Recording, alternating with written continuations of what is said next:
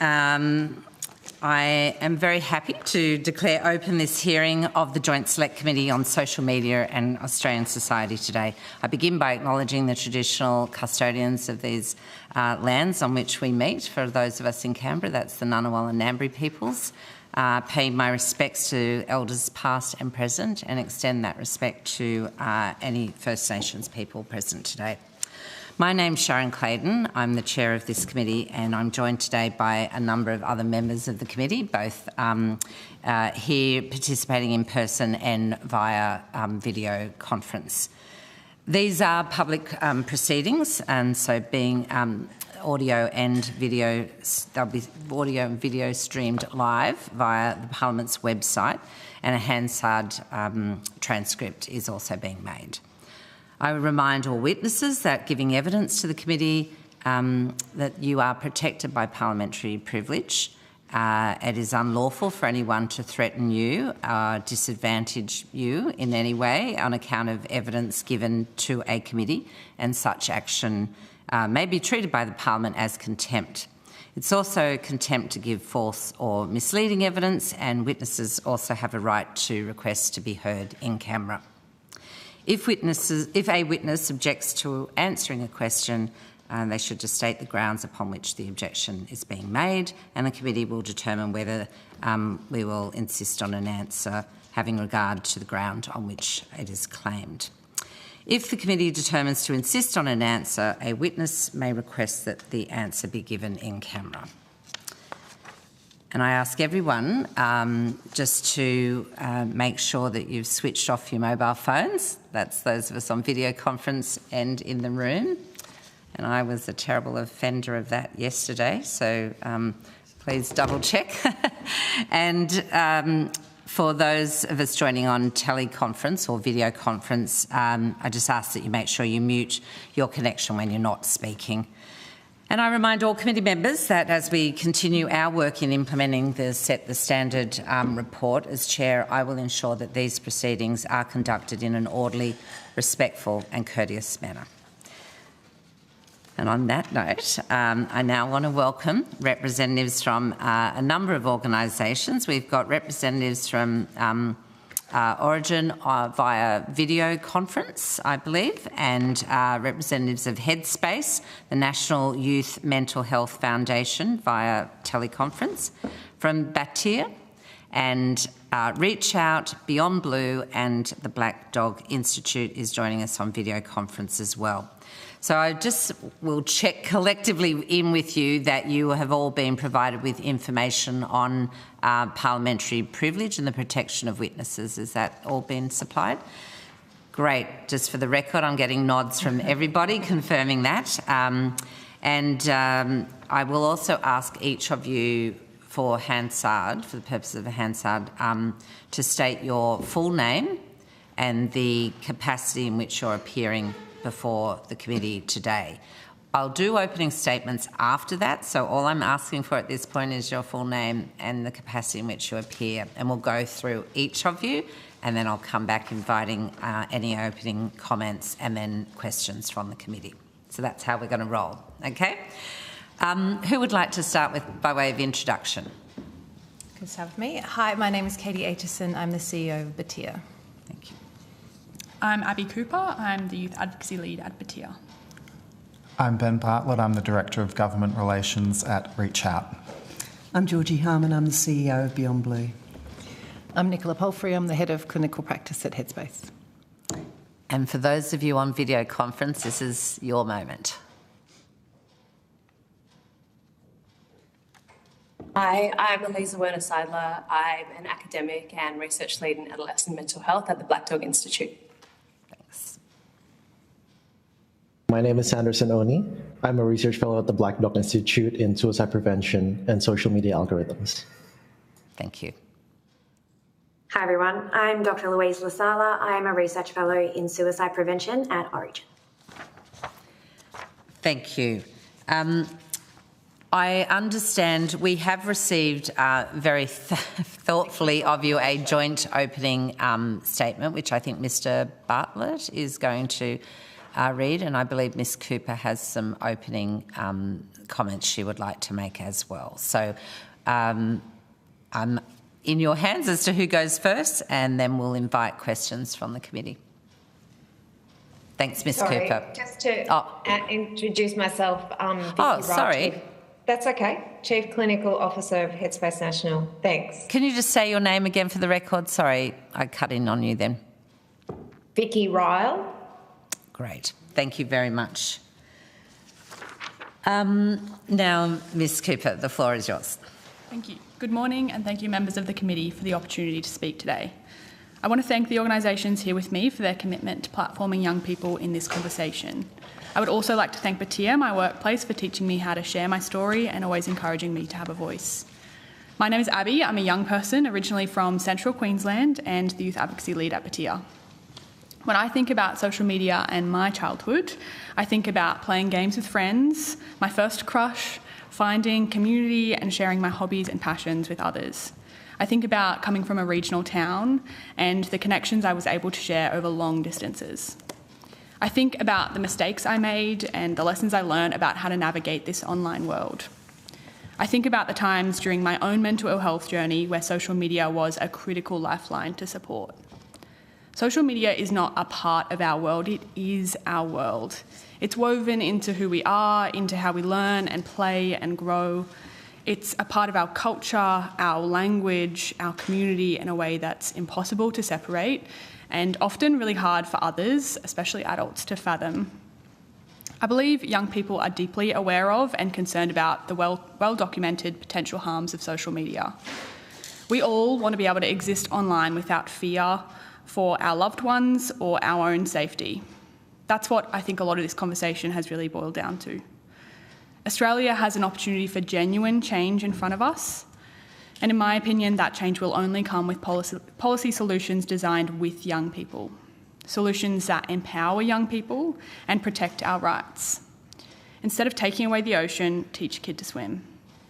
We want the skills and power to be able to navigate the online world. We want those who exploit our well-being to be held accountable. There is no going back to the childhoods of the past. What I hope for is instead a childhood where young people don't have to sacrifice their safety or their well-being to remain connected with their communities. Now, I'm just one young person with one story to tell. I'm really grateful for the opportunity to share a bit of that with you today, and I hope as a committee you have and will continue to prioritise the stories of us young people who are really at the heart of this conversation and these concerns around social media.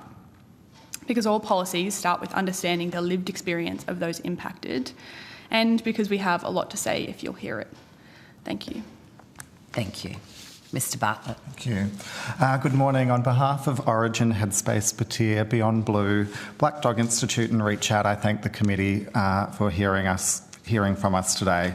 And thank you, Abby, for making that opening statement. We wanted to make sure that your voice as a young person was heard first by the committee today. The impact of social media on mental health is complex.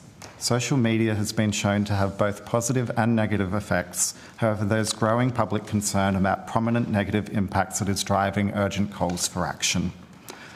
As some of Australia's leading mental health organisations, we are united in our advocacy for nuanced, evidence-based and co-designed policy responses.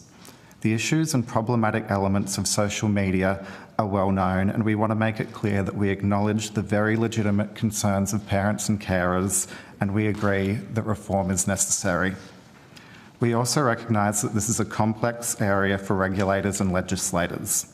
As organisations who work every day in the digital world and on the ground with young people to improve their mental health outcomes, we are positioned to offer informed perspectives about what we see as some of the key risks and unintended consequences of a social media ban for young people. We've also worked to develop advice about policy directions that show promise in effectively addressing harms. Research done by world-leading experts here today, Black Dog Institute and Origin, has shown that clearly, while social media is causing harm for some young people, it also offers benefits for youth mental health and well-being. This is via peer support, access to information, and a sense of community that some people, especially from vulnerable cohorts, can find it hard to find in their real-world interactions. Social media is increasingly the front door of the mental health system, as research and consultation with young people done by Reach Out, Batyr and Headspace shows. In an already overstretched mental health system, we strongly advise against shutting off a free and accessible avenue for support that is helping young people understand what they're going through, validate their experience, connect with others, and build the confidence to take action and then seek further support. A ban would also expose young people to new harms. It may leave some young people without any mental health support options. It may make them less likely to seek help when they need it, and be less likely to tell an adult when things go wrong online. It may also push them from regulatable, known online environments where we can offer support and implement reforms to improve safety to other platforms that have no oversight or safety regulation. Together, we want to work with governments, parents and carers, platforms, and most importantly, young people on solutions that minimise the harms and maximise the benefits of social media use. We're united in our call for a range of evidence-based measures. Our specific recommendations include, firstly, co-designing reform and new safety features with young people and other users to ensure they are likely to be effective and fit for purpose. Secondly, policies that compel social media platforms to step up and design their products for safety, not engagement, with greater transparency and user control. This could look like putting an end to sticky features like infinite scroll, mandating safety features and increased social media literacy programs for young people, increasing algorithm transparency and giving users more control over their algorithms so that they're in charge of the content that they see. Thirdly, we'd like to see the establishment of a system of verification for mental health information on platforms to help users distinguish good advice from misinformation. As a sector, we strongly endorse any moves towards improving the quality and availability of reliable mental health-related content on social media. And finally, continuing to increase evidence, knowledge and digital literacy at many levels, including funding more research into the links between social media and mental health, and increasing support for parents in how to manage their children's access to and use of social media. This generation of young people have grown up with screens and smartphones being a part of their lives. They're tech savvy, and users will always be steps ahead of efforts to regulate them in this space. That's why we think it's essential that young people are fully engaged in this debate, and so we would also welcome the opportunity for representatives of our respective youth advocacy and lived experience groups and other youth organisations to appear before the committee to ensure that their voices are being heard and the experiences of young people are front and centre in this discussion. On behalf of our organisations, thank you again for this opportunity, and we look forward to your questions. Thank you, Mr. Bartlett. I am going to begin with giving the call to the Deputy Chair today. I'm going to hand across to you first. Oh, sorry, Deputy Chair. I just made a commitment to Mr. Wallace, that's fine. who may need to leave. So if you are online and want the call, Mr. Wallace, jump in. If not, I'm going to hand across to Deputy Chair. Thank you. Doesn't sound like it. Okay. Thank you all for being here today. I think you've articulated, at least in that first opening statement, about, I guess, the complexity of this issue. We had a number of witnesses before us yesterday, including parents who've very sadly lost children who've taken their own lives after being bullied or, caught up in some of the most horrible parts of what social media can deliver. I'm interested in what actually needs to be done to make these spaces safer for people. I'm concerned that if we just tell young people and ban them from engaging, that at whatever stage they then get on the platforms, these platforms are actually no safer. And I'm worried about a kind of tick and flick. Tick, done, we've banned social media, parents can tell their kids that it's, they can't get on then and the problem goes away. I'm I think it's much more complex than that, and we need to dismantle the business model of these platforms who clearly are making billions and billions of dollars off content that is harmful, that is addictive, that is intrusive, that breaches young people's privacy. Is there any work that you've done in relation to what those kind of guardrails or safety mechanisms that must be enforced on a platform to make them safer? You know, the kind of enforcing a duty of care. I'm interested to hear from you on those things. Thank you, Senator.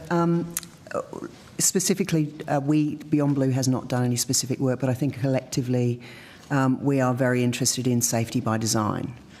There's many examples in complex public policy that affect the whole of the Australian population, of governments successively from both sides of politics, designing multifaceted policy responses that actually are effective.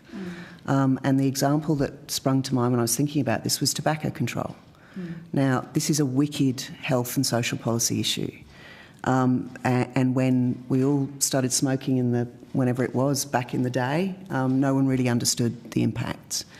Now, it's really important, I think, to distinguish between social media, which is a very different beast to tobacco, not least because every piece of social media content is doing you harm, unlike every cigarette.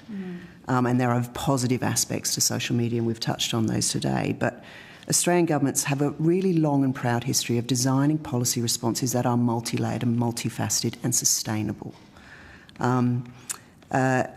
For example, using legislative and regulatory levers to control supply, using price to affect public use, and ongoing behaviour change strategies to influence consumer attitudes and behaviours, such as plain packaging and public health campaigns. So I think we do have a long and proud history of dealing with these issues in a mature and sustainable and thoughtful way, and that's that's our key message today. We don't think singular responses on their own won't be enough to make social media safer, and that's what we're all interested in. Not least because of the people that we serve in our roles.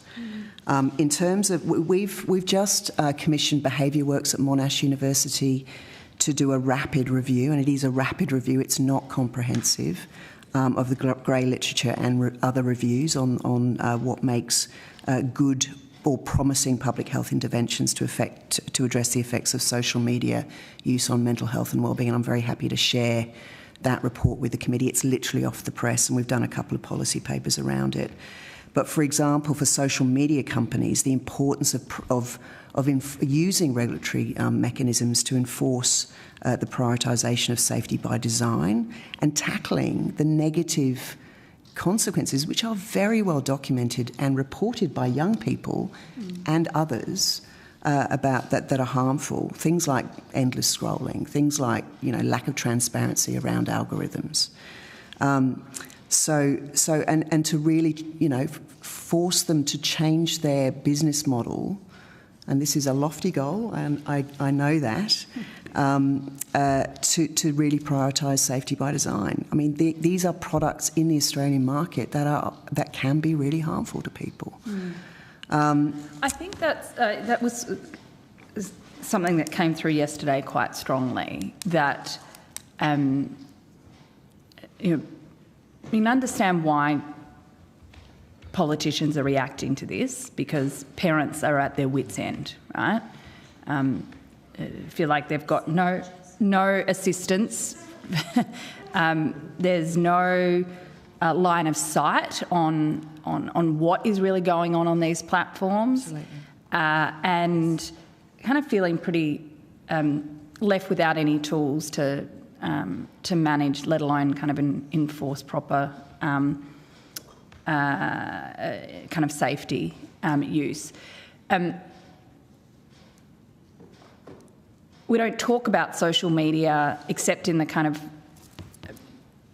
in the public realm as being something that is in fact dangerous in the same way that we talk about cigarettes. And that was very much the plea yesterday from parents was,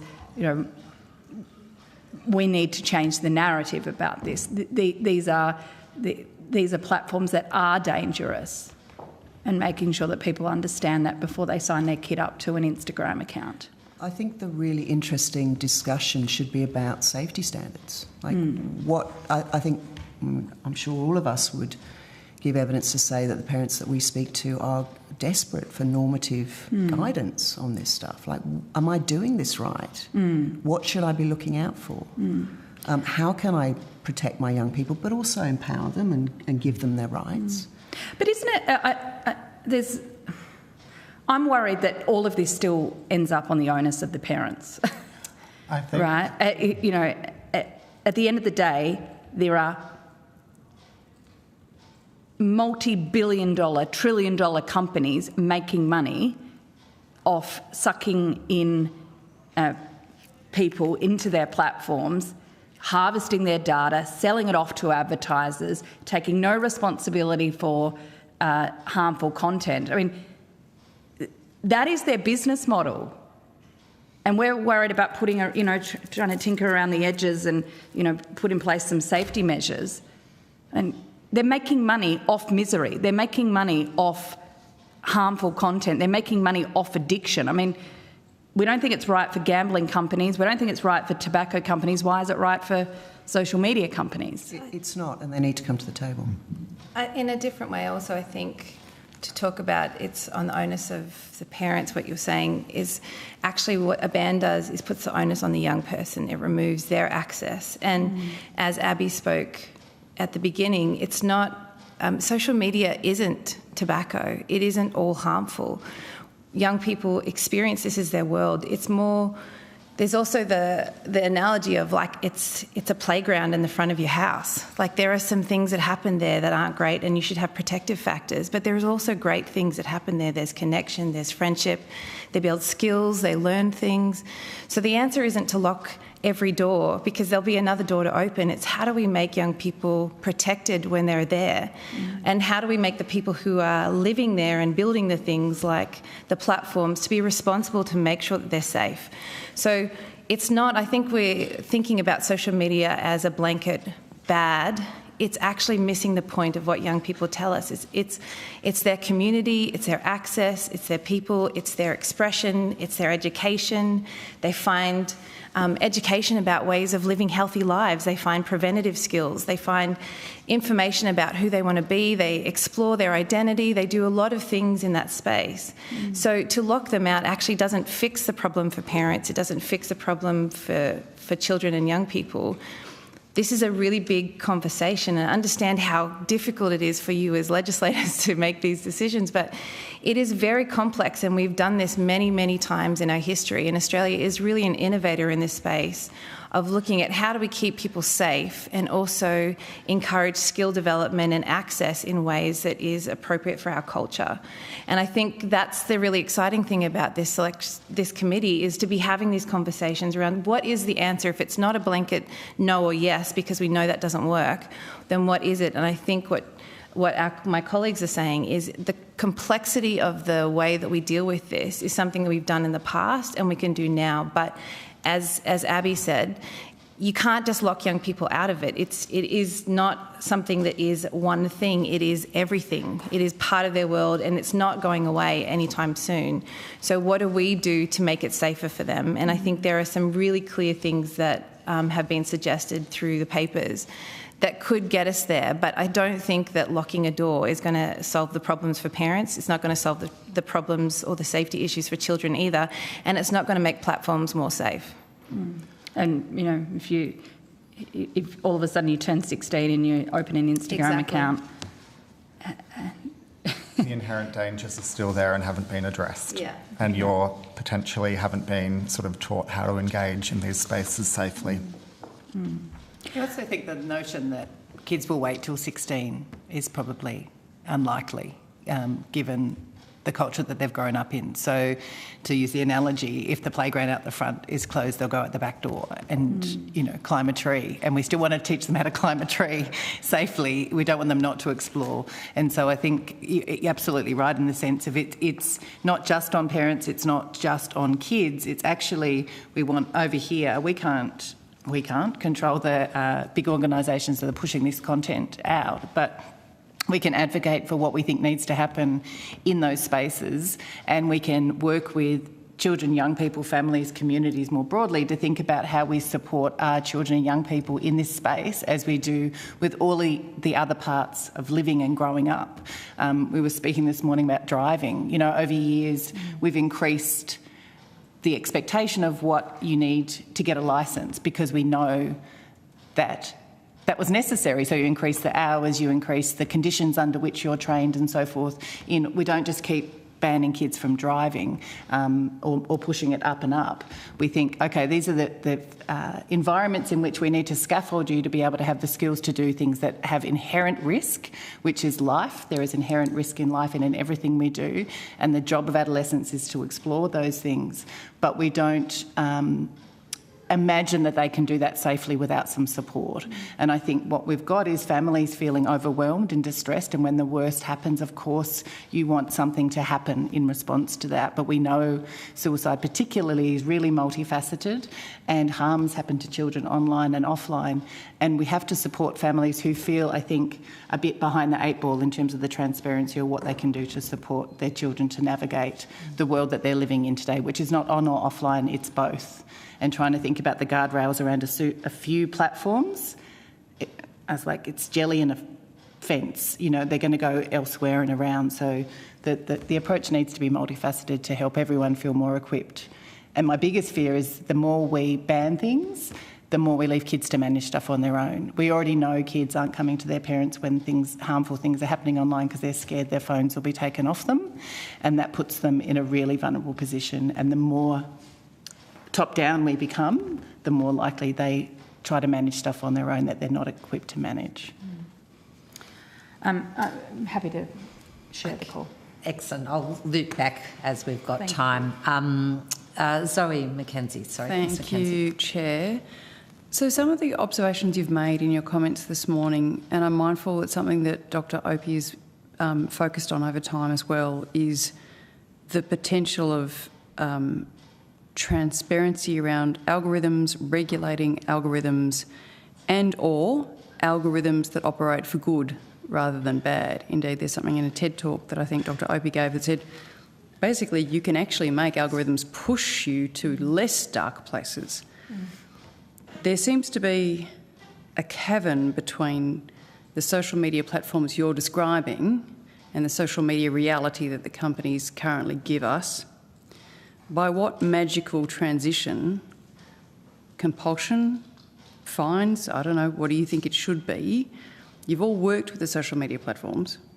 What's the magic that's going to make them change the model that means it's more social media for good, more algorithmic kick to good, as opposed to what tends to keep people there now, which is to bad? Thank you very much, Ms. McKenzie, for the question. And I think in my answer, I'd also like to address some of the concerns raised by Ms. Young as well, where I can understand it's difficult to legislate for social media when we look at it as a unitary, unified thing. Whereas in reality, when we open the box, there's lots of different components that are modifiable and that we can legislate. So for example, within social media, as you mentioned, there's algorithmic transparency, there's a UX UI, there's ability to chat, direct messages, there's features they have, including shadow banning, in which they choose to show less of a certain content in line with their specific goals or their specific mission at the time. Now, in terms of algorithmic transparency, I think that's one of the big things. We know that it's an evolving beast, Ms. McKenzie. And so we cannot move forward if we don't know what's inside the black box. We need to understand when they're collecting information, how it's affecting what information is being presented to young people, and then we need to make them work together with the industry and that organizations whose sole goal is to improve the well-being of young people, to be able to have an ongoing conversation and to be able to regulate that. I think the first thing is that algorithmic transparency, accountability, and to have that collaboration. And secondly, I think that a big part of the conversation needs to be in advertising. So for example, in a talk that I was in a panelist recently, there was another organization that shared what they could actually get over the line. And one example is they were able to run ads on a specific platform in which they were targeting individuals young people who are at risk of an eating disorder. And they would be able to put a message that said, if you're hungry, eat a piece of paper, which we know is not the message we want to be pushing out to our young people. And so we cannot ignore the information being pushed out without considering advertising. And so we need to make these social media companies regulate the advertising, work together with the organizations to be able to show in prominent places within these social media platforms, because the currency is attention, to be able to show what's valid, what's good, and what's helpful, especially in times of crisis. I'll just add to that. I mean, again, I think it's a push-pull. I am not a Pollyanna. I understand how difficult this is and what a wicked problem this is. But I think, there is the regulation and legislation route. There is community sentiment is actually changing on this. We know from our own research that around 58% of Australians nominate to take a break from social media every year, and this is the adult population, 18 plus, every year, as a positive wellbeing strategy.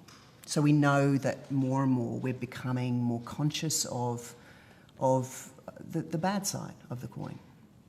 I also think that how we navigate these policy changes will actually shape society for generations to come. So taking the time to get this right and having that multi-layered policy response that goes from regulation and legislation potentially to community behaviour change, but most importantly, really understanding from young people themselves what their drivers are. Like, what are they using social media for? Because if we just throw the baby out, we're throwing out the good as well. And we don't know enough.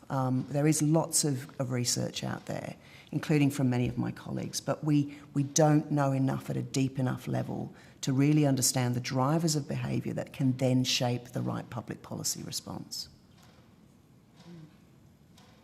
And then, are any of you familiar with the notion that the French are looking at?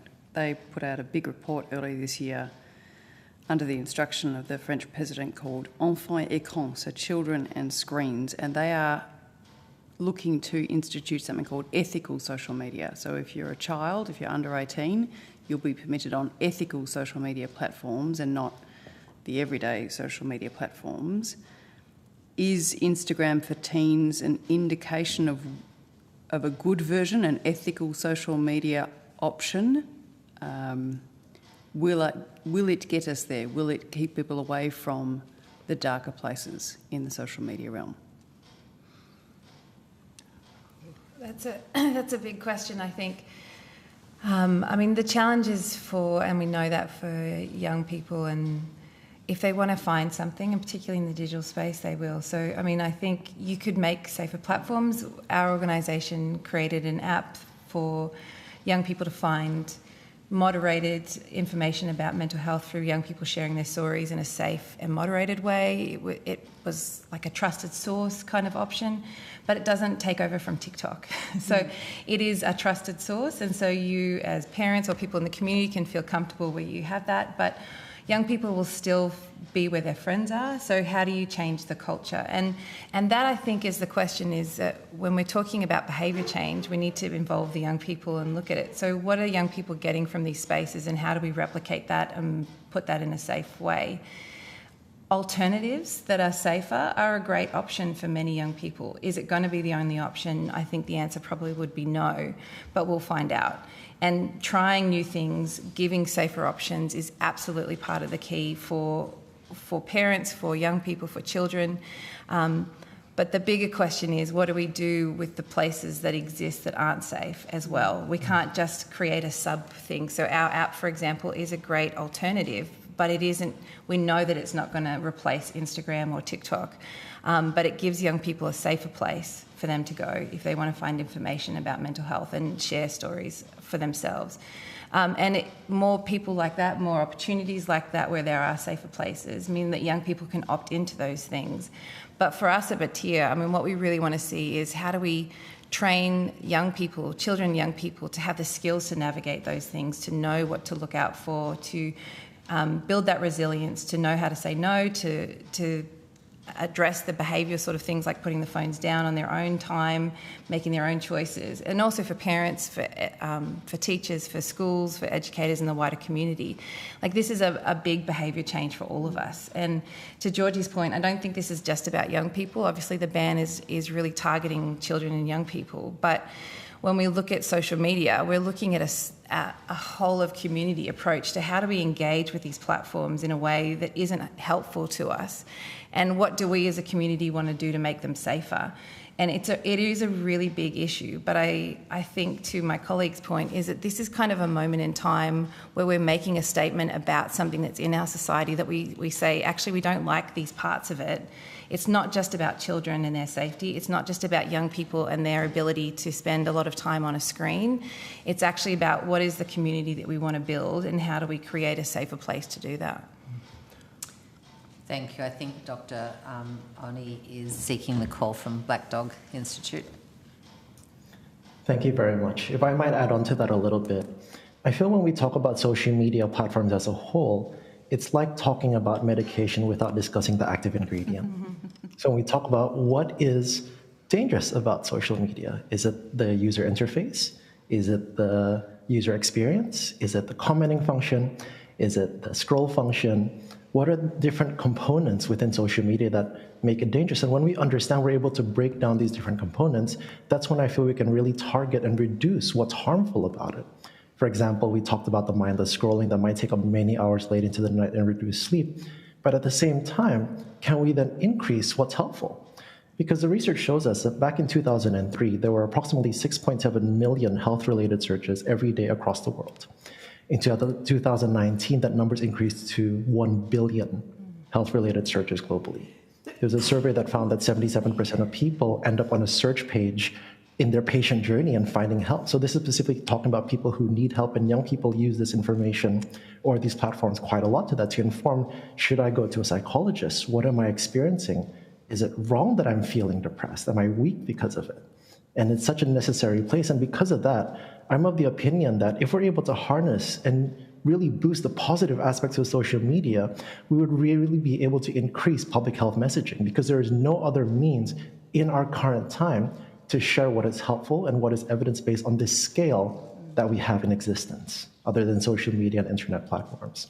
And just to really hammer home, I feel, an illustration of how critical it is to meet people where they are, especially young people, and provide information where they might need it, is I encourage everyone to go in your phones, not right now, not in the middle of the hearing, but to simply type in the words, "help me." And imagining yourself as a young person where you don't know who to turn to, you don't know how to articulate, and you type in "help me" into your device and see what you find then. And that's why we need to improve these algorithms to make sure we meet people with the information they need in a time of crisis, of loneliness, when they need the help the most. Thank you. Is anyone, sorry, I'm struggling. I think it is Dr. Louise Lasala seeking the call. Yeah, thank you. I'd just like to pick up there on what Sandy says, and we conduct some work here at Origin under the umbrella of the ChatSafe program, which is all about giving young people the tools and the skills to communicate safely online about their mental health, but particularly self-harm and suicide. And in the work that we've done with them, speaking to the algorithms, young people have said things to us like, this platform knows when I'm looking for information about self-harm, or this platform knows when I'm looking at content about mental health. Why can't it give me help in that moment? Why can't it identify that I might need some assistance? And we are trialling delivering some real-time mental health support via social media, so trying to reach communities that we think might be impacted by a recent suicide, trying to reach groups of people that we think might be struggling with their mental health with evidence-based factual information to help them. And our research is showing that young people are really receptive to receiving care or receiving support in this way. So I just wanted to add that, because we know that, like Sandy said, young people are turning to social media and the internet more broadly to get help, particularly when they can't get help offline or in face-to-face settings. And I just think that one opportunity that our research is really highlighting is that we can meet young people there with help via social media by utilising the algorithms and trying to reach them at the right time. Thank you. I'm going to pass to Ms Templeman. Thank you. And I might pick up on that, but I just want to say, first of all, to Abby, thank you. You have articulated thoughts that were shared with me last week by students at Blaxland High School and Springwood High School around the wicked dilemma of it, but the role that it plays in their lives. So thank you for putting that on the record for us here. Just picking up on what Dr. LaSala is saying there, it would be great to hear from you. Really focus on what you think let's start with what the benefits of social media are in terms of allowing young people access to the mental health support or the support for their mental well-being that they're seeking. Are there other thoughts to carry on from what Dr. LaSala has just given us there? Well, we know certainly from Headspace's point of view that a lot of young people, from surveys that we do with young people, but also the behaviours that they're going, as Louise had said, to seek information, to seek connection, but also a huge amount of information seeking around their mental health, well-being and support. And also, it's not just the active help seeking around mental health support, but the drivers of good mental health. So connection, relationships, identity formation and validation. And so we've got to unpack some of these concepts when we're talking about connection. What that means is if you're isolated and lonely and feel like you are not connected to anyone in your community because of your gender or faith or sexuality, and you can find those places and spaces where it makes sense to you or you meet like-minded souls, that is one of the biggest protective factors versus one of the biggest risk factors in terms of your mental health and wellbeing and risk of suicide. So I think it's kind of unpeeling the onion, it's not the right analogy, about what these spaces offer. So there's the kind of mental health seeking, getting through to help, to chat to someone, to text someone, to talk to someone online or get that immediate assistance when you need it. But it's also the public health messaging, but also connection and relationships that are available, which we're all striving to ensure that young people have access to online, offline, in different spaces that are really important as well. We're releasing some new research next week that I'll give you a sneak peek into some key findings that are very relevant to your question. And we've found that 73% of young people are reporting that they turn to social media platforms, predominantly TikTok, YouTube and Instagram, for mental health information and support. And that 51% of people with a probable mental health condition said that they were searching for mental health information on social media because they don't have access to professional support, which signals that there is potentially a very big unintended consequence there to the broader mental health system if a blanket ban goes in without considering on effects in that help-seeking space. And really we also found that young people who are from vulnerable cohorts from rural and regional areas, LGBT, culturally and linguistically diverse, are more likely to use social media as a form of mental health information and support, including in rural areas, 48% of young people were using social media once a week or more for mental health information and support because they don't have alternatives, essentially. So just for the record, I just want, that's research that Reach Out That's Reach Out's research, conducting, yes. And you're intending to release next week. Next week, yes. Thank you. And Dr. LaSala still has a hand up, but was that from the that might have been from your previous comment, or is there something else you'd like to add here? No, I did just want to quickly add to Ben's comment there that we've also just recently conducted some research. It's been submitted for publication, but we found very similar things. The research that we conducted was with young people who had a lived experience of self-harm or suicide. So young people that I think when we talk about who do we need to consider is being exposed to harmful content, who do we need to consider is looking for support, these are the young people that I think have to be front and centre of those considerations. And again, young people, the majority of young people told us that they turn to online sources, particularly social media, when they can't get help offline. I think also, one young person told us that they don't want to burden the people that care about them. They don't want to worry their parents. So I just think it's a very complex problem, and we need to be very mindful that we're not taking away these spaces that can ultimately, for some young people, be life-saving. I have to say I was surprised a couple of years ago when I did a video on Headspace and the need for a headspace, and my daughter was in the video with me, the number of young people who came up to me and said, I saw your video, and these were not the people in my community who I expected. I thought their mums and their dads might see it, or their grandmothers, but it was interesting. Just as part of an awareness-raising tool, it had a really powerful role. Can I ask, so that's thinking about the really positive stuff, but can I ask what you're seeing in terms of mental health problems that you are connecting to social media use? Are there things that you have been able to identify as problems as a result of young people's use, excessive use, whatever kind of use of social media? I'd love to jump in. I'm sorry, my raise hand button isn't working.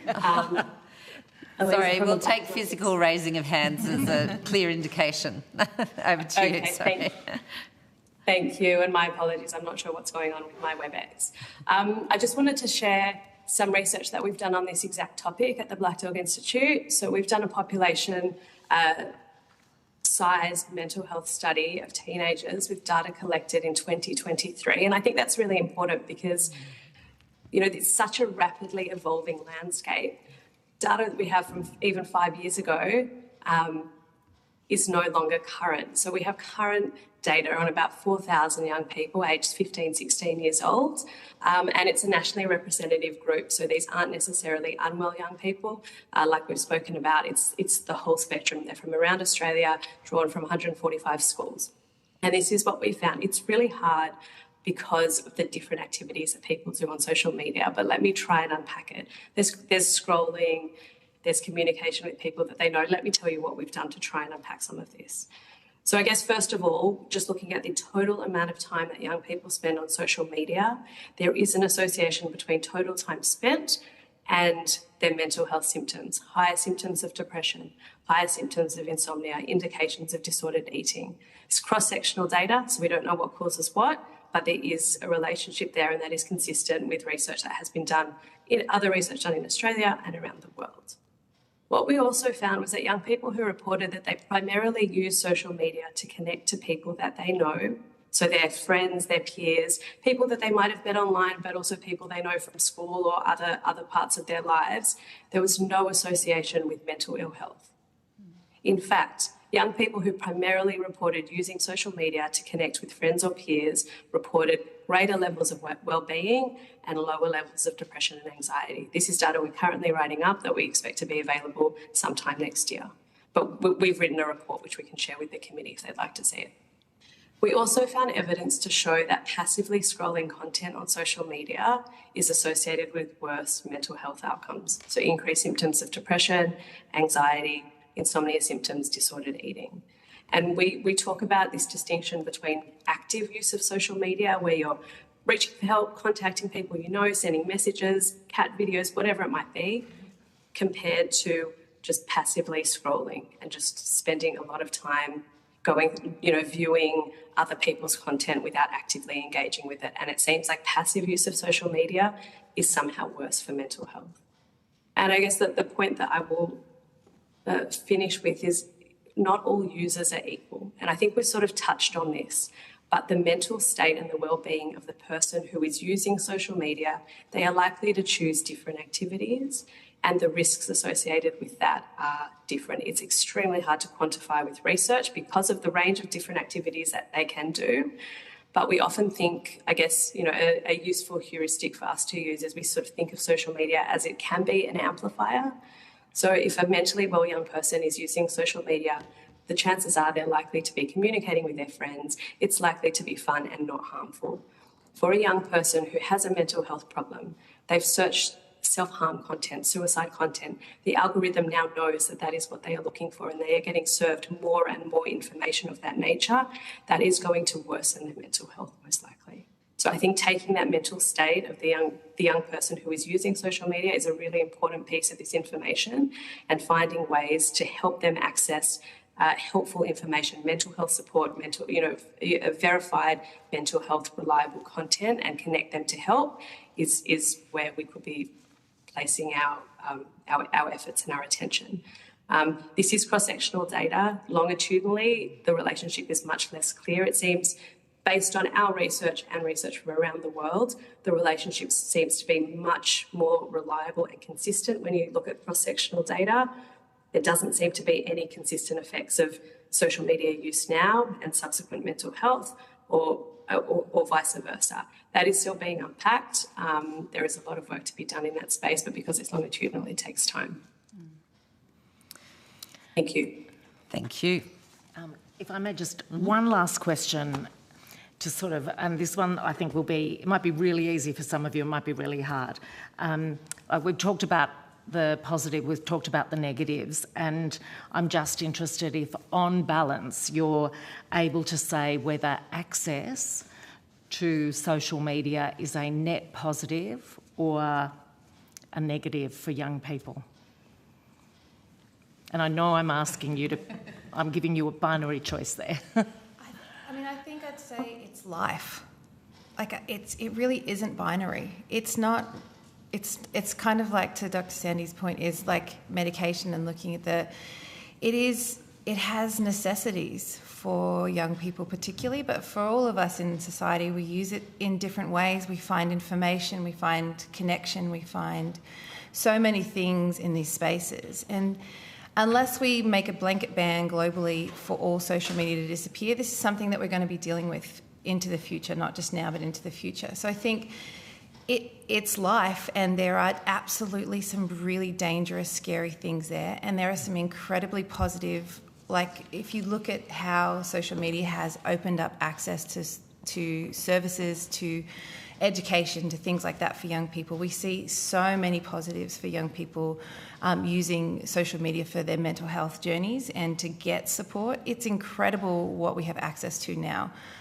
But there are also harms. So I think I would say it's life. It's neither. Lots of head nodding there. Hi there. Sorry, I also don't have a raise hand button for some reason. But I wanted to say Headspace did a literature review some years ago about when we asked how up to date it was. The information would be the same, but some of my colleagues may wish to comment. We were contemplating, I guess, our role in trying to put out positive health promotion messages through social media, which we all use, all the organisations, and to check if that was a reasonable thing to do. So I wonder if that's a slightly different angle on the same question of, can it be used in a positive way to support mental health? And that may in fact be a slightly better question. And the answer to that was, in fact, yes, it can. It's a very noisy environment, so to get evidence-based constructive messaging in those forums is difficult, but I defer to some of my colleagues on the algorithms, etc. But that certainly the literature review was very clear that it can be very much used for health promotion, for mental health literacy, to help both mentally unwell people and well people to build and maintain mental health as it can physical health. And I mean, I really agree with what Georgie was saying earlier, what a lot of the colleagues were saying. We need to look to other areas of policy to learn in relation to this. And, I guess alcohol, there's lots of slightly not quite right analogies, but again, is alcohol a net good or net bad? It's not quite the right question, I think. It's we need to contemplate how we can educate people around safe, effective use and where these things may be most beneficially, adding to people's lives. I will add one thing is I think sitting in the table and probably from a number of submissions you've seen, in Australia we have incredible research. We have great evidence, and I think, as you've heard today, there's a lot of really fantastic work being done in Australia in this space. A number of our organisations have world-leading apps and ways of engaging in the digital space, of using the digital space for positive mental health. And other countries are looking at us for that and asking for our advice. And I think in saying that, it's exciting to see that we're looking at a whole of community approach to what do we do to make it safer. But also, I think lean on us is that many of us get government funding, we have partners, we have great corporate relationships where we're looking at a solution to youth mental health and how to use a digital space. And we have a lot to share and a lot of data that's coming from young people minutely on what they're looking for, what's happening. And it is something that we can add to the government's approach to this, is how do we inform you as you're developing your processes and responses to this, is that there are minutely information from young people coming out about what they need, what's happening, and we can provide that advice ongoing. But I just want to say, I think the world-leading nature of Australians' mental health, particularly youth mental health space, is really exciting, and you should be quite proud because the government has really invested in that. And as a result, we have the ability to respond to you with actual data, which is exciting. The concepts of commercial determinants of health is increasingly being discussed, and I think this is a really good foundation to talk about some of this stuff. And we cannot let the social media companies off the hook here.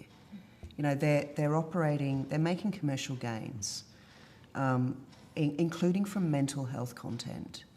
And one of the solutions that we are recommending is that there are measures taken to compel social media companies to work with organisations like ours to surface and preference verifiable or verified, evidence-based, effective, safe, not just content, but then pathways to supports and services. That's a very practical thing that we'd love to have a greater sort of channel into. Social media companies are making commercial gains from this content just like they're making commercial gains from news content. Thank you. I better hand back to you, Chair. We will. I just want to check in. Have you ever had an opportunity to work with any of the tech companies around trying to reconfigure this commercialisation of these determinants of health? Yes? Yes. Yes. Mr. Bartlett, yes. You go first. So we take the view that young people are on social media. We need to be in all of the platforms that they're in and engage with them to the fullest extent possible. Some of them engage more than others, but sort of there's been lots of engagement over recent months, which might not surprise you. But we regularly work with them, particularly around content partnerships, to develop sort of content to sort of surface on their platforms, either to raise awareness or pathways to support on particular issues. But on the sort of side around, I guess, their business model, not to the sort of disrupting their business model extent, but I do sort of sit along with a number of representatives from other organisations in Australia on Meta's Trust and Safety Council, and that's an opportunity that we take to provide feedback about issues that we are seeing and then sort of discuss things that platform or those platforms are sort of have coming down the line in terms of safety features. Thanks. I know, Dr. Wright. I'm also just interested if you've had any success in taking up complaints with them when there are issues of harm and you want to call it out and you want it dealt with. Have you had any success Maybe you don't do that, I don't know. But Dr. Ryle. Sorry, I thought you were seeking the call, Ms. Ryle. Vicky? Oh, sorry, yes, thank you. I thought you said right. Sorry. No. Look, very mixed, I think, is the short answer. I'm sure my other colleagues agree. We've had some really positive experiences of engaging with the different social media companies where things have been taken down, etc., and some less successful requests. And I think that is an area that, you know, my colleagues have spoken more research focused to, that breaking down the different components of where things can be legislated and what can be done would be really beneficial, because I guess the things that we've raised with them from a Headspace perspective are, removal of content when we're concerned about things following people up, when we're very concerned about people's safety, and I guess more holistic concerns of the nature that are talked about today around the lack of overall safety and the sort of focusing negatively on how they engage with young people. And that's been much harder to engage them on, that more whole conversation around how do we shift you to focusing much more constructively, whereas the incidents of where we've requested things happen have been a bit better. Okay, thanks. And I'm sorry, I wanted to give the call to Ms Daniels next and I jumped in there. So across to Ms Daniels for your questions. Thank you, Chair. I take the point that the various studies that many of you have done show that a lot of young people turn to social media for mental health support. I guess my question is, what would you say to those who would argue that less support would be required if the young people couldn't get on social media, particularly given that the time frame of the evolution of social media roughly coincides with a dramatic increase in suicidality, eating disorders and a whole range of mental health issues? And I asked that question with an eye to the conversation that we had with parents yesterday who had a very hardline position on this, and it was in many ways directed to many of you who are sitting in the room, in effect saying, you don't get it. Our kids have taken their own lives because of the time that they spent in a really negative environment, and we need to remove them from that environment. So it really goes to the question of, is age assurance or verification or some kind of age gateway one tool or one lever that we could pull right now to limit the damage while we assess the various other duty of care options, transparency, risk management and such, which will take longer to implement. If I might jump in there, I guess there's 2 points that I'd like to make. I think something that we often forget is the rates of young people's mental health was worsening before social media. So there are large social determinants, there's climate change, uncertainty about the future, a whole range of factors, abuse and rising rates of abuse and neglect early in life.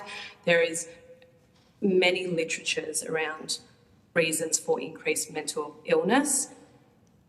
And I'm not discounting the role of social media, but I think it's broader than that. There are other very well documented online harms that probably coincided around the time. Exposure to online pornography, which is poorly regulated. Online gambling, exposure to harmful violent material online, unsolicited contact online, sexting and pressure, sextortion and all these awful things that young people engage with. Social media is one avenue through which some of these happen, but it's not the only avenue. All of these very harmful things that are very well, there is longitudinal data, the literatures are much more developed around other online harms to our young people, in addition to social media, which an age-related ban would not address, because social media is one avenue through which people can view online pornography, young people, but it's not the only one. And so I think implementing a ban on this one platform for which there is some good that can come from it around mental health support, connection to other marginalised, particularly for young people, for minoritised groups. They find their people online and that is really important to their mental health. And imposing an age-related ban, I think, will mitigate all of those potential benefits and is probably unlikely to address the major online harms that contribute to young people's mental ill health. I just want to back that up. I think it's always tempting to look for correlation over time and to think that I got asked once that the tick came in on social media at the same time, the uptick in mental health distress. And what that fails to acknowledge is, if you think about, we were talking yesterday, in a few months it'll be 5 years since the beginning of the COVID pandemic. So over the past 5 years, a third of a 15-year-old's life, they have lived through a global pandemic, most likely 1 or 2 natural disasters, cost of living going through the roof, increase in family violence, a notion of never being able to own their own home, of job insecurity. All of these determinants of health are what these young people are living with and have been living with. And to think that it's just social media in and of itself causing a rise in distress is simplistic and not helpful, and it's dismissive of the real challenges that young people tell us they face and distress about their future. And so we can look at the harms that happen online, and of course in the face of any family member who has lost a young person to suicide, they want some answers, they want solutions, they want no one to go through that again. And harm happens online and it happens offline. Suicide is complex and there is multifaceted implications for what's going on for a young person who chooses to take their own life. If you looked at the suicide rates of young people in Australia over the same period of time, you won't see the same lift, you won't see the drop, but there's multifaceted notions that are going on despite all of the best efforts of everybody in this room trying to look after our young people and give them a sense of hope and potential for the future. There's a lot working against them. And certainly social media can be a space in which they are exposed to content that is harmful to them. But I think I just wanted to pick up on one earlier point, which is when we're talking about options or a young person's Insta, for example, choice and control is always a good option for young people, and young people curate their content in social media and outside of social media. We have MA 15+, we have 18+ content, and young people can access any of it if they want through platforms, and they curate. They're not going to watch shows that frighten them or make them feel really distressed and overwhelmed, particularly if they have agency to say that they don't want to watch that and so forth. So I think we need to also think about the agency young people have to facilitate and curate their lives, and is there a responsibility to make that easier for them? Absolutely. But I think it's tempting to look at one cause and that actually abdicates our responsibility as adults to look at all the other drivers of distress for young people.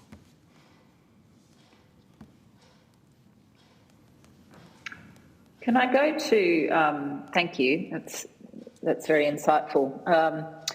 Access to resources for parents, again, just going to this sort of level of polarisation in positioning on this. What you're all telling us today is the polar opposite to what the panel of parents told us yesterday. And I'm curious what resources are available to parents as opposed to the kind of mental health resources that you're talking about for young people themselves. I see on community forums on Facebook and such involving parents from my electorate, parents saying, oh, my child's 13, where do I find resources? Who do I talk to about educating my child in regard to social media? The eSafety Commissioner website, for example, has some fantastic resources. I'm not convinced that parents really know about them. How good or bad a job are we doing on this front, and what more could we do there to enable parents to feel that they do have access to resources and to give them some control? Look, we could be doing a lot more to support parents, that's for sure. I think it's understandable that they do feel like that they're not equipped to deal with those issues. For a lot of parents, they've sort of grown up perhaps as social media in the early stages has sort of started to come into society, but it wasn't sort of necessarily a big part of their teenage years. So it is understandable that it's something that is a real challenge and a bit daunting for many families. But sort of Reach Out Parents does have a lot of resources as well. We are releasing in December a new series specifically on online harms and helping parents understand how to support their teenagers online. But there's a lot more that can be done, and the E-Safety Commissioner's resources are great. But I think the challenge is getting the word out there, as you've identified. There's not a lot of money for promotion of parenting resources in general, let alone on a sort of particular topic like online safety. But yeah, there's definitely a lot that can be done there. I'd agree with that.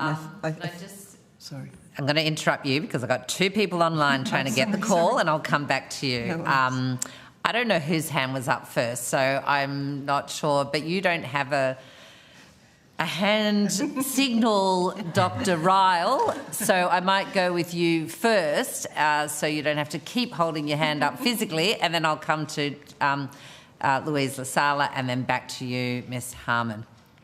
Thanks. Louise was first, but thanks, Louise. Yeah, I mean, I think that it's a really good observation around the parent stuff. Headspace are really working very hard to make sure that all the care that's offered in every Headspace centre across the country and through all our online services is family inclusive. So there is, as all of my colleagues have said, it is about everybody coming together on this. So, you know, my teenagers are in high school. When they're taught consent and sex education, there's a session for parents online. So there's actually the same information. I know what they're told in the class. That the same does not happen in relation to social media. So the lessons that they're getting, unless you explicitly ask your young people, what are you learning and can I look? It's not an integrated conversation, and that's what we need to do. We need mental health care to be inclusive of parents, and we need to make sure the education that's given in schools is inclusive of parents and vice versa. So that divide that you see in the parents that you spoke to who've had the most awful experiences, it begins to reduce, not just because those parents access social media earlier in their own lives, but because they feel equipped to have the conversations from a really early age, as they would about sex or alcohol or drugs or any of these things that their young people are going to need to navigate. They need to be equipped. And separating the young people and the parents is not going to be helpful, as you've heard the difference between us. That's a symptom, I think, of the problem that we need to try and fix. Thanks. I'll give the call to Dr. Lasala from Origin now. Thank you. I just wanted to pick up on that point around the need that parents have to know how to talk to their young people about social media and what their young people are doing online. We're running a series of information sessions for parents at the moment. We've also developed a resource for parents to help them keep their young person safe online. I'll note that that's Origin's most downloaded resource of all time. We've translated it into different languages because I think we're missing a group of parents here whose English is not their first language and whom a lot of the resources aren't available to. But I think the demand that we hear from parents around wanting help would go a really long way to solving some of these problems. It sounds really simplistic, but opening up the communication in the home around what is happening online, who are you chatting to, what are you seeing, would go a really, really long way. And we're hearing time and time again that parents feel ill-equipped to have these conversations. They don't know where to start. The other thing is, I think, making sure that parents know what tools are available to them to help their young person, but also to help themselves. So what should they be reporting or helping their young person report when they come across it online? When should they be escalating to the E-Safety Commissioner, looking at their resources? When should they be getting a school involved or their local police station involved?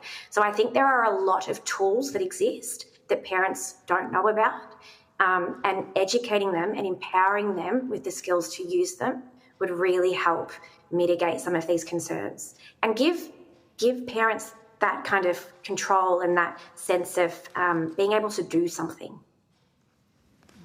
Thank you. I said I'd go to Ms Harmon and then I will go back to you. That's all right. We've got a lot of people wanting to talk, which is great, but I'll try and keep it in an order. You, Ms Harmon, please. I think there are several parts to this. The first is the stuff that my colleagues have been talking about. There are some fantastic resources out there, both in terms of digital literacy, social media literacy, supports, guidance, and mental health support and guidance for parents of young people who they're worried about. We know that parents don't know about these resources, so we need there is one response that could be responded to right there. Then there is, I think, the broader issue around, again, these sort of normative. What are the normative guardrails that we accept as a society? What are the safety standards that we accept as a society for these platforms? And the last point I'd make is, again, we cannot let the social media companies off the hook. They say they have all of these design features. I don't know about you, but I can't find them. So they need to be surfaced. They need to be really, really easy to find and switch on. And there needs to be education about that as well. Thank you. Ms Aitchison from Batyr. At Batyr, we run programs in schools and universities, and we have an online moderated app. But it's interesting, we've got parent resources, we have programs for parents, but we also find that parents are really stretched. Is that when you provide programs for them or the resources, often they won't know to look for them until they're at a time of crisis, and then it is a very pointy time where it's like, why didn't I know this earlier? And I think there's that community health approach of recognising the risks and having that public campaign about here are some things that you do, and we educate the whole community before it gets to that point of crisis. And for us with Batyr, that's what we're trying to do, is we're trying to get into the schools earlier to have those conversations to destigmatise the school environment so that people can talk about mental health. But I do think there's a community approach to this, is how do we get parents feeling more comfortable to talk to their children? How do we get young people to feel more comfortable to talk to their peers, to their parents, to their teachers?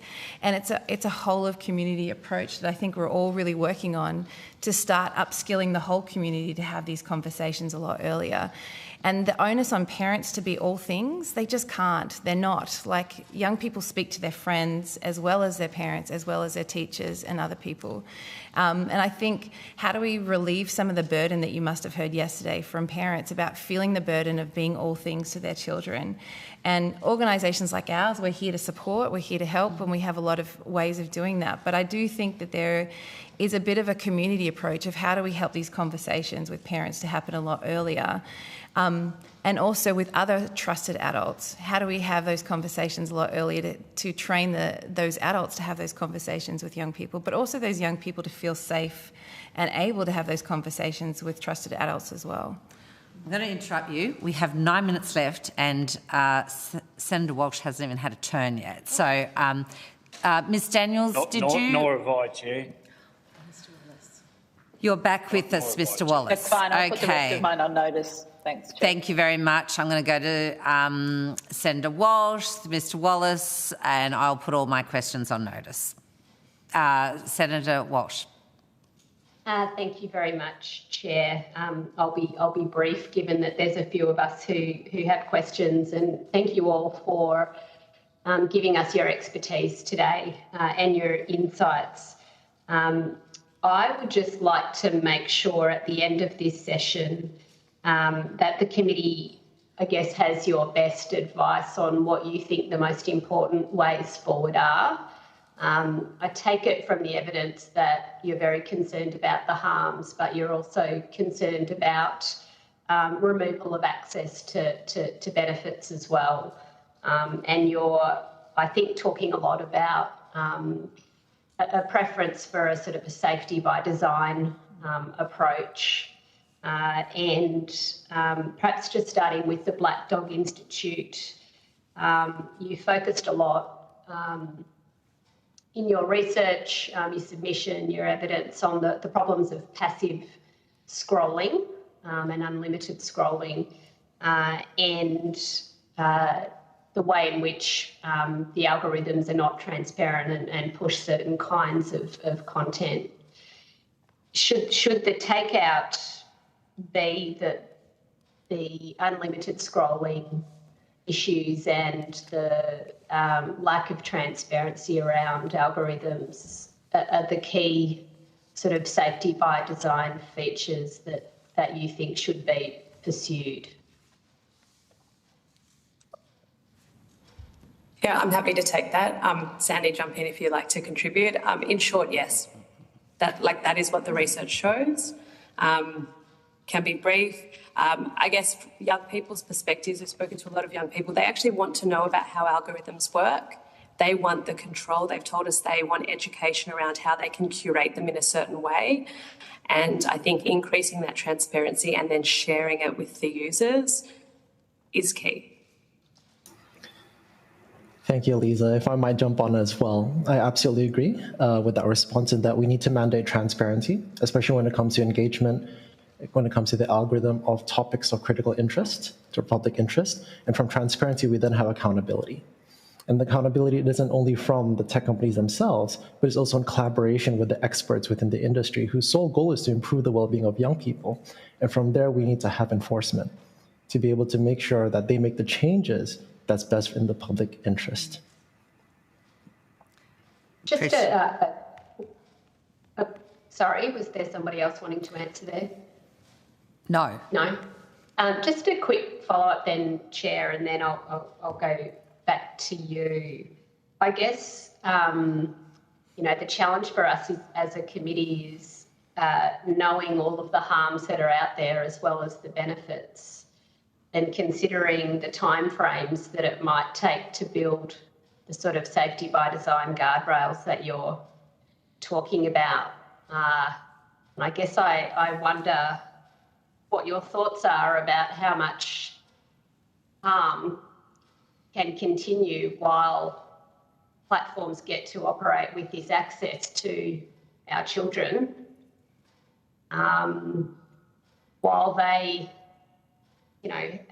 take a tremendous amount of time to either voluntarily implement these guardrails or engage with regulation and legislation about them.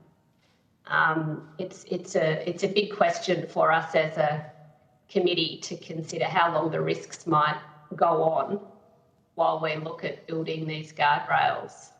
So I guess I throw that out there as a statement and see what the response is. I think we'd say that a ban, we don't want to end up after this moment in time where everyone is focused on making social media safer with a policy response that potentially just gives parents a false sense of security that something's been done and all the harms have been addressed and their children are not on social media when in all likelihood they'll find workarounds or go and find potentially much more dangerous online spaces to explore and find the sense of connection that really they're looking for online. So we would say it's much better to sort of do what we can quickly on quick wins and then sort of work through to make the platforms fundamentally safer over time for everyone. Thank you. I'm going to give the call to Mr. Wallace. Just be mindful that there's also people trying to seek a follow-up question. Mr. Wallace. Thanks, Chair. Thanks for your evidence this morning from everybody, and I'm sorry I can't be with you personally. What I would like to do, given that this is a real hot potato issue that we're dealing with here, I think it's really important that we have and ensure that we have absolute transparency. What I would like to ask each of the witnesses is whether, and we've talked a lot about research this morning, I'd like to ask each of the witnesses to state on the record whether they have any conflicts of interest, whether they personally receive any funding or whether their organisation receives any funding for research or anything else. from any of the social media tech companies? I'll start. Absolutely not. No conflict. So from I Beyond think Blue. you'll need to say your organisation. Sorry, Beyond Blue has no conflict here. We receive no funding from any of the social media companies. Or tech companies? We have a number of technology partners who we receive discounts from, but none of the sort of social media platform companies. So people who provide digital platforms that we provide our services through, for example. So sorry, it's very hard for me to tell here because I can't see a name Sorry, tag. it's Georgie Harmon from Beyond Blue.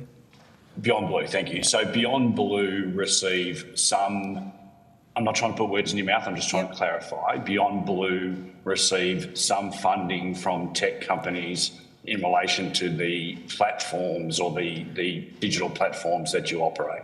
Not funding directly, not cash funding, but discounted supply. Okay, thank you. So, for example, we might get an upgrade in a digital platform that we don't want to pay for, but we get that pro bono.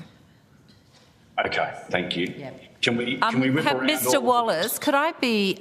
We've got your question, and can I ask for each of the witnesses to put that on notice, take that on notice and give it back to us? Because there's a lot of people online, so that might be helpful. We'll get an answer. Yep. Yeah, no, good. Thank you. I think it's a very important question to ask. Just in relation to a number of you have used, and I have been listening intently throughout, a number of you have used the analogy of driving. And I think it's a good analogy. But the reality is, though, that the law says you can't drive if you're under 16. The law says it draws a line in the sand and says when you are under 16, you can't get your learner's permit. But then when you hit this magical age, the law determines that you're sufficiently of age that you can go and get a learner's permit and ultimately get your driver's licence. So I'm very conscious of time. I'd like you to take on notice why you think that is somehow not an appropriate analogy for social media. And I want to put this to you. If you restrict the age of social media to people till they turn 16, we know there's a lot of growth in a person's personality and maturity between, say, 13 and 16. And when whilst a 13-year-old may not have the emotional intelligence to be able to say to someone, rack off, I'm not being a part of this conversation, a 16 or a 17-year-old may well. Now, obviously, every kid's different, but I think you understand what I'm saying. We don't have time to go to individual questions or in responses, but I'd like you to take that on notice. I was really conscious of the fact that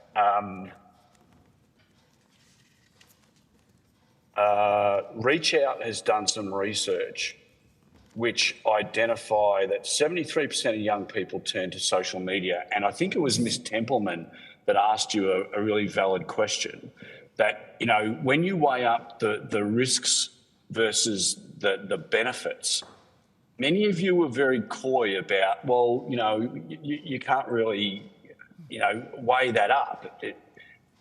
We've literally got young people committing suicide as a result of the bullying that is going on social media.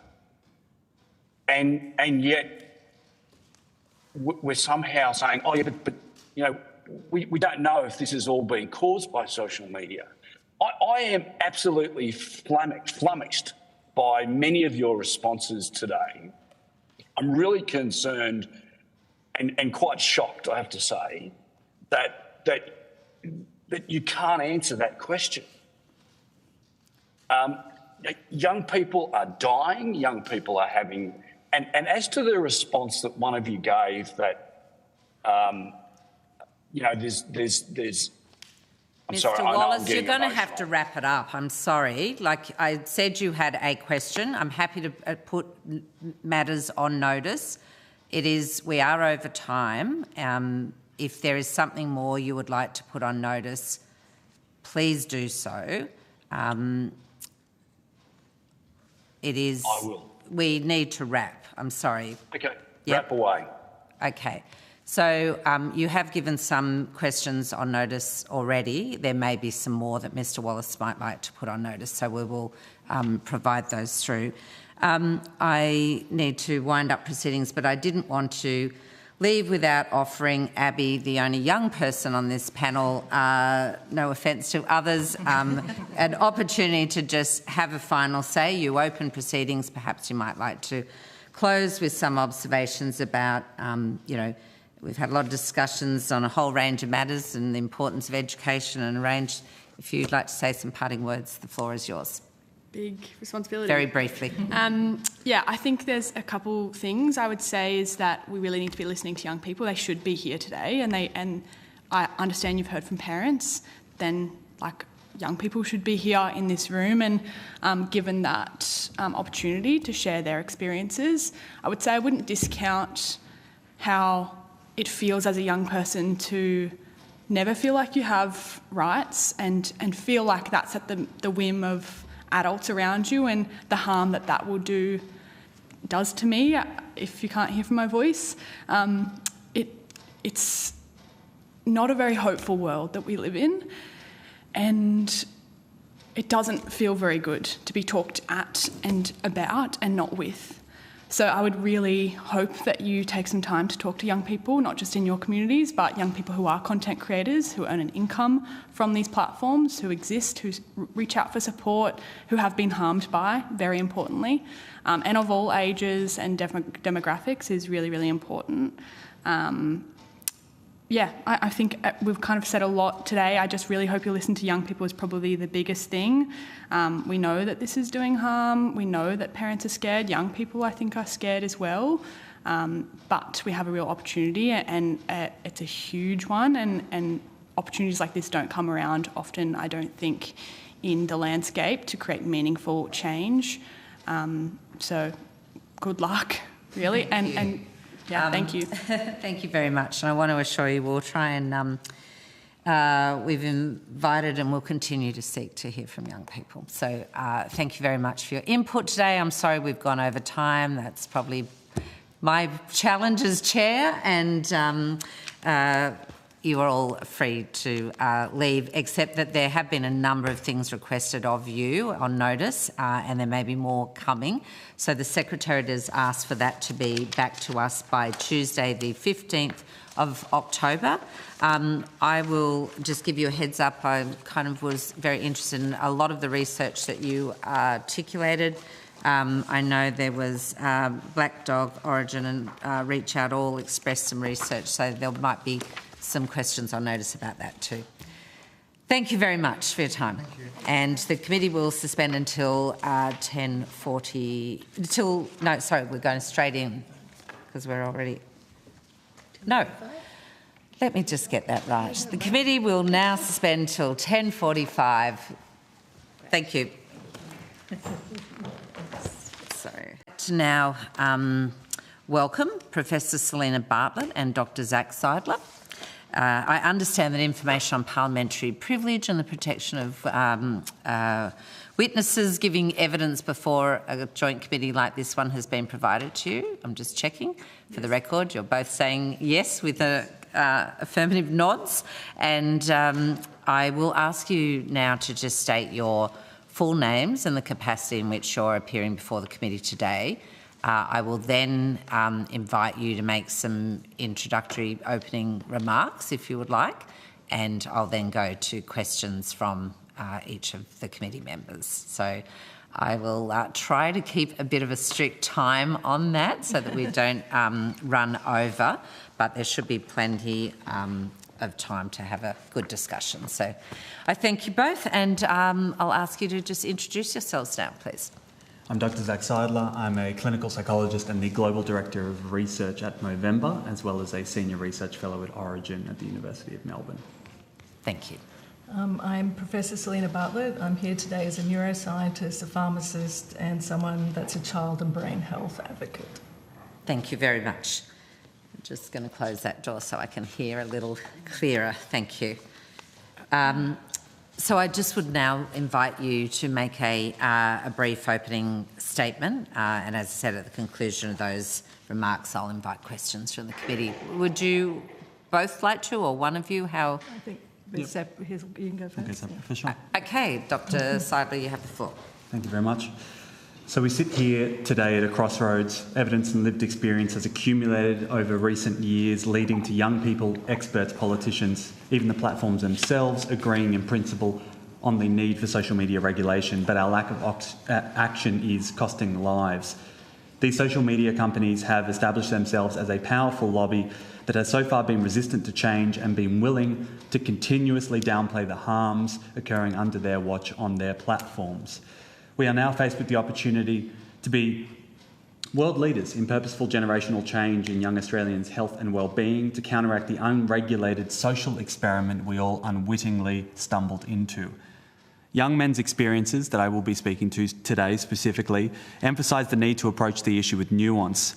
It is essential we move beyond the alarmist fear-mongering we are prone to seeing towards solutions and action. Young men are coming of age in a culture devoid of authentic role models and pro-social messaging about what and how to be. Instead, they are overwhelmed with examples of what not to be and the consequences or fallouts attributed to this. Divisive online male influencers have been thriving within this cultural vacuum, peddling problematic misogynistic and social messaging as the answer to the real stress and uncertainty many young men are facing surrounding their work, finance, body, image and relationships. Young men who frequently engage with this content, termed the manosphere, endorse more harmful masculine stereotypes, have more aggressive attitudes towards women, higher rates of psychological distress and suicidality, and are more likely to adopt the risky or obsessive health behaviours advocated by these influencers.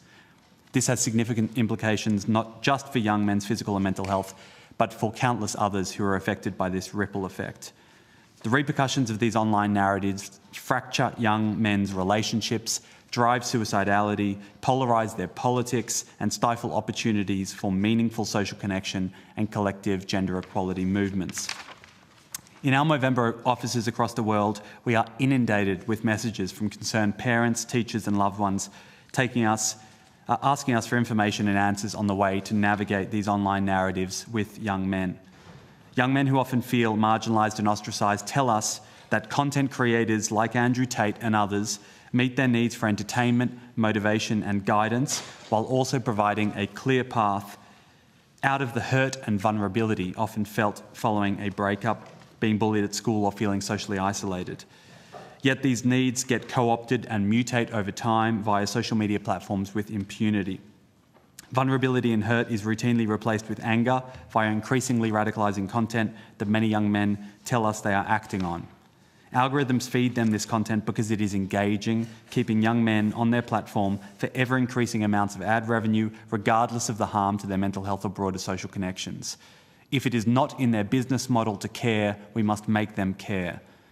Age verification alone will simply not result in the change that we need to see without regulation that forces compliance by social media companies with meaningful financial consequences if they continue to shirk responsibility for the harms they continue to create. We cannot have a policy where the benefits of connection online for marginalised young people are lost and the content being shared does not change. These companies have not and will not regulate themselves. Therefore, the time has come to place greater responsibility and accountability forcibly onto them to combat the harms of their own algorithms and unregulated business models. We need to enforce platforms to adopt and be accountable for safety by design principles. We need transparency surrounding data usage and algorithms. And most importantly, we need to empower young people to be the true drivers of what they see, where and when. Thank you. Thank you. And Professor Bartlett. Chair, members of the committee, thank you for this opportunity to address this critical issue. I'm here today, I'm a neuroscientist and I'm a pharmacist. I've got 30 years' experience in brain development and mental health. In Australia, we pride ourselves on upholding rigorous safety standards across nearly every aspect of life.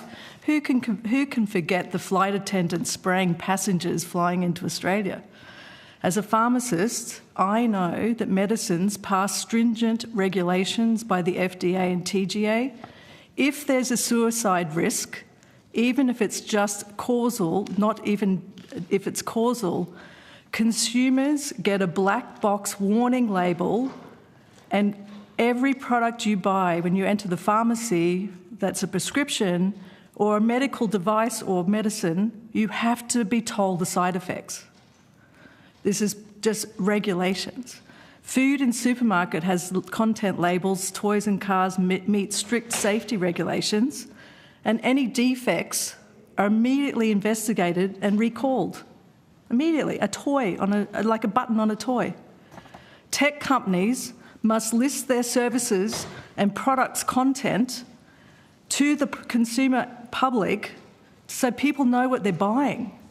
We think this is safe. It's gorgeous. They need to prove safety. We don't need to prove it's safe. Tell me one product manufacturer out there that has to prove that we have to prove their car is safe.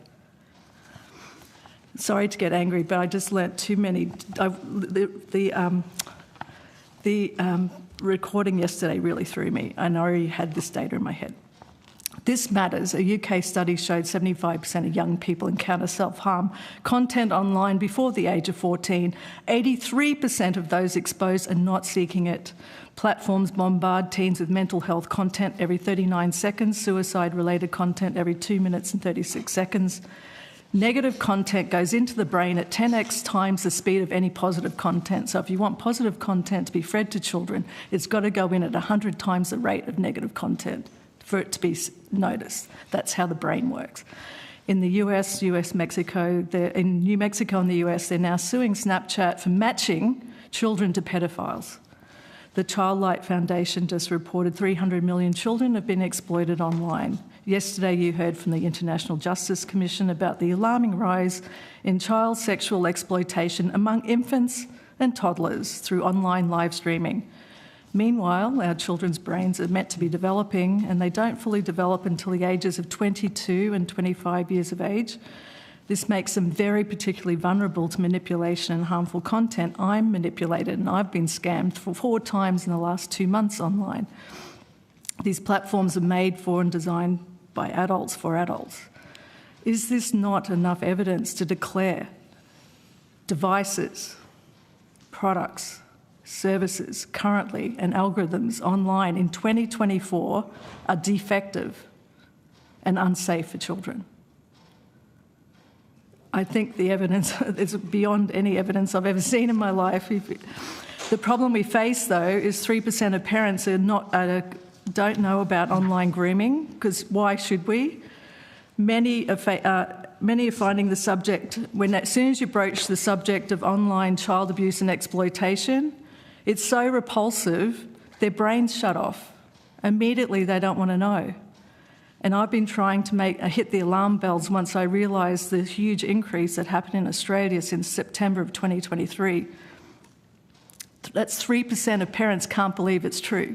And why would they want to?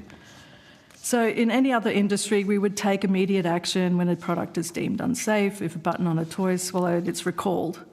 So if we don't act now, which is why I'm here for you today, is because I just can't believe that this is happening and we're not doing anything about it. We need to pull every lever possible across all parts of our country, just like we did for smoking or sunscreen and sun cancer. So as the US Surgeon General suggests, consumers deserve full disclosure. So if you're asking what you can do, at least let the people know what they're buying for their children. We have 6 to 7 weeks till Christmas. They're all about to make the next decision about buying this phone, which gets free advertising on free-to-air TV. They need black box labels so they know that this does kill people. They need to know what they're buying. These products and services are affecting human health. As a pharmacist that's sat on different regulatory bodies, we need a TGA-like enforcement so that the onus is on the companies, that they have to show their devices. These devices is where it's being delivered. the products and services are not safe for children in 2024. There is no safe place online in 2024, especially now with AI-enabled chatbot messaging apps that are contacting children easily. In fact, if you don't mind me saying, reading this to you... I'm just going to get you to wrap your opening statement first, and so we can get to some questions. So we must ensure that people are empowered with the truth, and that there is child-safe technology becomes the norm. And this is a matter for safety and child protection, and we're in an urgent situation, and we need to pull every possible lever to protect young children today. So thank you. Thank you, Professor Bartlett. I'm going to cross to Ms Mackenzie to open questions today. Thank you. Thank you so much, Chair. Thank you. One observation from your opening statements. Dr Seidler, you tend to come from, so here's the things we need to fix about the existing platform. And Professor Bartlett, you seem to say, no, just treat it like it's any other product, slap warnings on it that it needs to, in the hope that, in fact, you will then drive the technology companies to improve their offering, consistent with the safety by design and algorithmic transparency notions. Do you think both approaches would land in the same place, or do we actually need to write a washing list of the things we want to see the platforms do to get to a safer place? I'm just wondering which one's faster, more reliable in terms of the approach? Well, we are in an urgent emergency situation. It depends if you think every child is worth living or not, and because kids are dying. I just want to read you this statistic that just got released today in the US. The rates of sextortion are up 18,000% in 2 years. The FBI just issued another round of alerts across the US. At least 39 teens have died by suicide from this scam in the past 2 years. And realistically, a cyber expert says this is probably more like 100 children have died, and this is because of financial extortion. So you've heard about bombing. They're using Snapchat to bomb wealthy countries like Australia and other places. So it depends what you think about the lives of people. Like, I believe every life is value. So one child's death is too many. And we need to do something urgently, and I agree with everything that people here said and others. All of those things are needed, but as you saw laid out in the French policy document this year, a 140-page document laying out 16 proposals that you need to take back smartphones. Is that the Robert French or the French government? Sorry, the French... Robert French or French government? No, the French government policy document, where they're, because of these issues, and they're a bit more ahead of us in terms of what they're doing, that we need to recognise that no one... Like, if I go and talk to any parent right now, and I do this all the time, they have no idea about these numbers. What you've heard since this has been... The Pandora's box has finally been open, they don't know. And they're saying, oh, don't tell me that, that's horrendous, that can't be happening, it's not my child, because you don't want to think that that's happening, right? So we need to at least get the consumers to understand what they're buying.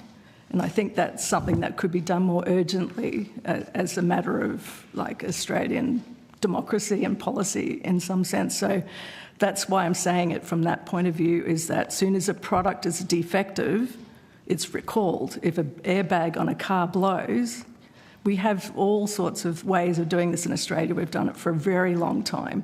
I mean, I've been part of TGA, looking at regulations of medicines and everything like that. So we know what to do. Smoking is exactly the same, and we've always led in that way. So this is a public health crisis.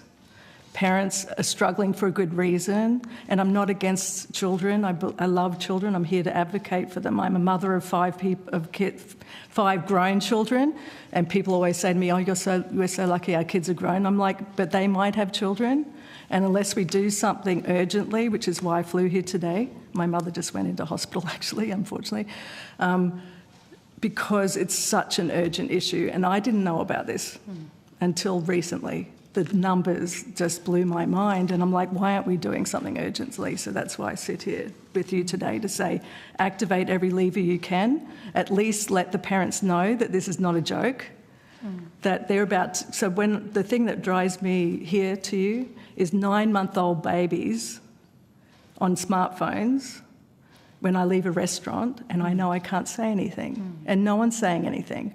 And we know now that children aren't learning to use their faces. they're getting still baby face syndrome because people are breastfeeding on their phones and parents we're all on our phones.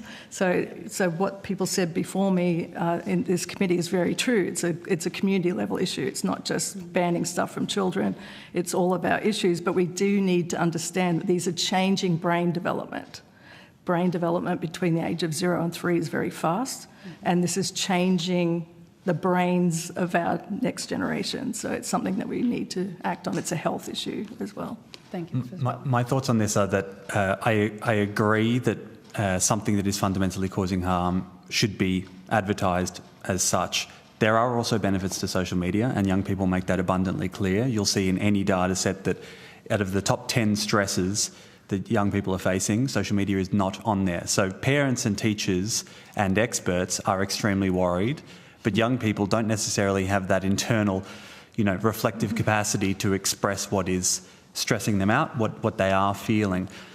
What I would say is that if we go down the path where we are purely putting the responsibility on parents and young people to regulate their behaviour when they are up against this system that is fundamentally, not only taking away their time and attention, but, causing them distress, we will never be able to shift the status quo. And so I think that we need to get to a point where we are willing to hit the bottom line here, which is the only, and the E-Safety Commissioner speaks about this regularly, there is no ability to change this system unless you change the profiteering.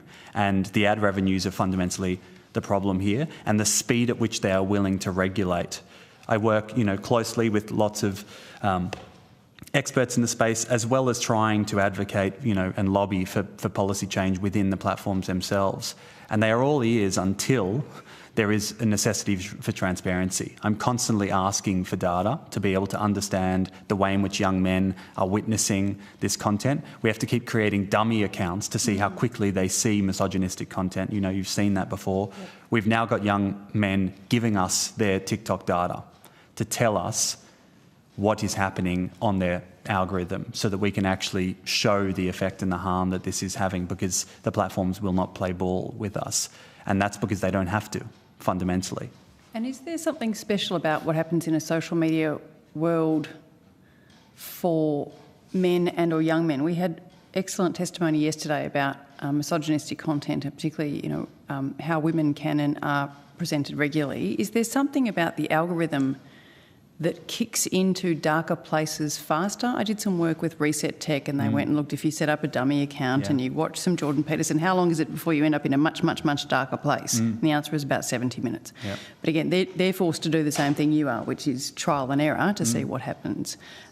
Is there something in the algorithm, to your mind, that means it goes harder and faster into an ugly 100%. place? Yes. So what we know, and I spend a lot of time on incel forums, I don't recommend it, but what we find is very clearly that there is a transgressive, entertainment-based attention, focus that young men are seeking. They have prefrontal cortexes that are developing slower than young women's are, and so they are also being met with a cultural moment where they are feeling misunderstood and misheard, and they are feeling demonised, and they are now, those unmet needs are being met by people like Andrew Tate, and therefore, literally, the more transgressive the content, the more problematic it becomes, the more interesting it is to these young men. And they tell us they are literally seeking this for pure entertainment, and then it goes into motivation and guidance.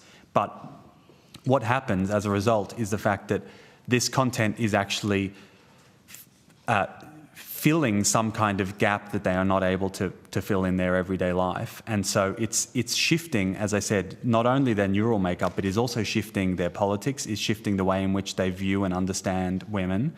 And so the content, the more problematic it becomes, the more it is going to be pumped up by the algorithm, because it's attention seeking, and it is also extremely, entertaining for these young men who don't see it. Young men continuously tell us that they have this ability to discern the difference between, if they're watching Andrew Tate, for instance, they'll say, no, I leave the misogyny at the door. I can watch it and I know if he's just talking crap, and I'm not going to take that. But when you've watched 2 to 3 hours of it every day, this is where you get this deficit, discrepancy between what young people are telling us and what we know from the evidence around how, psychological makeup kind of happens and mechanisms work, which is that you are going to get a shift one way or another, and you might not have insight into that. I do know, and we'll have testimony later in the day about what young people can and cannot discern in the online world. But I know I brought Frances Haugen down to Flinders and we did some roundtables with teenagers, and they seem to have no insight about their use, what was good for them, bad for them. It's just the auto-recommender, scrolling infinity. So the notion that they can discern for themselves. I mean, you said we need to empower young people in terms of what they see. I just think they go, what? What does that even mean, right? Yeah. It just means 4 hours of fun on TikTok. So I'm not sure they have the capacity for the insight. Yeah. I'm not sure how we build it. And the algorithms work that way. So the longer you're on there, the more you get the same content, because it's all about, I'm not an expert in algorithms, but it's just obvious from my own bubble I've found myself in, and then investigating it. That's just how it works. And if you've watched Social Dilemma or any of those documentaries, the people that designed the algorithms actually understand that. They've spent their whole time, they understand the addictive pathways in the brain. They know how to hack them. I was hacked in 2004 with my first BlackBerry, with the little red light going off, and when I started my lab in San Francisco, and I would, with my kids in the back, I would pick it up and I'm going, oh my God, that's how I train my animals in my operant conditioning for addiction, right? Is you use a red light and a lever to train them so that we could study addiction. And I was there with a BlackBerry little red light, grabbing it to see what email was coming through in 2004. And then I was also caught up personally in bubbles of the election of 2016, being fed from Cambridge Analytica saying that this was definitely going to happen, for example. So that's just me personally. And I didn't get my first screen time and phones and BlackBerries until I was about 40. So that's just me as an adult brain. So now what we have in Australia right now is we have children 9 months old on smartphones and navigating YouTube, and no one's saying that they shouldn't, because we think it's safe, we can see them, we think they're just watching Bluey or something, but that's not how the algorithms are working anymore. That's why I'm here in 24, to say in 2024 we're in a totally different beast. And any research papers, if you do a forensic analysis as a scientist, most of the data takes 5 to 8 years. And for me to get ethics, approval and funding from the government takes me years. So if I'm presenting something to you, it's already out of date. And so there is no data that you have at your fingertips right now in research-wise that's relevant. Because in 2024 with AI, and tell me research papers that are talking about AI chatbot-enabled messaging apps on every Google Docs, Google Maps, Google Drive. That's how kids are accessing stuff. I can give you the full list if you do a forensic analysis. People are doing forensic analysis now in the US. I spoke to the leading litigator in Seattle. She's looked at the back end of 3,000 children's accounts.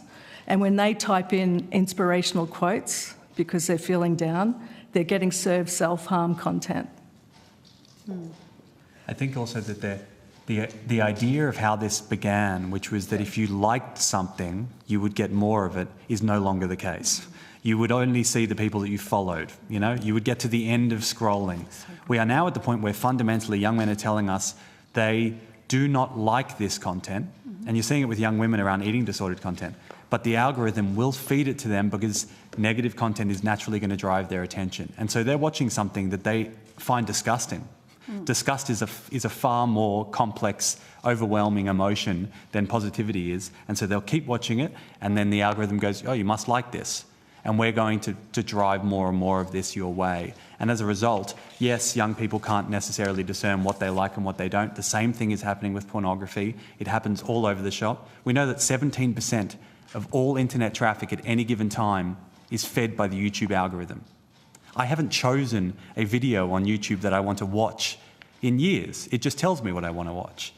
That is a fundamental issue here, that we cannot even get to the bottom of the harms that is creating, because people's wants and needs cannot actually be met if they cannot access them themselves. And I also challenge you to use OpenAI and type in, give me an image of a woman, and see what you get back. And then you feed it prompts saying, that's not my idea of a woman. I would like to see a woman that looks like women in the world. And you go through these prompts and it still keeps coming back with a certain image of a woman. And then they just throw suits or headscarves and other things on top of the same image. So I'm just saying that this is what our young men and women, my daughter, etc., are seeing as idealised versions of what they're meant to look like and other things. So we don't have free choice and will. This is what I'm saying. We think that we have choice over what we're seeing, who we're becoming, what we believe, and that's not the case anymore. And that's what's changed. The power has changed, and we have to take back the power. And we are humans. We can make choices about turning off the electricity, turning off the Wi-Fi, not being part of... Like, I hear this passivity around, this is how it is. This is what's happened. But I and all my friends smoked in the 1980s as well. And if my parents told me I was not allowed to smoke anymore, I would have had a fit. And it took me, fortunately I gave up when I was young enough, so it didn't affect me. But I'm just saying that we've got to take into account of the facts on the ground of what this really is, not what we idealise it to be. And because of our conversations and all of our dichotomous views, the dark web continues to love this because they're the ones making the money out of using all of these platforms and opportunities to target, as you see here, target children for money. And most parents won't even come out and tell you what they're experiencing because their kids won't let them as well. So I'm here to represent them as well, the silenced people. Thanks. I'm going to give the call to Senator Walsh. Thank you very much, Chair, and thank you both very much for being here for us today. I wanted to start with you, Professor Bartlett, and just go to your recommendation 1 in your submission, which you've also spoken to, which I think is really that we need to use all of the levers that are available to us. And you say, given the time required to implement legislation and establish regulatory bodies to protect children from content and exploitation, it's imperative to take a proactive approach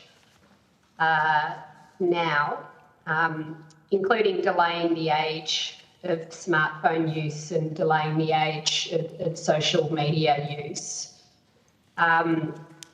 We've obviously had evidence earlier today that we shouldn't do that, your recommendation 1, and that what we should do is engage with the platforms towards safety by design. Can you just unpack for us why you're so adamant that we should use all of the levers now, including those age measures that you talk about in recommendation 1? So the reasoning being is that smartphones and mini computers, the normalisation has meant that younger and younger children are getting access, and because no one's saying anything, everyone thinks it's safe. So my reasoning comes to the fact that these are not safe, but people don't know they're not safe. And so they think they're doing the right thing by giving their children smartphones, and they think that it's fine to give them even younger and younger ages now. So a survey was done. We now have 40% of 7 to 10-year-olds in Australia have an X account and a TikTok account, 40%. We know X now allows pornography on its site. So I just think, why is this happening? Why do people think that they can do this? And if you go and talk to any parent, we don't have the opportunity like we do with sunscreen.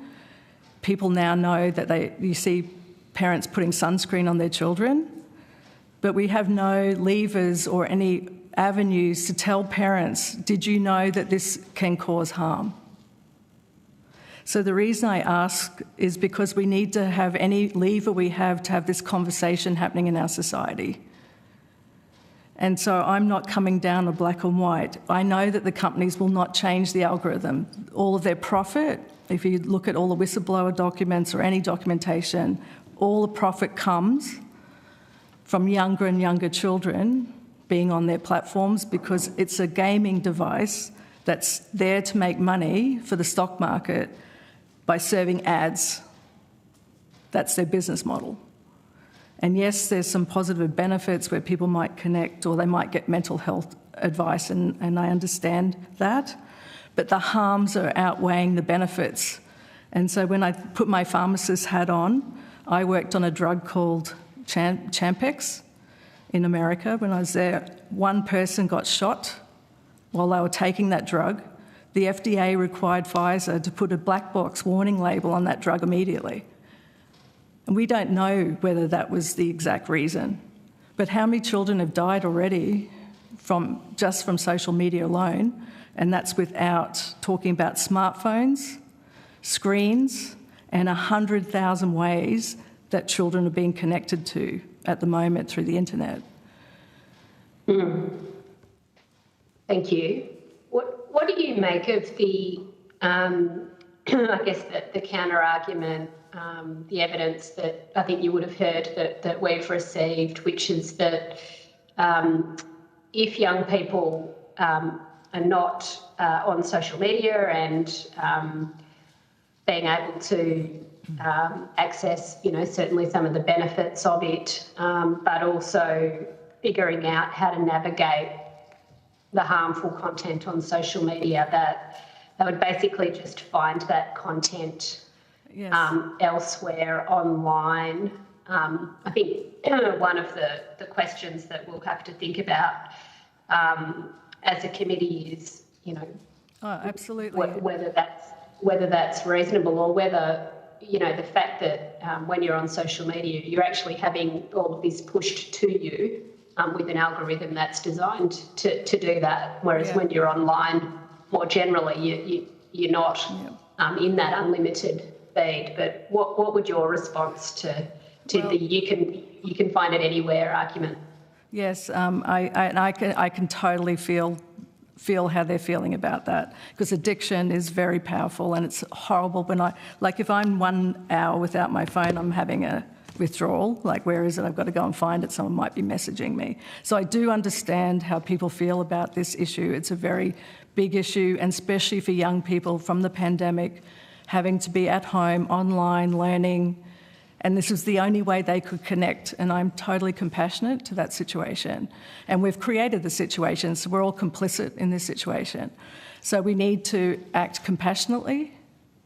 We have to be nuanced, as you'll hear everyone say, in how we go about handling what we've already contributed to our children having unfettered access to material that's harmful to them, and understand that, yes, Headspace and many other organisations have been very good at helping people with mental health issues get the right information, and other organisations, and I totally understand where they're coming from. I think the one thing that every submission agrees on is that there's more harm being done than we ever intended would happen. So we need to take a structured approach where we take an approach like we do with rehabilitation of any situation. So right now, I work with charities that are handling digital detox of children that are hitting their parents because they take away their device, and so they go into nature for a week or 2 weeks and then come off everything and then come back into society again, and they're detoxed from being addicted to all sorts of things. And so it's a spectrum. Addiction is different for different people. That's my expertise, is that, some people, depending on their mental health predisposition, will become more addicted to something than someone else. All of us are in that situation. I have an addiction gene in my family. I sequence my genome and I know I have that addiction liability, for example. So everyone's different. But the one thing we absolutely agree on, children, because of the normalisation, it's now heading to where 7 to 10-year-olds are on smartphones. So if we don't do something to put a line in the sand somewhere, as I heard with driving, no one disagrees that kids shouldn't be driving under the age of 16. No one disagrees that even though they go and get sneak for alcohol, that the age is 18. In America, it's 21. So I think we just have to come to some agreement as a country, as a democracy, that in the middle ground here, we all agree that there are harms happening online. What are we going to do about it? And how do we educate the public immediately as they're about to buy phones for Christmas for grade 6, heading into middle and high school? And they don't think it's a problem. And so the parents that understand all the risks are very educated. Then the only stance that they can see right now is to have no technology at all and delay use for as long as possible, because they know that's the only way to keep their kids safe. But then they're alienated, and then their friends are alienated, and so then we've got this divide happening in the country. So we need to come up with some kind of common ground solution where we help the people that have been served all of this for a really long time, and now that's part of the zeitgeist. And then we need to implement something immediately to at least say under 13-year-olds, smartphones are dangerous in 2024. There are no safe places online in 2024 for children. Thanks, Professor Bartlett. I just want to check if Dr. Zeidler wanted to make any contribution there. I'm just very conscious of timing here. Yep. I'm somewhat in disagreement, just because I really think that the idea of age-based bans is a diversion tactic. And really, while it seems in many ways like it's going to hold the platforms to account, it doesn't. They will not hold them to account. It will potentially hit their bottom line in minimal ways, but fundamentally, that does not shift in any way the content that they are forcing literally down our throats. The way in which the algorithm works will never be clear to us if you are to put in an age ban. We need transparency. Fundamentally, that's what we should be focusing all of our attention on. It's regulation, it's safety by design, and it's making sure that content, Andrew Tate, we're going to use him as another example. Okay, so he was on TikTok. Everyone was very clear about the harms that this was creating. It took 11.6 billion people to see his content before TikTok deemed it sufficient to take it down. By then, there were hundreds and hundreds of thousands of different dummy accounts that were then spreading his account. It had taken a couple of months for TikTok to get their, stuff in order. What is required is a regulatory arm that goes, hey, TikTok, you need to do this or you will be penalised. And here is the amount consistently over and over again that you will lose to your bottom line. That is the only way this will work. I somewhat agree with, the other organisations. Our organisation is similar in the fact that I think that they will find this content one way or another. I do agree with the professor around the fact that this content and the way in which the algorithms work needs to be, if it is shut off, there will be net benefits one way or another for a young person because they won't have as clear access to this. But the fact that this stuff is still there, the fact that it will not change, the nature of the content won't change, that is far more problematic to me. Just last question, if I may, Chair, to Dr. Zeidler. I'm just following on from what you said there. I guess, we're going to have to grapple with many issues from all of the excellent evidence that we're getting. You say there that people will get the content anyway. It is important, isn't it, that if young people were not on social media, they wouldn't be pushed it through unlimited scrolling and through the algorithm. It would be more proactive, engaged searching, I guess, which I think there is evidence, and we've heard it from the previous panel, that that's a less damaging way to get the benefits and risk the harms. So I might just ask for a response to that. And I am in full agreement with that. I just don't think prohibition is the answer. It never has been. It doesn't work. I think that, as you say there, getting rid of endless algorithmic scrolling, for instance, shifting the functionality, because suddenly, if you become 16, 13, 14, whatever age, it's an arbitrary line in the sand, if we're honest here as well. I think that needs to be called out, which is that we can look at prefrontal cortex development, but it's going to be different in different people. Different people have addiction at different ages. I think that what we should be looking at is making sure that you can upskill the young person with an app that is built with safety by design principles, so that when they are using it, as they are growing up, they have an ability. Firstly, the parents have an ability to moderate the content that they're watching, and secondly, they have an ability to have that discernment, that ability to actually learn how to use this stuff in ways that it is not being forced upon them, but rather they are given a greater sense of choice, autonomy and agency around it. And so I think building in safeguards into this system itself, rather than getting rid of it, because then they become 16 and then what happens? I just don't understand what the end game is here. So I do think that you can put a lot of safeguards in, you can really shift up the way in which these models work. We need to see and have real lifetime data around the way in which the algorithms are adapting and responding to young people. But I just think that an age regulation is just going to be a bit problematic in those ways. And can I say, I'm not here to talk about banning or age. I'm talking about the reality of what's in Australia in 2024 and that we need to do something. That's what I'm here for. Thank you. So I just want to make sure that that's really clear. Thanks, Chair. Thanks very much. I'm giving the call to Ms Templeman. Thank you. I would love, Dr Seidler, for you to describe for me in non-technical terms, if possible, as a non-IT person, the whole issue of transparency. What does that actually look like for researchers when we talk about greater transparency? Well, firstly, when I call TikTok or call, Meta, and I say, hey, we'd love to do a research project on what is taking place in this population, and they say, we would love to work with you on that, and I go, okay, can we please have some data? And they say no. So that is transparency. The ability to actually understand what is happening under the hood. That is literally all that we are asking for. It happens consistently when you are doing drug trials.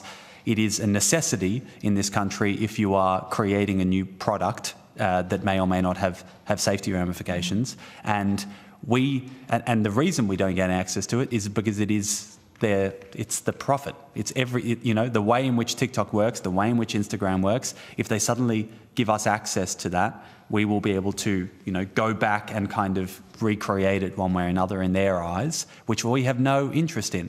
We are public health professionals. We see a public health issue. And so from a transparency perspective, I want to be able to see real time if a young man is watching a certain amount of content, how many videos will they be fed of a certain group? So we have hashtag analyses. We do a thing called network analysis, where we can group types of content based on, the way in which it kind of falls together. Yeah. So we've got, under the manosphere, for instance, you've got pickup artistry, huge, billions and billions of views. Yeah. As a result, we have to go in and create our own models of this hashtag and this hashtag, and and it takes us hundreds of hours to do that. They have the API. They have the ability to offer that to us. They choose not to, because seemingly understanding the harms is not of interest to them, and that's really problematic to me. So when we talk about transparency, it's how many people are using this, how long are they spending on it, what are they viewing. TikTok is detecting harm. Meta is detecting harm. They know because they're getting rid of certain types of content. But when they tell us and we go, and they always say it's Chatham House rules whenever we go to a conference and TikTok or Meta show up. And they say, don't talk to anyone about this. And they say, we've gotten rid of all of this suicide content. And then I go outside and I go on TikTok on my phone and I find it everywhere. So how are they actually regulating this? And if they're doing it out of the goodness of their heart, that is not good enough. It needs to literally be a financial imperative. And I think that is the only way we're going to gain transparency. Hopefully that was not too much jargon for you. No, thank you. No, I thought that explained it in layperson's terms very clearly. When we talk about the safety by design principles, when I look at what the eSafety Commission has in those categories, transparency and accountability is one of those. User empowerment and autonomy is another. Are there things that you think could keep people safer with better user empowerment and autonomy functionality? Definitely. So only recently was the ability to restart your algorithm, and it'll take you a long time to find that button, for instance. So the fact that changes come in and you have to find out somehow on Instagram that suddenly all of your political leanings are being shared and you have to go and turn it off rather than it's always on, for instance, that type of design principle around the fact that you cannot make changes to my data, to the way in which my algorithm works, without telling me in advance and without giving me the choice to turn it on or off. It's always a retrospective, oh, now there's drama, something happened in the news, and therefore young people are somewhat empowered. So I do think that the autonomy and agency is really important, and I take this idea that certain young people do not have that awareness, yeah. But if you are to start to build in a culture within our society of learning what this thing is and how it works, and giving them the tools to decide what they want to watch and when. But you can also this is the thing, we don't want to lump more and more responsibility on the shoulders of a 12, 13, 14-year-old. It doesn't work like that, it never does. And so I think what we require instead is making sure that you cannot, there are fundamental harms. You cannot scroll for hours on end. You cannot message between 10 p.m. and 7 a.m., which I know that they've now brought in. But it's how much pressure needs to happen before these no-brainer ideas are kind of enabled. And can I add to that? I think there should be child-safe technology and built so that we have onboarding. And I've actually interviewed and surveyed adolescents and had said to them, this is what's happening, can you help me design something? These are 15 to 16-year-olds from all over Queensland that came to a conference, and I said, this is a problem, what can we do? Because they all said the same thing about how much they like this for connecting and stuff, but they see it as a problem. So they came up with this idea, and Samsung's doing this too. It's called the Better Phone Project, or the Start Phone. So they're designing child-safe phones. So that way because we are in a technology-driven world, so they're working out strategies like how do we do this so that we have absolute guarantee, safety and security for children because they're getting on screen so young. So Samsung's working with medical doctors and a whole team of people and young people to develop something called, and you can look it up, the Smartphone Free in the UK is talking about this, but they're developing a Better Phone project so that we have child-safe phones. So if they need the mental health advice or anything else, they're not on the adult content, adult-driven platforms that are so powerful, and they're getting more powerful every day. We will never be able to control them. But if we say we believe that kids need connection, they need this help, then they're all so smart. Let's build the technology, and Samsung's already doing this, and the business model will come for safe tech, because the co-founder of OpenAI started Safe Superintelligence for this very reason. So it's coming, it's not fast enough, but at least parents have to, and not parents, but consumers, including myself, need to know what we're buying. And I think that's missing completely right now. The other, we're talking a lot about the devices and the mechanisms, but when it boils down to it, I think Dr. Sadler, you talked about, it's the content that is there and how difficult it was to get that content removed. So I don't know what else could be done in terms of regulations around that. I have an example. Content. This is where it gets strange, because there is an idea that is purported by all of the algorithms where they suggest that we cannot possibly, there's billions of videos, we're giving autonomy to the content creators, we want them to create what they can and want to. There's a really interesting example, that people from Childlight have told me, and we've heard about Childlight today, where Pornhub, they have billions and billions of videos of child sexual abuse on their platform. They continue to say, we don't know how much is, we're not really sure, we don't actually understand it, we promise we don't have any. Somebody got in touch with the CEO of Visa, who found out that there was a researcher who gained access and spent hours and hours finding all of the CSAM content, presented it to a friend who happened to be a friend of the CEO of Visa. Visa is the way in which you are making payments on Pornhub. And he called the CEO of Pornhub and said, we're out unless you get rid of this content. And suddenly, over 1 billion videos are gone within 24 hours. Like, what is that? Suddenly they found them. Exactly. So, Hit them where it hurts, and that is the money. Straight up. Absolutely the money. It's the only way, and it also fundamentally is a lie that they don't know what is on there. And that's why if there's no transparency, we can't call them on it, because we don't have the ability to go, actually, all of our kids are watching this stuff. We have to create random dummy accounts where we've got 5 people instead of the millions who are watching this stuff. So I think that I agree we should be creating tech that is, safety enabled and child safety enabled.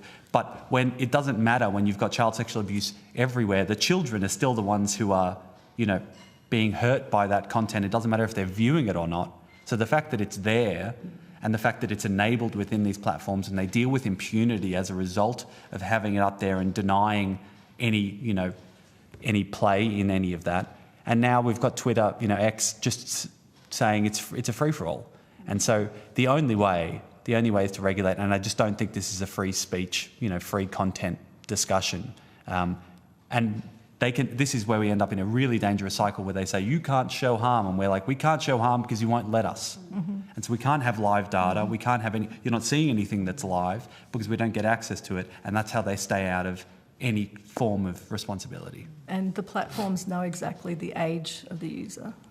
So in 2017, they use that for ads. So we know with you probably heard about the Captain Morgan rum case, where they were advertising their products on Snapchat, and the Snapchat started sending the ads to under 18s, and so Captain Morgan, through advertising agency, then had to pull the ad. So Snapchat knows exactly the age of all the users, including all the platforms. They've been working that out for a really long time to target us with ads. So they know exactly the age of the users. So this is another thing that's very important to implement in your policy, is that it shouldn't be on us to do the verification. They actually know the age of all the users, especially young children. And so they should be demonstrating that there are 0 young people on their platforms because they actually know that answer. Chair, I'll hand back to you. Thank you. In our 5 minutes remaining, I'll just check if there is any follow-up questions, and if not, I am going to... I guess my questions Okay, go... I'm handing to the Deputy Chair. Thank you. I guess my questions go to a lot of what Dr. Schilder you've spoken about, but I think it is... What's missing from this whole debate is the dismantling of the business model.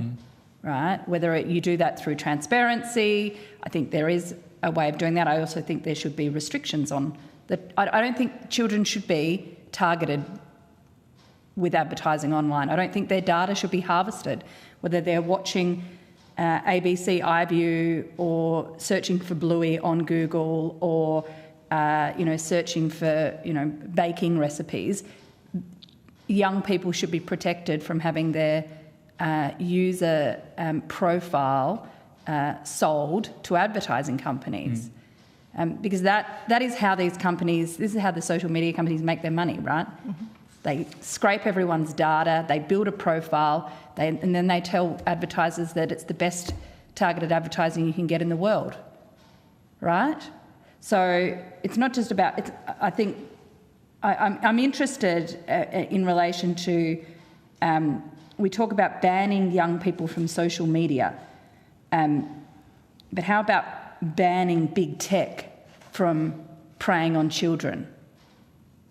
Yeah, I think it's this is an existential crisis of sorts, and I do agree that if we don't get to the bottom of understanding the way in which this is shifting attitudes and behaviours, and that's what we all largely are offering anecdotal evidence, whether it's one person or 10,000 people. That's kind of the nature of this. And the social experiment that we are living in is, and this is where, when we talk about masculinity, the way in which we're witnessing this in political polarisation, in gender inequity and in, warmongering really that's happening across the board, the way in which this content is dividing young people to the point where they cannot sit across young women and young men on a date because they have been plied with such different content that they have a completely different worldview. And that is because they are being fed different things, they're buying different things, they are, believing fundamentally different realities of how the world works.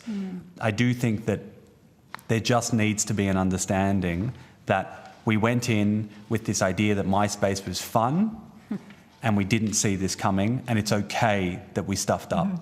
But there needs to be a line in the sand drawn now where we just say, this is fundamentally just not okay in its current iteration. But governments do have the power to legislate and some basic regulations around these things. And I think that is the fundamental answer here, which is that it needs to be a government regulation piece because they are not going to do it themselves. And isn't it interesting that the social media companies aren't really jumping up and down about, banning young people from social media platforms? They want the onus to be on, parents to keep their kids off social media, knowing they'll get around it some other way. They don't want the debate about the business model. They want the debate about the age, the age limit. They want the debate about the age limit. They want us all distracted about that so that they can carry on making profit. You should be listening to when they are up in arms. And if they are not up in arms about this, you are not on the money. Exactly. And the fact that they are fundamentally skirting the fact that the algorithm, the content, the data stuff is not going to be touched by an age verification model. Exactly. That is the issue here, and that's what we should be going after. Thank you. Thanks, Dr. Seidler. I think you're not alone in suggesting that accountability comes through some mandated transparency measures, and it is a message that has been provided to the committee on a number of occasions, and we'll continue to take evidence through this. But it's with great thanks that you've both given us time to be here today, and you are now free to move. Thank you. Go and enjoy the rest of the day while I call up the next lot of witnesses. Thank you. Thanks a lot.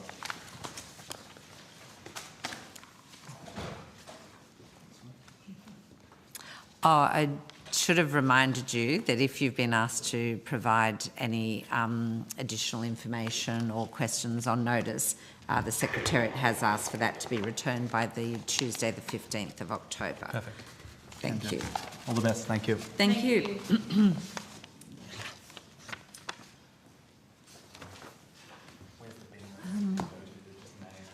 Sorry, I think that's your pile. You're keeping the scrapped ones, aren't you? I've got to do that.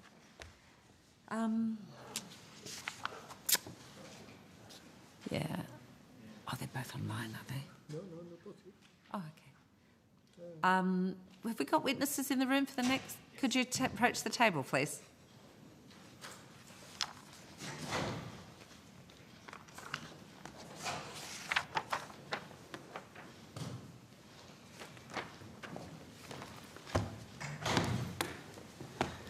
Thank you.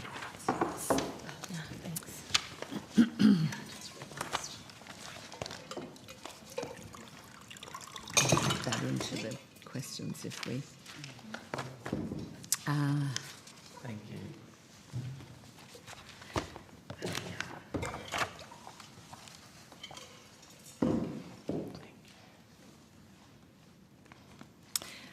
Lovely. I would now like to welcome representatives from Squiz Kids and Newshounds and Mrs. Christy Hutt. Mr. Corbett, you're representing Squiz Kids and Newshounds. Lovely. I understand that information on parliamentary privilege and the protection of witnesses giving evidence to this joint committee have been provided to you. Is that correct? Yes. Thank you. So for the Hansard record, will you please state your full names and the capacity in which you appear before the committee today? Okay, my name is Christy Hart and I'm a teacher and a mother. My name is Bryce Corbett. I am the Director of Squiz Kids and the creator of Newshounds, a media literacy program. Thank you. And I'll now invite you to make a short opening statement, and just at the conclusion of that, I will go to members of the committee for questions. Okay? Thank you. Thank you. Thank you to the Chair and committee members for the opportunity to speak today at this hearing of the Joint Select Committee on Social Media and Australian Society. My name is Bryce Corbett. I'm a father of two, a former journalist, and the director of Squiz Kids, Australia's #1 daily news podcast for primary school kids, and the co-creator of its media literacy program, Newshounds, a free classroom resource teaching primary school kids how to spot misinformation when they come across it online. Newshounds was created a year ago as a direct result of my two kids coming to the dinner table at night, regurgitating facts that they had picked up on social media. It occurred to me that kids today have more information coming at them than at any other time in history. What they don't have, however, because they have never been taught, is how to tell online fact from fiction. We have a massive deficit here in Australia, and indeed around the world, between the amount of information our kids are exposed to each day and their ability to consume it with a discerning eye. In the Newshounds pilot, Squizzy the Newshound is a cartoon detective dog, and he teaches kids to stop, think and check before believing everything they see, read or hear online. It's a curriculum-aligned, podcast-led classroom resource comprising 9 sessions. It comes with a classroom workbook, comprehensive teacher manual, making every student a budding internet detective and every teacher an instant media literacy expert. When we launched Newshounds just over a year ago, it was what we thought would be the ambitious goal of having 500 classrooms sign up within a year. As of this morning, 3,345 Australian primary school teachers have signed up to do Newshounds with their classrooms to make critical media consumers of their students. Why? Because primary school teachers are at the coalface, and we are very lucky to have one of them with us here today. They see, perhaps better than any parent, the extent to which our kids are on social media and how pressing is the need for media literacy education at a young age. There's been no Department of Education directive on the topic. Their teaching slate is already full, yet 3,345 teachers have nevertheless taken it upon themselves to incorporate the Newshounds program in their lessons because they're reminded on a daily basis just how pernicious mis- and disinformation can be and just how ill-equipped our children are to deal with it. Now, I spend a lot of time in primary school classrooms teaching Newshounds to kids aged 8 to 12 years old, and I can tell you that smartphone ownership amongst pre-teens is almost universal, and they are all regularly on social media platforms, age restrictions or not. And here's the thing, they're increasingly on social media platforms that you and I have never heard of. We hear a lot in the news about social media bans being imposed on platforms like Instagram and Facebook. But the reality is, kids are active on social media platforms that most adults don't even know exist. Yes, TikTok and Snapchat are huge with kids, but how many of you have heard of Twitch or Discord or Whisper? How many of you are aware of the extent to which kids' online games like Roblox have become the proxy social media apps for the next generation? Now, why do I make this point? Because given that no jurisdiction in the world has been able to make it work, the debate around effectiveness of age verification technologies is certainly a valid one. But I'm not here to prosecute those arguments. What I am here to do is to highlight that whatever action is taken in that regard, it needs to be complemented by significant focus, funding and support for digital media literacy programs for primary school children, including Newshounds. For though Australia may well crack the code when it comes to age verification, and as a father of 2 teens, I sincerely hope it does, the question remains, how long will it take, and what do we do in the meantime? We educate, that's what we do. In the same way that we undertook a national effort to inoculate ourselves against COVID, we take steps now to arm our kids with critical thinking tools they need to tell online fact from fiction. After all, we don't send our kids to the beach by themselves without first teaching them how to swim. We don't send them to the corner shop without first making sure they understand the basics of road safety. Why are we letting them loose on the internet without first teaching them how to spot mis- and disinformation? And in just the same way we teach our kids water and road safety at an early age, digital literacy absolutely needs to be taught to our kids in primary school before they get a smartphone in their hands and disappear into the social media vortex. By any measure, Newshounds has been an overwhelming success. Curriculum aligned to make it easy to incorporate into lessons, devised by teachers for teachers, and independently assessed for its academic rigour, by the QUT's Dr. Amanda Levido, whom this committee will be hearing from later today. And we want to thank the Google News Initiative for providing the seed funding required to launch Newshounds. But the fact is, it won't survive beyond its pilot phase without government funding. We want to continue to offer Newshounds for free because we firmly believe it's too important a resource to only be available to schools and families that can afford to pay for it. So, if I may humbly suggest, the committee's recommendations should include, number one, age verification as a good start and an important measure, but an acknowledgement that it won't protect our kids on its own. Number two, fully funded media literacy programs with a focus on primary school aged kids at a federal government level, preferably mandated into the national curriculum. And number three, recognition that Newshounds is a proven success. It's the only resource of its kind and should be supported with government funding to spearhead a national media literacy effort from the start of next year. In the past 12 months, we've undertaken a nationwide effort to introduce Newshounds to federal MPs, including several of you in this committee. Classroom demonstrations have taken place in electorates all over the country, and we've even submitted to the federal government a proposal for a National Centre of Excellence for Digital Literacy as a possible holistic solution to the vexed problem of combating mis and disinformation.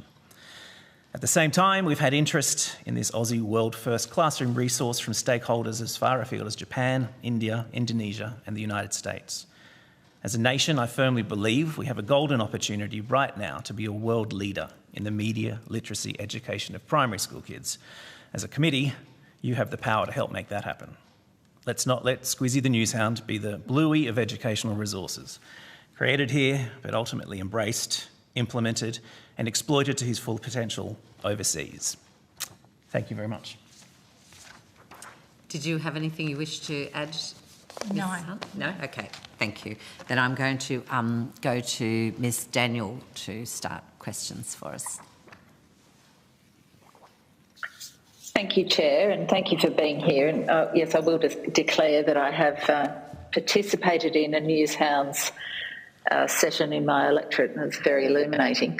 I'm curious what international examples we could look to in regard to education of children and media literacy and digital literacy. And one of my specific areas of interest is around what's going on in Taiwan, where the government's managed to sort of harness tech to increase the resilience of democracy rather than the other way around.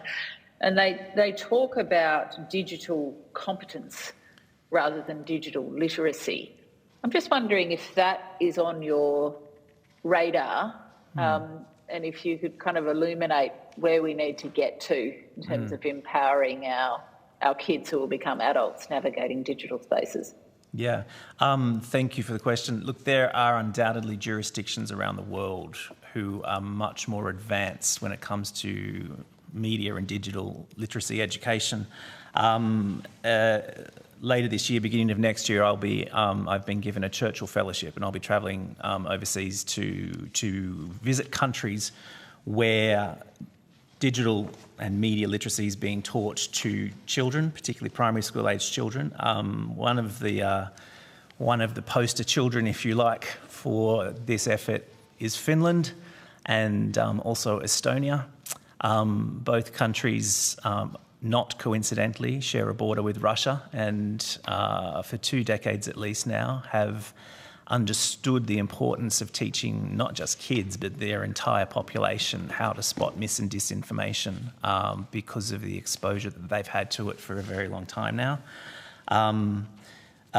California, you may be aware, recently mandated the teaching of media literacy to all children in public school institutions in the state there. And there are lots of states in the United States that are looking at instituting the same sorts of measures.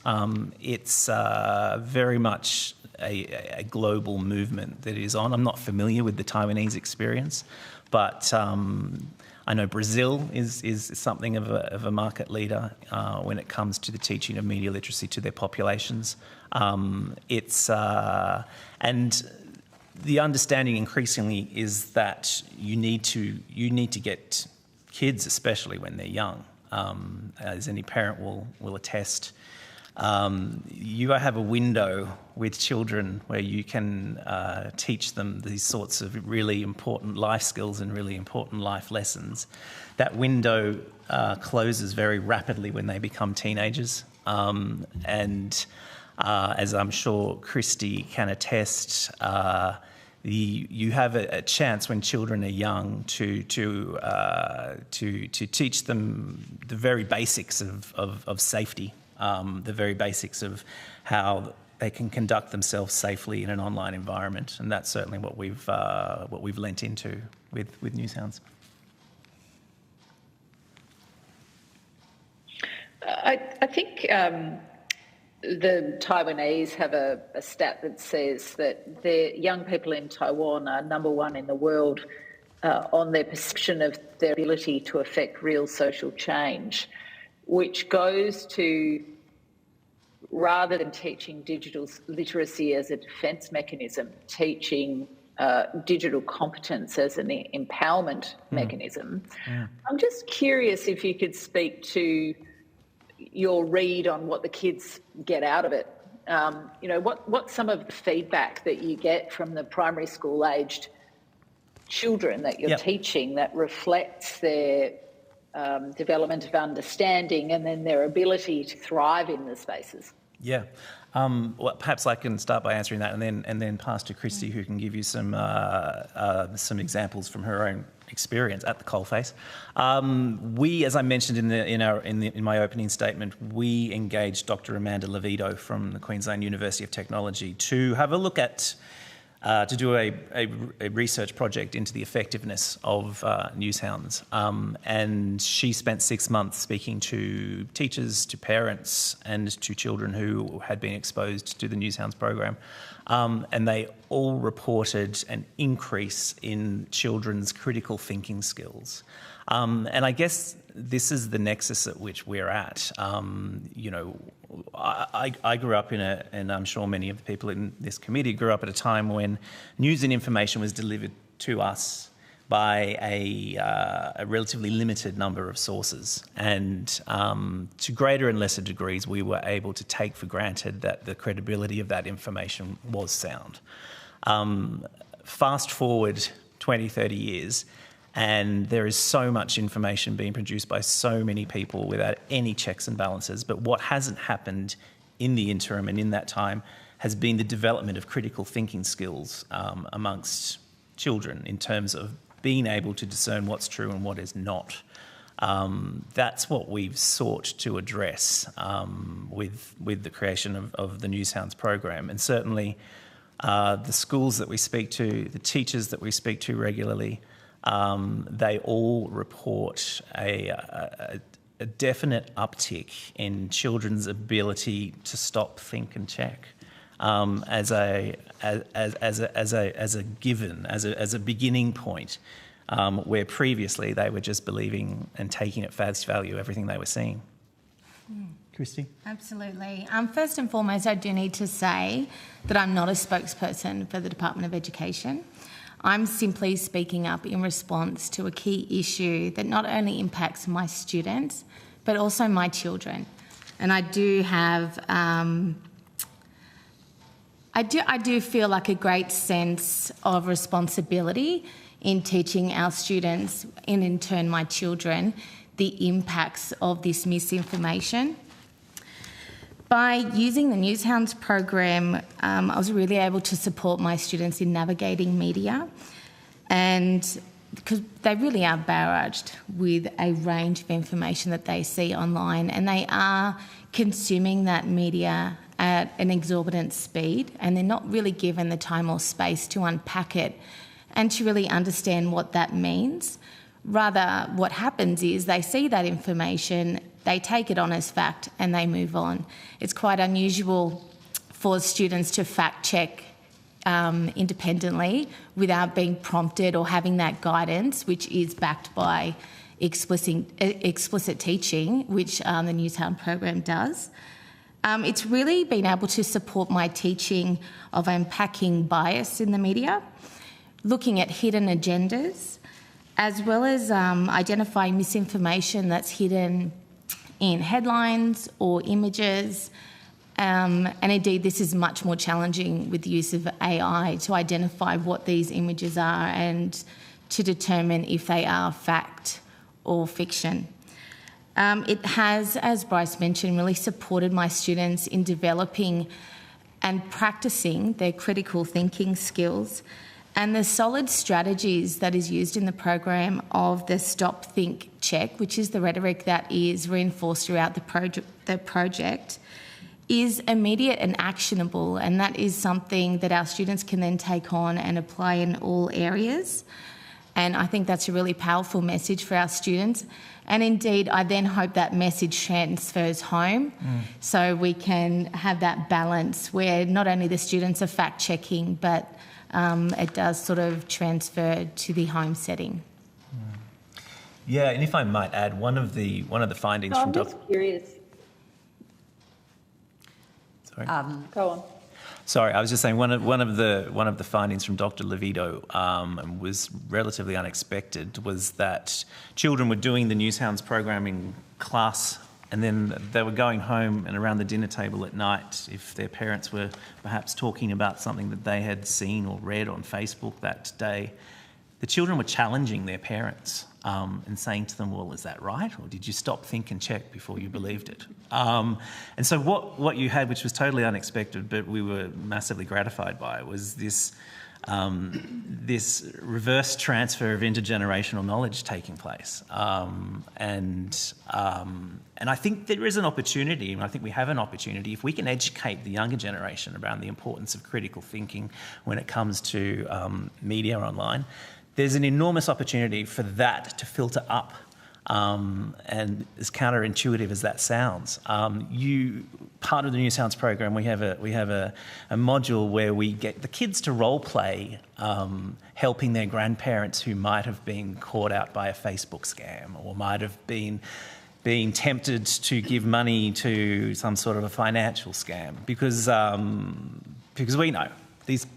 We're talking about digital natives. These kids have there's a chance for them to be an incredible educator of older generations. I just wanted to go to the age verification or assurance issue, and I note, Mr. Corbett, that you've said it wouldn't be enough on its own. But, we've taken evidence from mental health organisations who are concerned about unintended consequences of banning young people from social media. I'm curious, given that both of you work with children on a daily basis, what your view is about the cost-benefit analysis of doing that. Okay, I'll take that one. From my experience, I can tell you that, yes, I can see the benefits of the age verification practice, but I can also tell you that my experience tells me that children are very adept at bypassing these. They're very easily able to flex these rules, and they don't really have the insight of the impact that could make on their development. So yes, it is one strategy, but it cannot be the only strategy. It is not my depth of understanding to imagine what that could even look like, but there does need to be something a lot more powerful, I believe. Yeah, and all I would add to that is that I think we need to be looking at holistic. This is not a problem that's going to be solved by one measure. It seems to me that having education as the basic underpinning is the insurance policy that we start with.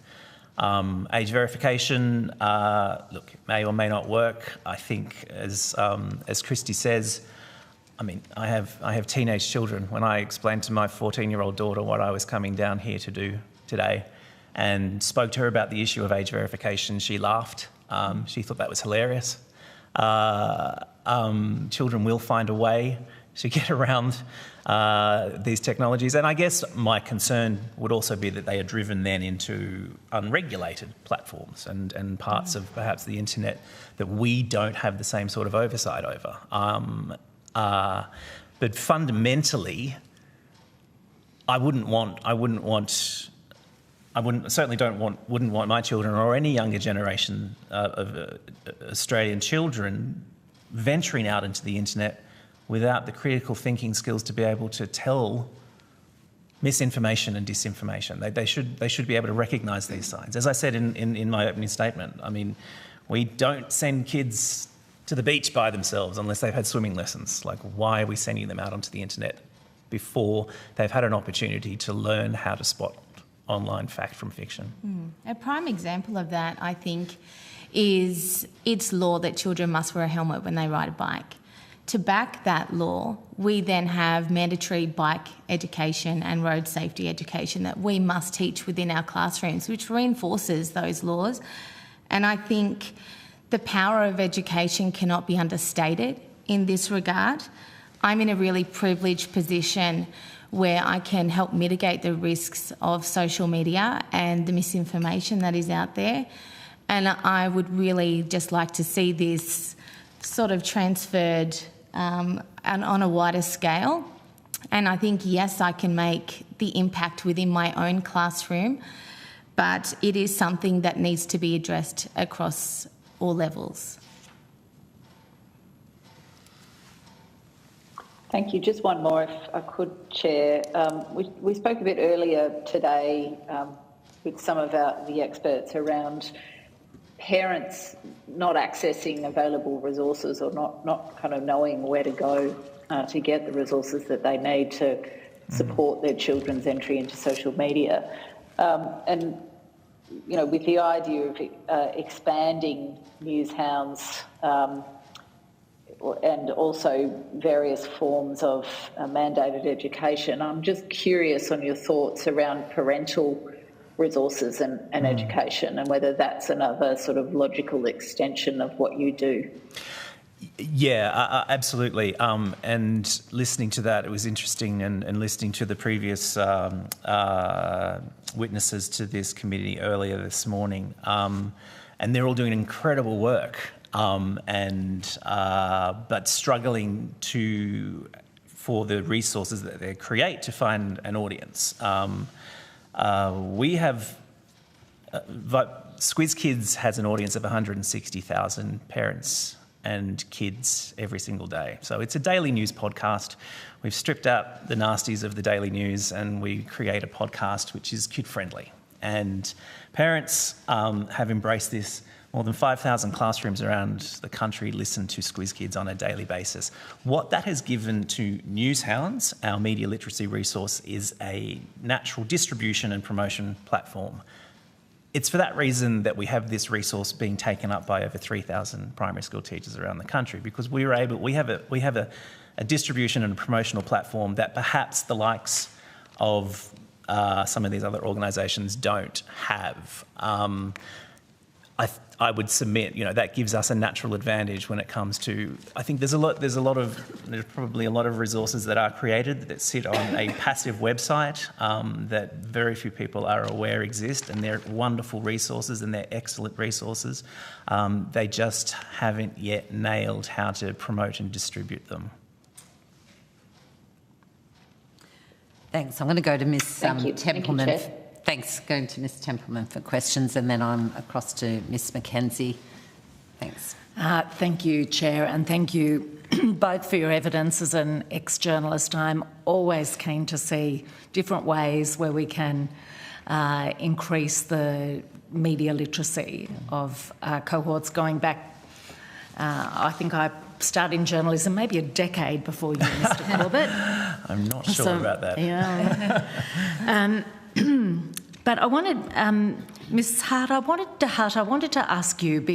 You're bringing to us that frontline, face-to-face with kids stuff, and I was really disturbed, but maybe not surprised, to see in your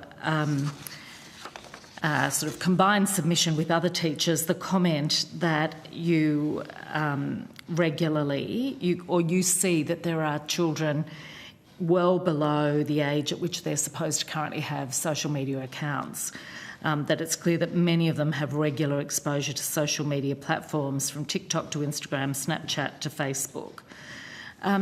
How are teachers noticing that? Like, how is that being revealed to you guys? That's a great question. I think it can't be understated the rapport that teachers have with their students, and it is a comfortable place for students, and they naturally will talk about things because it is a safe environment for them. And that's when they do reveal how they are engaging at home in the privacy of their bedroom. So, which really just sends those alarm bells to us that it is unregulated, and what they are doing really does go unnoticed. And it's not until something goes awry that it really then becomes a problem. And then it's almost like the toothpaste is out of the container, right? We can't put it back in. So by using a program like this, we're really able to upskill and empower our students on how to engage in social media, because yes, they are using it.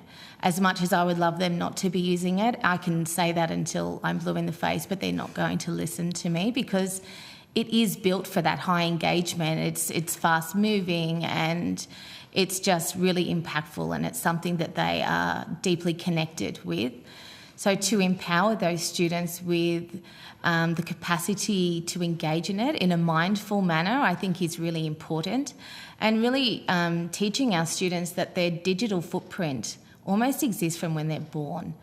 So their families are often posting those photos of them online, and I think one of the beauties of the program is it does ask the students itself, how do you actually feel about that their families are posting photos online, which I think is really important, that we listen to our children's voices. This is something that we really don't know the impacts of. There are no studies that will show how this is going to affect them. This is the generation that will feel the heat, and I feel like it's up to us as educators to really mitigate the risks of social media and misinformation. And are you? Is there a view about whether we think these are young people who have created an account versus seeing it on their parents' account? Do you have any insight? Yeah, from my experience, they are creating their own accounts. Anecdotally, what happens is as parents or their caregivers upgrade to a new phone, their old one immediately gets passed down. And, you know, it's tricky, I suppose, on how that phone then gets passed down. Is it cleared? What sort of permissions are left on that? And that is, the onus is on the parent. But if you don't have an understanding yourself of all of the settings, and it is a minefield, it can be really problematic for our students. So yes, I can say that it is certainly with their own accounts. So that, given the time and the access then, some young people under 13 have, when you combine that with the families not sitting around watching the 6 o'clock news together, or the 7 o'clock news, or the 5 o'clock news, or whatever it might be, and I should check with you that, I mean, that comes through in your submission, that there doesn't seem to be a regular consumption at all of traditional TV news, for instance. Presumably kids might be hearing radio sometimes in the car. Says me, the old radio journo, ever hopeful that medium stays? Yeah. I could actually speak to that I know a lot of families actually shield their children from the news on TV because the images, they don't know what's coming up. It can be quite frightening, which then sort of builds that anxiety. So parents are aware that these are disturbing and it does impact their children, my students. So they are shielding them from that news, and I can completely understand why. And the same hand, they're doing that whilst handing a phone to their child to keep them safe so they know they're getting off the bus okay and whatnot. But in giving them that device, they're essentially giving them the key, and they are opening that up. And if they do not have the skills, then, you know, I couldn't even tell you what the impact will be. And as we've seen in the news, it is frightening and it's really scary for our young people. So in terms of the sort of misinformation, I'm just interested in exploring, do you have examples of the sorts of things that you as teachers have identified, which obviously made you very receptive when there's a media literacy and an information literacy program available. Yeah, absolutely. I was really, I kind of predicted this question, and I was really mindful to come up with a response because I really don't want to identify any of my students because I do come from a small regional setting. But I will give you an example that was quite rife, and this was during the COVID pandemic, right? So we had a lot of anxiety, a lot of misinformation that was presented to our students about vaccines, and this was something that they were experiencing, where they were having vaccines, and the information that they were receiving through social media platforms was alarming to them, and they came to us within the classroom wanting answers, and it was really then it was up to us to give them that balanced point of view and a factual point of view. So again, it is so crucial that we give our students the tools to unpack what they see on social media. They cannot just look at a heading and take it from there, because as I said before, if they see a heading, they see an image, to them that's fact. But giving them the tools within this Newshound program, they are actually trained and they're practicing that stop, think, check rhetoric, which is so strong in the program. And that is empowering to our students, and that is helping us to create these students who have balanced points of view, who will be able to participate in our community with greater awareness of what is actually going on.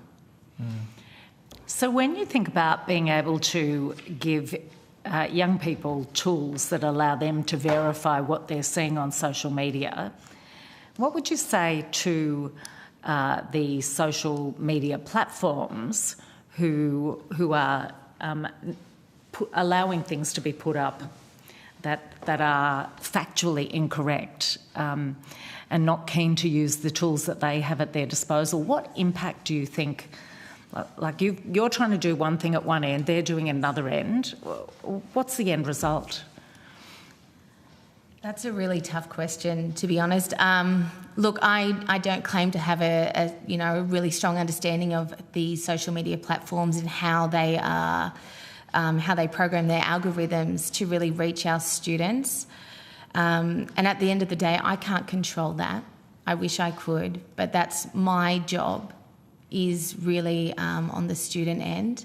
And I wish it wasn't, well, no, I don't want it to always be a reactive response. We want to be proactive, which is what we're doing, which is why we are reaching our students in that primary school setting. If it is held off until high school, it's already too late. We can't assume that, year 7, we've just hit that button where then they're suddenly on social media. We know that that's happening much earlier.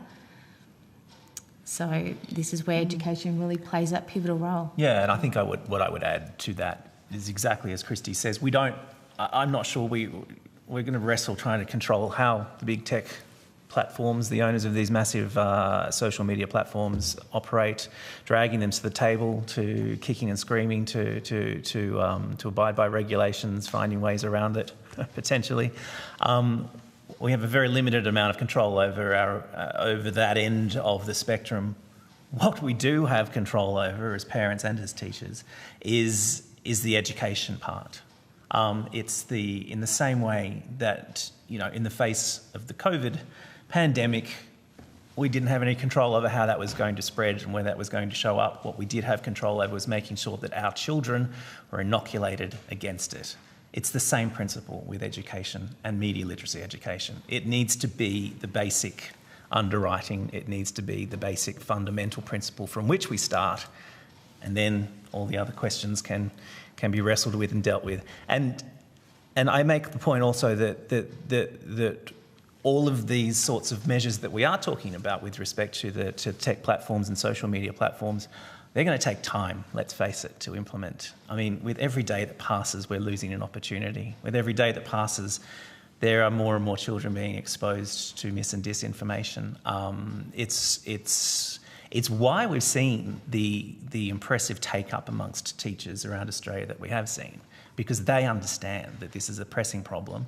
They're not waiting for the curriculum to alter to address the problem. They are taking it upon themselves to implement this program in their classrooms because they are seeing, as Christy is seeing, that kids are out there and they're on social media platforms much younger than they're meant to be, and they're being exposed to material that is really worrying. And just my last question, just in terms of Meta removing news, if that takes place, how much harder is your job as an educator, well, each of you with your different roles as educators, how much more difficult does that make your task, but also kids' tasks in separating fact from fiction? Well, much more difficult. It's already a battle given the fact that news is available on these social media platforms. It's already a battle for that news to surface. We know how algorithms work. We know that if things are appealing to prejudices, then they will be clicked upon, and the more things are clicked upon, the more they are shared, and the misinformation snowball continues. So already we're up against it. If news is removed from these platforms, it's going to make the job of credible information surfacing all the more difficult. I completely agree. If those reliable news sources are removed, it means we are then going to have to help our students, our children, sift through those sensationalised headings, and it really, who are they accountable to? And our students, they will see it in print, they will see it labelled as news, and in their minds that is then fact. So we need to take away that uncertainty and that misinformation, and to keep those credible sources available to our students and our kids. Thank you, Chair. Thank you, Ms. Mackenzie. Thank you. I just want to explore the different ages at which we can try and impart media literacy education. So you are primary schools exclusively? Correct. And Alana Madeline does secondary schools in a similar kind of way? Yes, I believe. Yes, they have a resource for high school students. Squiz Kids is a news service for primary school kids, and hence Newshounds is a resource we've created specifically for primary school kids. And is it a similar footprint with similar outcomes? Do you know much about the complementarity of the programs?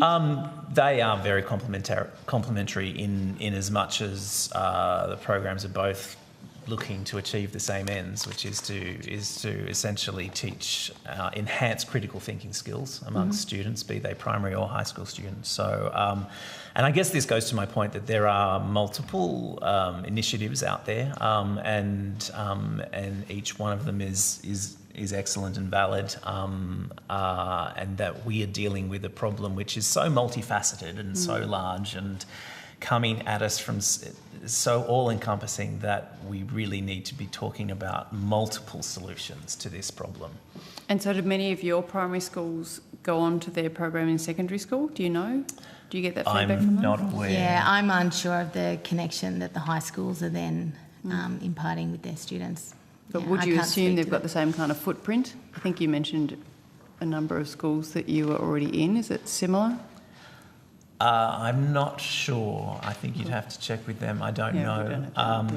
I guess the point that I made earlier is the natural advantage that we have is this inbuilt promotion and distribution platform by virtue of having the Daily News podcast, which has an audience of 160,000 kids and parents and 5,000 primary school classrooms. As I said before, organisations that don't have that natural advantage are going to struggle, I think, to get their programs into community. Do you have any data about who listens to the podcast? But you know, ages, genders, things like that? Gender, it's difficult to tell. Certainly, and look, podcasting data is an analysis, is an inexact science. We know from listener surveys that we do, and we've conducted quite a number of listener surveys so that we can ascertain who's listening to us, where are they listening to us, why are they listening to us. It is predominantly, and the interesting thing about Squiz Kids and Newshounds is that it's a co-listening experience. So it's an experience whereby parents are listening with their kids.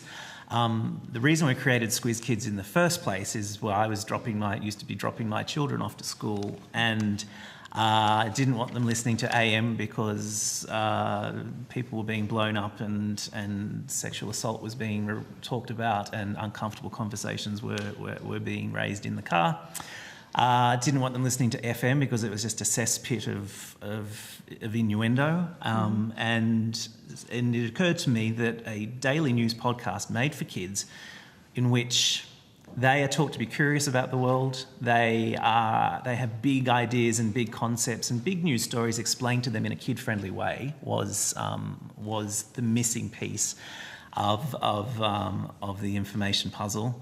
And very quickly, that theory was realised. We had from listener surveys a lot of feedback that parents were listening to Squiz Kids with their kids on the school drop-off, for example, or they were listening to it around the breakfast table instead of breakfast radio. And remind me, I think Alana Madeline has some public funding. Do you have any public funding? We do not have any public funding, no, but we're very open to it. Excellent. All right, thank you. Those are my questions. Deputy Chair? Look, a lot of the content's been covered, I think. I've also done a Newshound session in a school in my home state in South Australia, which was fantastic. I think the interesting thing from that experience was how clued in those primary school kids really are to what is going on.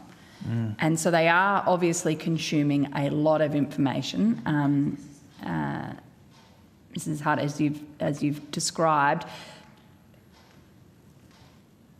teaching them how to unpack that, I think, is important. I mean, they had a lot of views on Trump versus Biden, for example. It's just, I think that's incredible that a year 3-4 class is consuming so much information that they're watching the US election. And so what are the kind of guardrails around that? I think is interesting.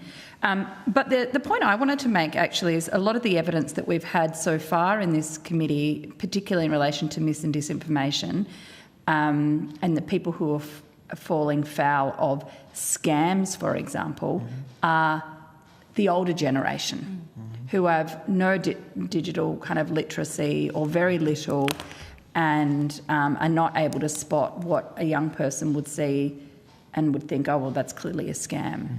So, yes, let's educate our young people, of course, but there does seem to be a missing point of digital and social media literacy for older generations, perhaps, those who only, got their first smartphone, in their 60s and above. I don't know how you deliver that or where that comes from, but it seems pretty clear to me that the evidence of scamming in particular is targeting that age group. Yeah. And interestingly, Senator, I did a presentation recently to the University of the Third Age, which you may be familiar with. It's a university for people perhaps who are retired, and it was a packed lecture hall full of retirees, and all of whom, it occurred to me as I was talking to them, could easily be doing the Newshounds program as it stands, or with a bit of tinkering, could easily be doing a similar program that's made specifically for them. You're absolutely right. And I've always been of the opinion that once we've nailed and we've managed to educate every Aussie kid about media and digital literacy, the next piece of the puzzle is their grandparents. And a Newshounds for seniors, simply because, as you identify, this is a very vulnerable part of the population who are very susceptible to those sorts of scams that you're talking about, and who could well benefit from the same sorts of lessons around how to spot mis and disinformation and how not to take things at face value. I mean, my own parents will often text me saying, the ATO called again today. Well, no, Mum and Dad, the ATO is not calling you. Or, Telstra is not phoning you and asking you for your bank details, having to teach the older generation those sorts of messages too. And again, it all just comes back to education and education programs as the fundamental foundation upon which we step boldly into the brave new world in front of us. I think we've obviously spent a lot of time in this committee talking about and getting evidence in relation to the age ban and age verification.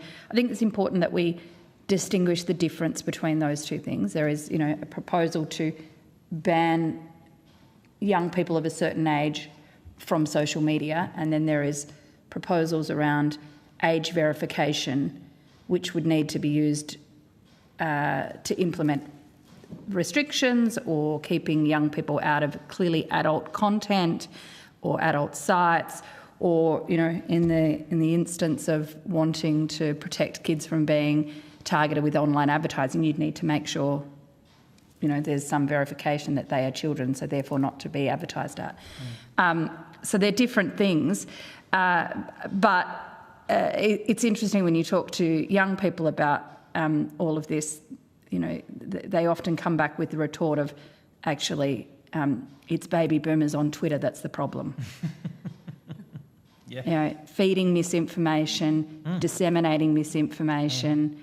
I'm not saying they're the ones creating disinformation, because that is a deliberate thing, but the dissemination and pushing out of people who, perhaps haven't done that stop, think, check.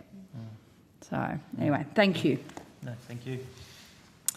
Thank you. I just had a couple of questions before we wrap, if that's okay. You made a big pitch for some public funding there earlier on. That obvious. So I am interested to know, how are you structured and managing now? And you do have some partnership with Google News, I think. Correct. Yeah. Anyway, can you just talk us through what absolutely. your business model looks like at the moment? Indeed. So Squiz Kids is part of the Squiz Media, which is a commercial operation. Squiz Media has an excellent daily news podcast and newsletter, News Digest.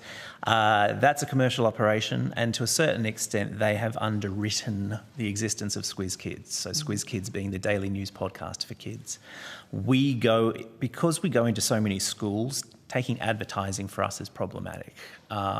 We don't want to be putting teachers in the difficult position of having their children in classrooms exposed to advertising that they perhaps haven't had it signed off by parents, which is perfectly understandable. As a result of not therefore going down a commercial route with Squiz Kids, we sought grant funding from the Google News Initiative, who are active in this space, and they've very generously underwritten the creation of this pilot program. It's funding that won't last forever. It's a case very much that we've created the pilot just to test whether or not there's a market for what we've created, whether or not there's an appetite amongst parents and teachers for a media literacy resource. And as I said, we've had over 3,000 teachers sign up to do it. The feedback has been amazing. The academic assessment undertaken by Dr. Levito has been overwhelmingly positive. We're at a point now where, for this to continue, and I would like to think and hope that the federal government would consider the teaching of media literacy as a very basic life skill to the next generation of Australians is something that they would take on. It's been out of necessity, and we're extremely grateful for the money we've received from the Google News Initiative. But I would like to think that responsibility is taken on by the federal government with respect to, let's make sure that our children have this very important life skill and ideally mandated into the national curriculum so that it's easy for teachers to teach. And that because one of the things that I think is a truism around media literacy is that a media literate population is much better able to participate in democracy in a fulsome way. I often say, and I catch myself because I sometimes think it sounds overblown, but we're talking about nothing less important than the future of Australian democracy here. Having a media literate generation, having a generation of children who are able to tell online fact from fiction is going to ultimately protect and safeguard Australia's democracy, and that's hence the pitch for federal government funding. Thank you. I had some more questions, but Mr. Wallace has just joined us again and would like to ask a question. So give you a couple of minutes if you can, Mr. Wallace. You said that with such a smile, Chair. Thank you. Thanks very much for your evidence today.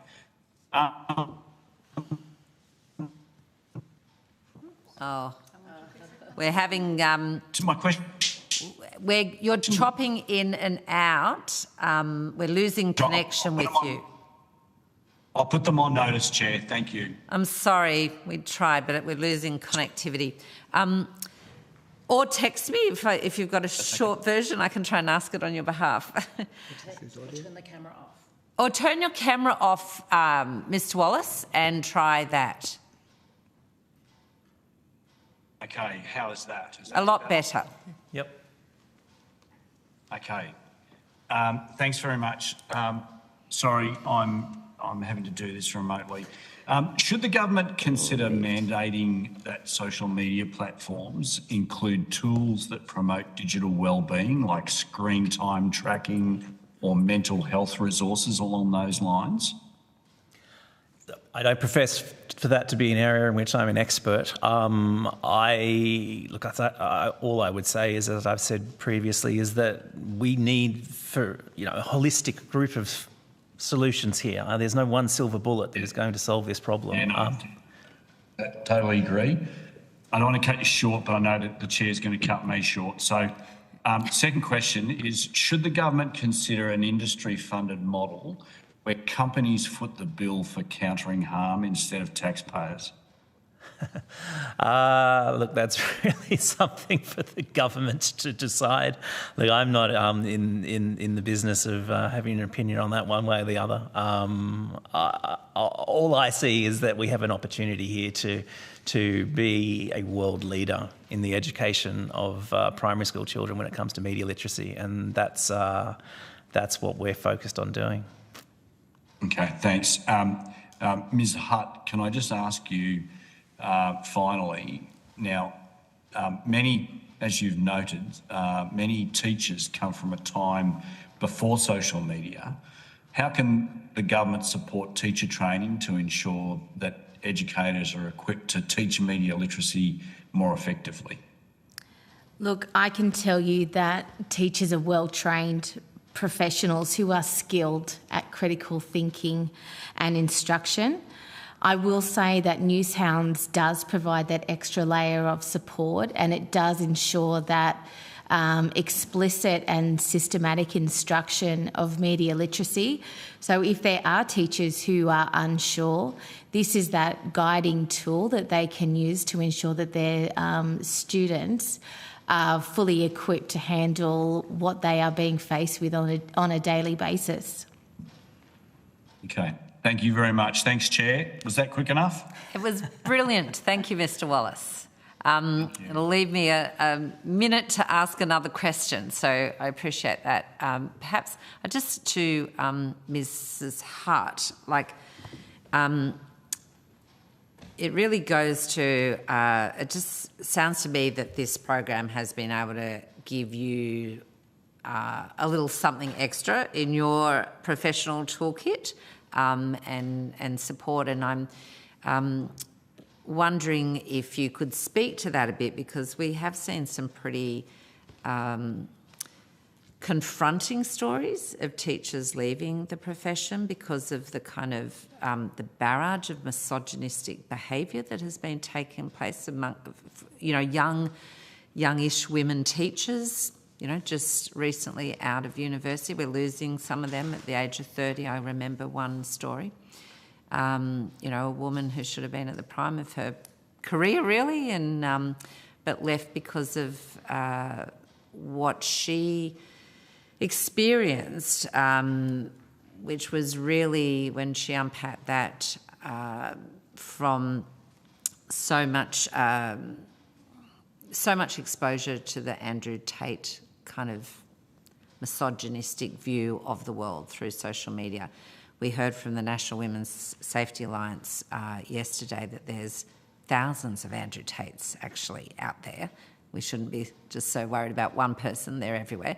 But I'm just wondering if you have a view about how we are supporting, how we would be better supporting, or is it this program that is the answer for you, how we make sure that we're not losing, great female teachers in particular, yourself and all these others, when we need you to do a really important job.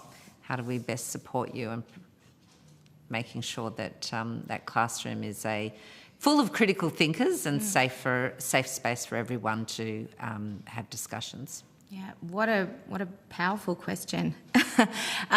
Look, I can't really speak to that experience because I'm really fortunate that that is not an experience of my own, and I'm really grateful for that.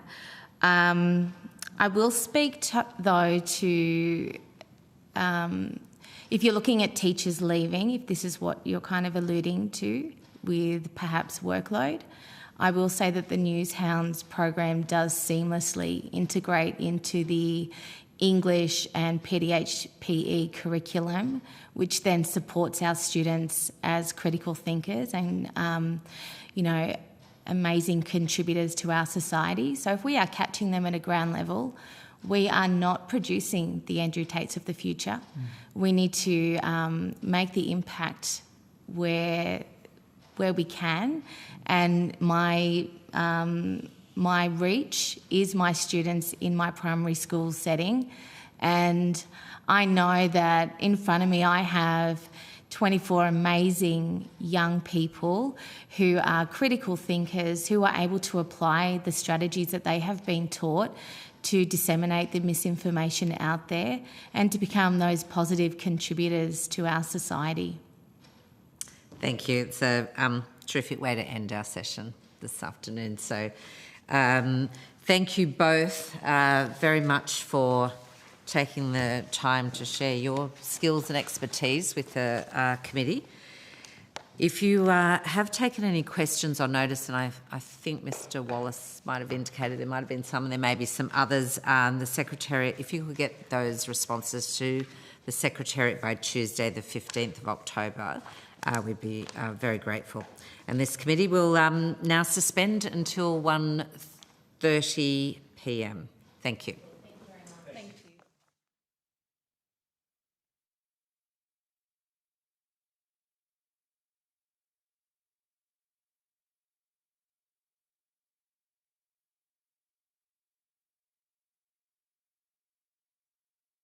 For joining us, I would like to formally welcome Dr. Tanya Notley, joining us via video conference today. Dr. Amanda Levido, also joining by video conference. Professor Michael Dazani from video conference.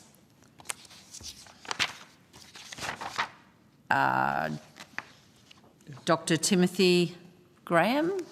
Yes, thank you, Dr. Graham.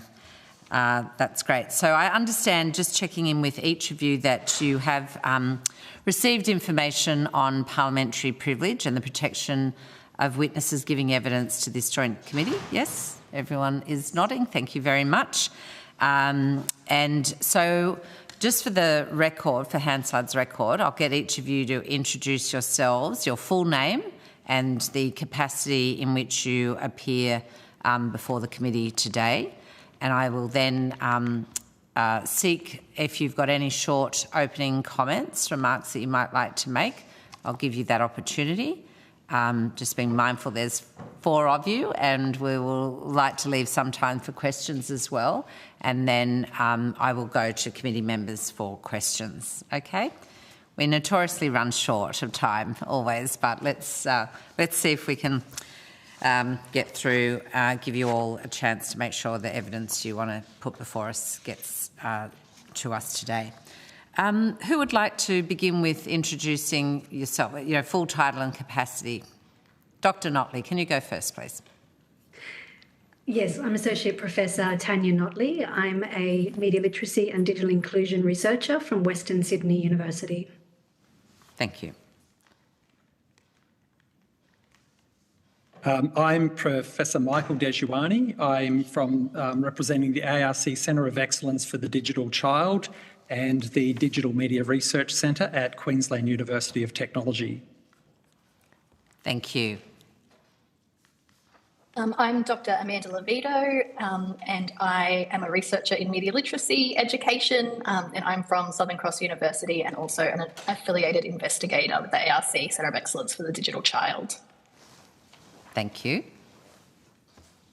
Yeah, and I'm Associate Professor Timothy Graham, representing Queensland University of Technology and the Digital Media Research Centre, and I'm also associated with the Centre of Excellence in Automated Decision Making and Society. Great. Now, we have received some copies of opening statements from yourself, Dr. Graham, and also Associate Professor Notley. Thank you for that. Did you wish to speak to either of those, or do you just want them tabled and we can... I think we'd like to read our opening statements, Chair. Okay. All right, well, I'll do that. Then I'm just checking, do the other 2 witnesses have opening statements? Okay, yes. Well, we'll sit back and hand perhaps to yourself, Dr. Notley, to start proceedings. Sure, thank you. So I'd like to thank the committee for inviting me to speak today. Before I begin, I do want to respectfully acknowledge that I'm speaking to you from the beautiful lands of the Awabakal people, and I want to pay my respects to their elders. My name is Tanya Notley. I'm Associate Professor at Western Sydney University, where I'm part of the Institute for Culture and Society. My research focuses on digital inclusion and media literacy. In these few minutes, I'd like to speak to my current research, which examines how media literacy can be used to help address the problem of misinformation online, including on social media. So this was the focus of my submission. Our 2024 Adult Media Literacy Survey, a nationally representative survey of more than 4,500 adult Australians, shows that 94% of adults report using social media at least once a week, while most people are regularly using 4 or more different social media platforms every week.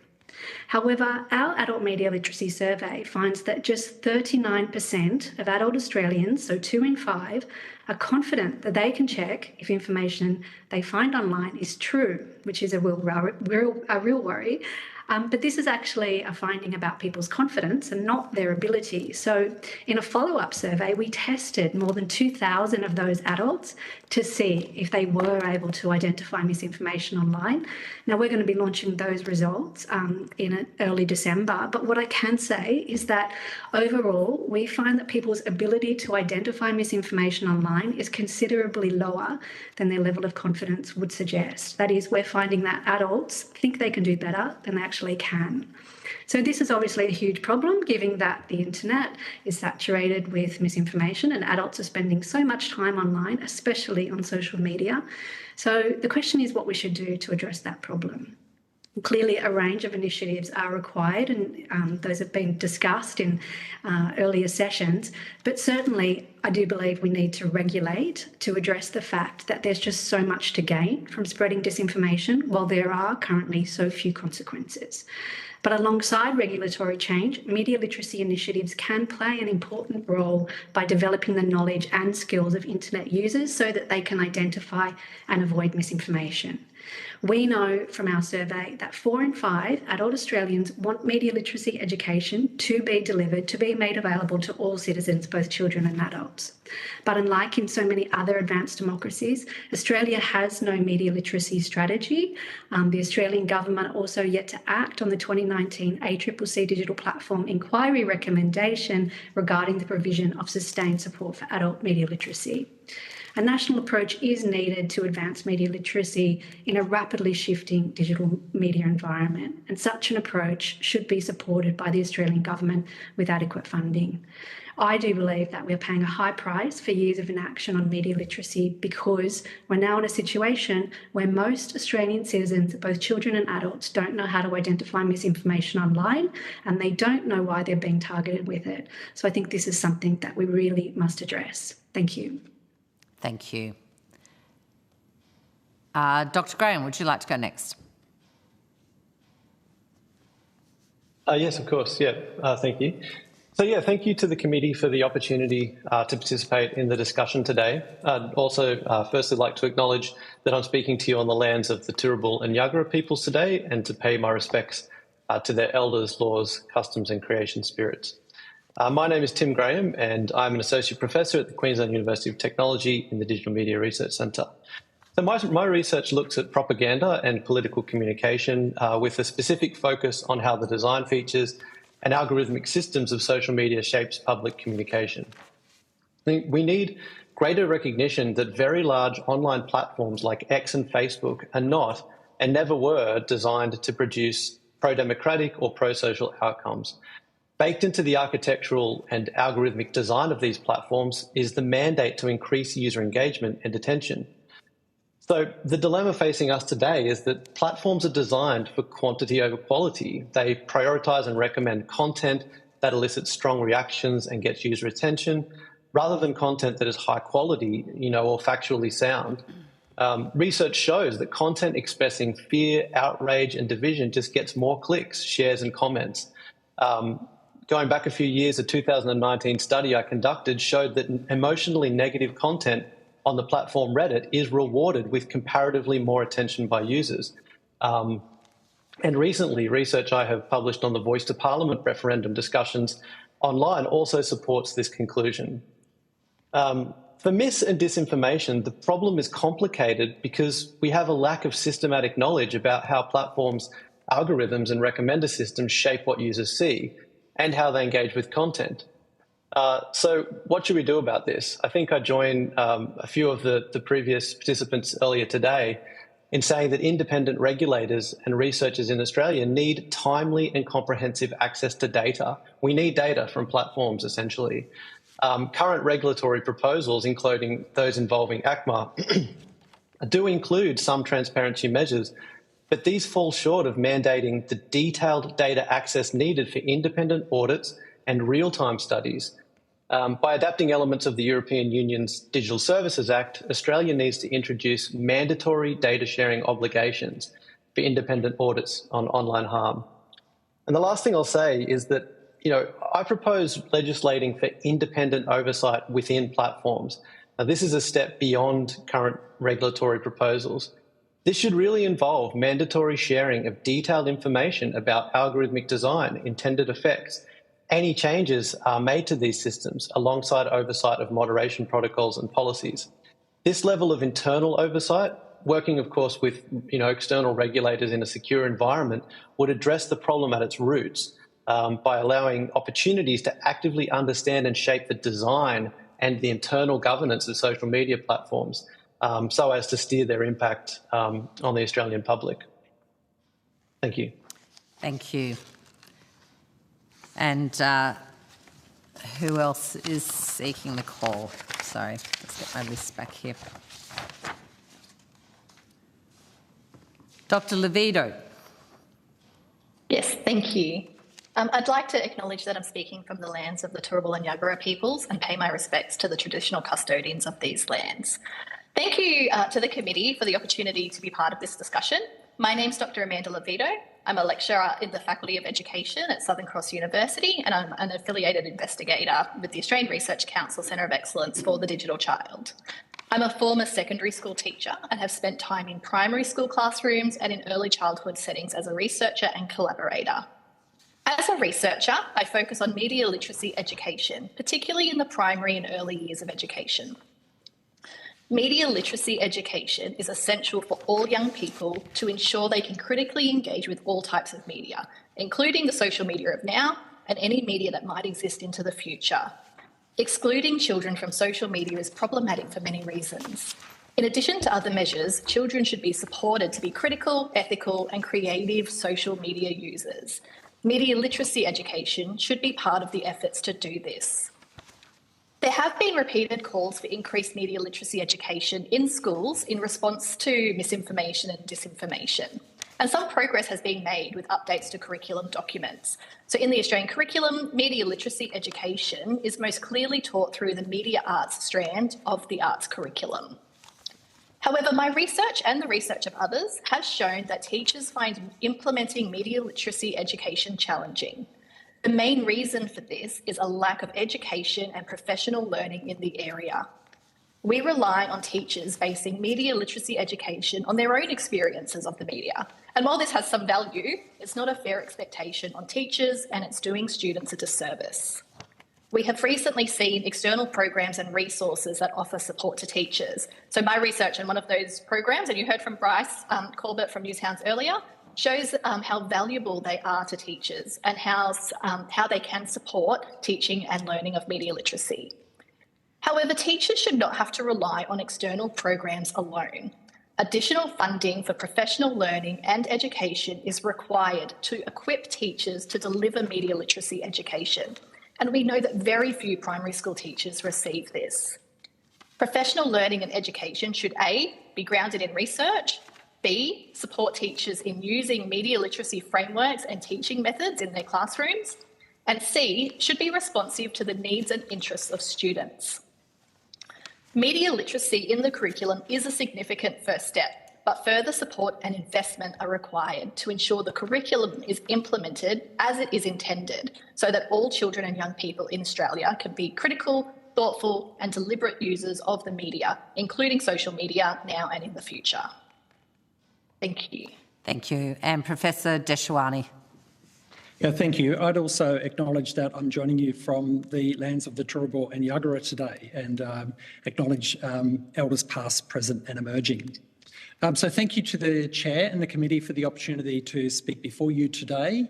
I'll focus my comments today on children's digital media use and touch on the need for media literacy education as well. I want to begin by providing an alternative vision for how we think about children and young people's interactions with digital and social media, to suggest that we need to focus less on keeping children and young people away from digital media towards making their technology experiences better. In our research and in conversations with industry, we have been referring to the children's internet in a similar way to how we talked as a society about children's television in the pre-digital era.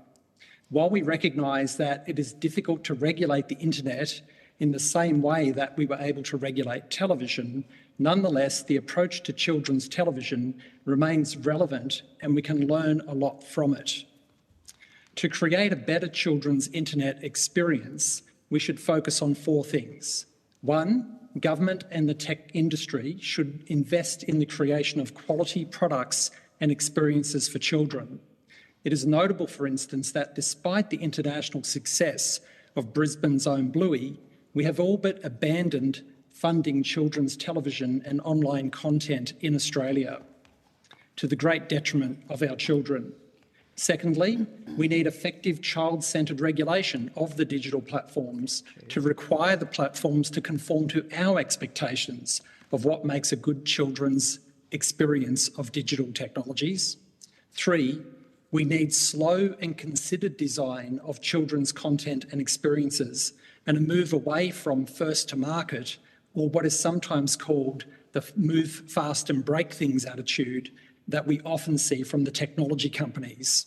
And 4th, we need to significantly bolster children's and adults' media literacies, including the media literacies of parents and caregivers and educators. On this last point, and very much in line with what Amanda has already said, I want to emphasise that we know how to do high-quality media literacy education in Australia. We have a national curriculum that supports it, but we have not invested in making it impactful and successful. So I would really encourage the committee to urgently support the promotion of the concept of the children's internet and support for media literacy. Thank you. Thank you. I will go around the room now and just check in. Ms Mackenzie, have you got some questions you'd like to lead with? Yes, thank you. So your evidence was very broad and very forthright, which is excellent. We've had multiple solutions presented to us, not just in the social media sphere, but across the broader internet, right? How to protect young people from the darker sides. Do any of you have sort of what I might call a priority list, where to start? You know, our penultimate evidence was product warnings basically on social media, but equally algorithmic transparency, as well as various other initiatives. Do you guys have like a top 5 and where you'd like us to start? My priority area would absolutely be focusing on quality experiences, age-appropriate quality experiences for children and young people.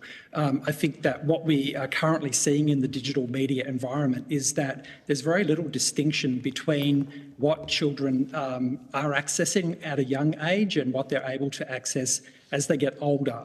That doesn't necessarily mean that we have to have age gating restrictions per se, or that we should be so-called banning children from social media at a particular age. It simply means, though, that we should be creating those experiences that are appropriate for children at each of those, at each stage of development, and those should be really high-quality experiences. We're not necessarily seeing that in the digital media landscape currently.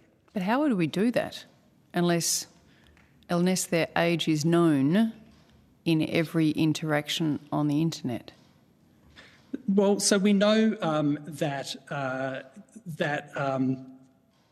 through understanding children's ages and stages of development, that obviously what is appropriate for a toddler or for someone who's in those preschool years, what they need to be developed for them is quite different to what a 9 or 10-year-old needs. And we also know... I understand that, but this is not an if you build it, they will come paradigm, right? If you build something much more interesting, much more dark, much more illicit, that's where they will find themselves. So how do we gate them into the right slice of the internet? Well, I'd actually respectfully disagree that they would necessarily find themselves in those darker spaces. You haven't met my children. Anyway, just saying they do find their way there, and they all classify themselves as adults, and therefore the direction into an appropriate ecosystem is really hard. It is an incredibly difficult challenge, and it's one that we certainly recognise within the ARC Centre of Excellence for the Digital Child. But for us, the answer is not to have a kind of blanket ban. So one of the things that we very much are in favour of is supporting children's transition to adult social media. So it's currently the case, of course, that children are on platforms like Roblox and Minecraft from a very young age, which are socially oriented. And so for all intents and purposes, those platforms act as a kind of social media. Children socially interact around them. And so it's not as though they only come across social media when they get their Snapchat account or their Instagram account when they turn 13. So the idea of being able to very much support children through education and learning to develop the skills and knowledge that they need to be able to transition into adult media is very important. But along the way, if we can provide them with attractive, appropriate products and services that are age appropriate, that will help to create that bridge as well. Thank you. Does anyone else have any comments they want to add? Dr. Notley. Brilliant. Yeah, I'd like to specifically respond in the context of mis and disinformation. As I mentioned, a lot of the mis and disinformation we see is because there's a business model there and there's a lot of money to be made, whether that's from scams, for advertising products that don't do what they say they can do. But also, you know, we're seeing entire websites that are just complete disinformation. It's just about getting clicks, and money's made because of Google advertising model. So, you know, we need to address the fact that money is being made and that these models are supporting that, and we have to have regulation around that. I know that you had Lizzie O'Shea from Digital Rights Watch, and she said she thought that the single biggest thing we could do would be to improve our privacy regulation. And I agree that that's a really important step, because right now we really don't have a lot of control to stop the micro-targeting of information and advertising that comes to us. So I do think that we need to address these business models that are supporting disinformation, and until we do that, we'll continue to see it. So I think that's vital. But whatever we do in the regulation space, and clearly this has been very slow, and we've had a lot of inquiries attempting to address these issues already, then we have to get a move on education, and we haven't. And so it's not an either or, and we have to get the education moving while this regulation is happening. And I think that we've been very slow. There is no national support on any national media literacy efforts that are targeting adults in Australia, and that really puts us way behind. Thank you. Thank you. Thanks, Ms. McKenzie. I'm going to go to Senator Walsh for the next questions. Thank you so much, Chair, and thank you all for being here with us and sharing your expertise with us. It's really valuable to us, and we very much appreciate it. I will start with Dr. Notley and just say, you know, you said in your opening statement that adults are not that confident about identifying misinformation online, and then when you look at whether they actually are able to do it, they're even worse, I think. Could you just take us back to some first principles there about what the risks of that are for us as a society? I think we need to all accept that we're vulnerable to disinformation, and that every one of us needs to be updating our skills throughout our lifetime. And that's a really important starting principle. And what we're hearing from adults in a national survey is that they're not getting that, and they don't know where to turn to. And the place that they turn to is their family and friends, because that's where they are reliant. And so where they don't have family and friends with those capabilities, they really are not getting that support. So we need to think about the right national infrastructure, accepting that it's not a single lesson and people are media literate. This is a lifelong thing, that media plays such a critical and fundamental role in our lives, in every aspect of our lives, that we need to be updating our skills, not just to protect ourselves, but to empower ourselves to benefit, because we get a huge amount of benefits and we're enriched by media in our lives. Otherwise, we would all be switching it off. So we really need to be doing those things in tandem, and right now that's not happening. And I think it's been that there's perhaps been thinking that, you know, it's kind of up to adults, that we just sort it out ourselves, that it's something you can do without.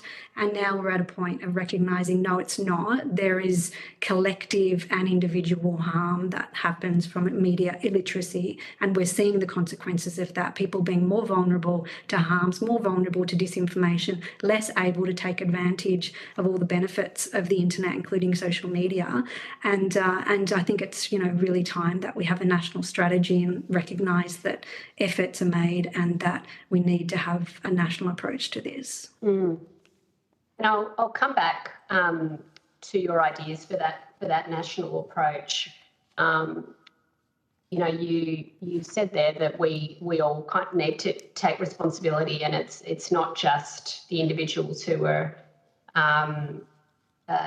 consuming who you know, can be ultimately responsible, because that's going to be failure. Really, it's there's too much misinformation out there for individuals to be wholly responsible for how they kind of curate their feed and how they check their facts. What do you think the social media platforms could be doing better to do their part and take their responsibility?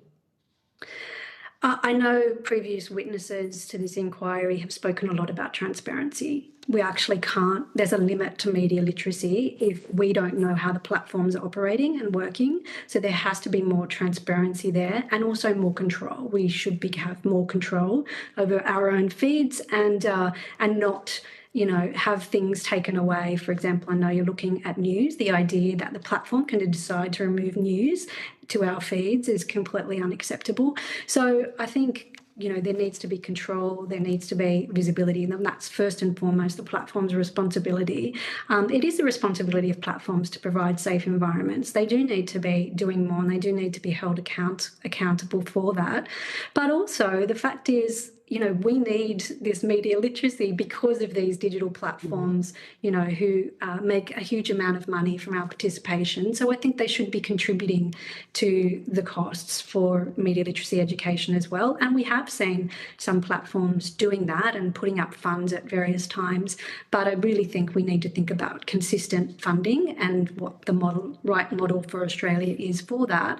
And I think it would be better if this was, kind of independently managed in order to ensure the integrity of initiatives and also the capacity of organisations to deliver this over time. Because this isn't, we don't need any quick one-off fixes here. We have to accept that this is something we need moving forward, and that need will only increase over time. So I do think that visibility, transparency, and funding would be good things that platforms could be doing. Great, thank you. You did just say in your answer there that you think it would be a bad thing if news came off Meta and other platforms. And you also talked about the need to, or that it would be desirable if platforms were required to fund media literacy and digital literacy programs. What do you see as the risks if news does come off Meta, and it may be outside your scope, which is fine. But do you have a view about whether there should be a financial contribution by them to hosting news? So along with Professor Michael Dejuani, I study young people and news. We've been doing longitudinal survey over 9 years of young people's news engagement.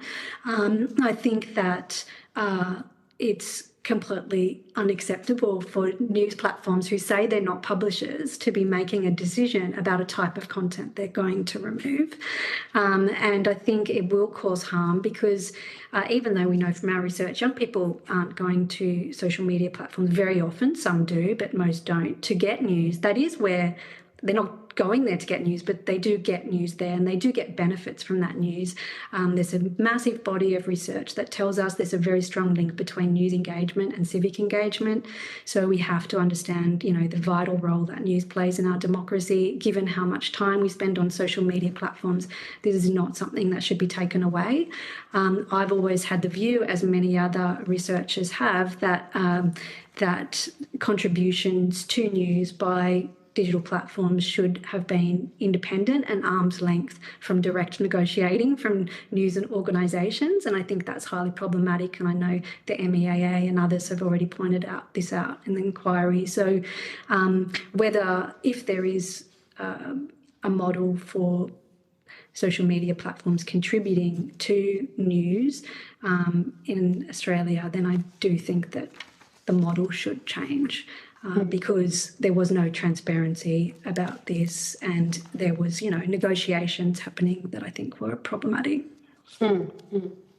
I'll just ask Dr. Levito a question, and Chair, I'll share the call. You talked to us about media literacy for young people, for children. And I'm wondering when you think this should start. It sounds like as early as possible, but what's the thinking and evidence around that? Absolutely. I think that media literacy education should start as early as possible. We know that children are accessing and enjoying different forms of media from really young ages. The Australian curriculum, for instance, does have media arts and media literacy education there from the very first year of school, foundation. But we also know that children are obviously engaging with the media before that. So any efforts that we can make to encourage educators in the early childhood sector to also engage with media literacy education would also be valuable. And that doesn't mean that we're asking, children who are 3 and 4 or anything to be analysing news articles or anything like that. It's all completely, child-led and interest-led by children. But we really need educators and teachers in the early years of school to be able to recognise when media literacy education might be useful for their children and might be applicable to the kinds of activities that we're doing. And we know that looks really different in the early years than it does in primary school and then in secondary school, of course. But we do know that activities work with young children and they can start to develop conceptual understandings of the media at young ages. And so in the early years where there's so much of brain development actually occurring, is it a bit more about sort of critical thinking skills at that point and later on sort of introducing more relevant content? So I think in the early years, something that we've found through some research, and we have a PhD student specifically looking at this area as well, is around making sure that the learning experiences that young children are engaging with are really linked to their everyday media experiences. So they're really drawing on the media that they're already engaging with, and they need to be, I guess, very concrete, very learning experiences that are not too abstract, that they're really relevant to their own lives. And then as they get older and as they move through their schooling, that we can start to then abstract some of these concepts that might be really relevant in media literacy education. And then we can start to apply those in other areas of media use. Great. And just finally, Chair, I know, Dr. Levito, that you have evaluated the programs that we heard about earlier, like Squiz Kids and News Hounds. Are you able to share some of the findings there on what the impact was on children and how they approach media? Yeah, absolutely. So I would say that it was a fairly small study, especially for working with the children, but I did spend some time with some children in those classrooms who are undertaking News Hounds. And one of the key things that I think came out of that study was that children, they didn't necessarily engage with the news more or less after News Hounds or anything like that, but they're thinking about the media and they're thinking about the news changed. So they started to think a little bit more critically about the news instead of just accepting it at face value. They were using the strategies that were developed through the program and actually applying those outside of the program and applying those in their everyday lives. And I guess, I think that just to say that these programs are really valuable and they certainly really help teachers and students in the short term. But I think in the long term as well, we really do need a concerted effort for media literacy education that is much more holistic than just programs, for particular age groups. We need to think really holistically about what does media literacy education look like for really young children. What kind of adults what kind of media literacy adults would we like to see in the world, and thinking about what that sort of sequence looks like and how do we actually develop that, as a community and together. Thank you. Thank you, Chair. Thank you, Senator Walsh, and I'm handing across to Ms Templeman. Thank you. Thank you all for the work that you're doing. I'm going to ask a question and any or all of you may be able to shed some light on it. I'm interested in how Australia compares to other countries when it comes to combating misinformation and supporting digital literacy based on the expertise that you guys have. I'd love some insights, please. And just jump in, whoever would like to go first. Oh, I could start. So right now we don't have any national strategy for media literacy education in Australia to address misinformation. So, and we don't have any nationally funded government funding for national programs. So it's a gaping hole when it comes to adults, but you've already heard about some initiatives that are operating for children. But what we can see from our longitudinal news survey, that's very ad hoc, that only 1 in 4 young Australians aged 8 to 16 said that they had received a lesson in school in the past year to help them work out if something's true or not. So, you know, it's very ad hoc and sporadic is what we can see. So, you know, along with Professor Michael Dejuani, we're both co-founders of, along with others, of the Australian Media Literacy Alliance, and we have looked at models around the world that are really effective. And what we can see is that countries where there's very strong public cultural institutions tend to do very well because they use the reach and the trust of those organisations. So Finland, the Netherlands, Belgium, they're using their public broadcasters, they're using their national library infrastructure, they're using the national museums, and that's the approach that we've said we believe is right for Australia. So, you know, we have, I think, a good model to go forward, but so far hasn't had backing from Australian government, and you know, I think that's really unfortunate because I think Australia is really lagging behind when it comes to a national approach. And before someone else jumps in there, can I just clarify the relationship and the work you're doing with the National Film and Sound Archives and the Museum of Australian Democracy, and I think with libraries as well, and the ABC. Yeah. What is the context of that within the discussion that we're having? Do you want to answer that, Michael? In terms of addressing misinformation using media literacy within public cultural institutions, is that trying to build a sort of an alliance that you're modelling on Finland or the other countries? So the Alliance, the Australian Media Literacy Alliance, was very much actually based on the model from the Netherlands. Okay. So we, when that alliance was started, actually the director of the National Film and Sound Archive had actually come from the Netherlands and had been involved in a similar experience there. And so we worked closely with him and then others to work out how we could then create a similar kind of entity here in Australia. And so then as part of that alliance, we've then applied for funding through the Australian Research Council to specifically conduct some research about misinformation and media literacy, which is the current ARC linkage project that's happening. Okay, thank you for explaining that. And did you want to add some comments in terms of our comparison globally? What I did want to say, actually, with that comparison and extending on what Tanya said, is that actually we're very fortunate to have the media arts curriculum within the Australian curriculum, which is a scoped and sequenced media literacy curriculum from foundation right through to year 10.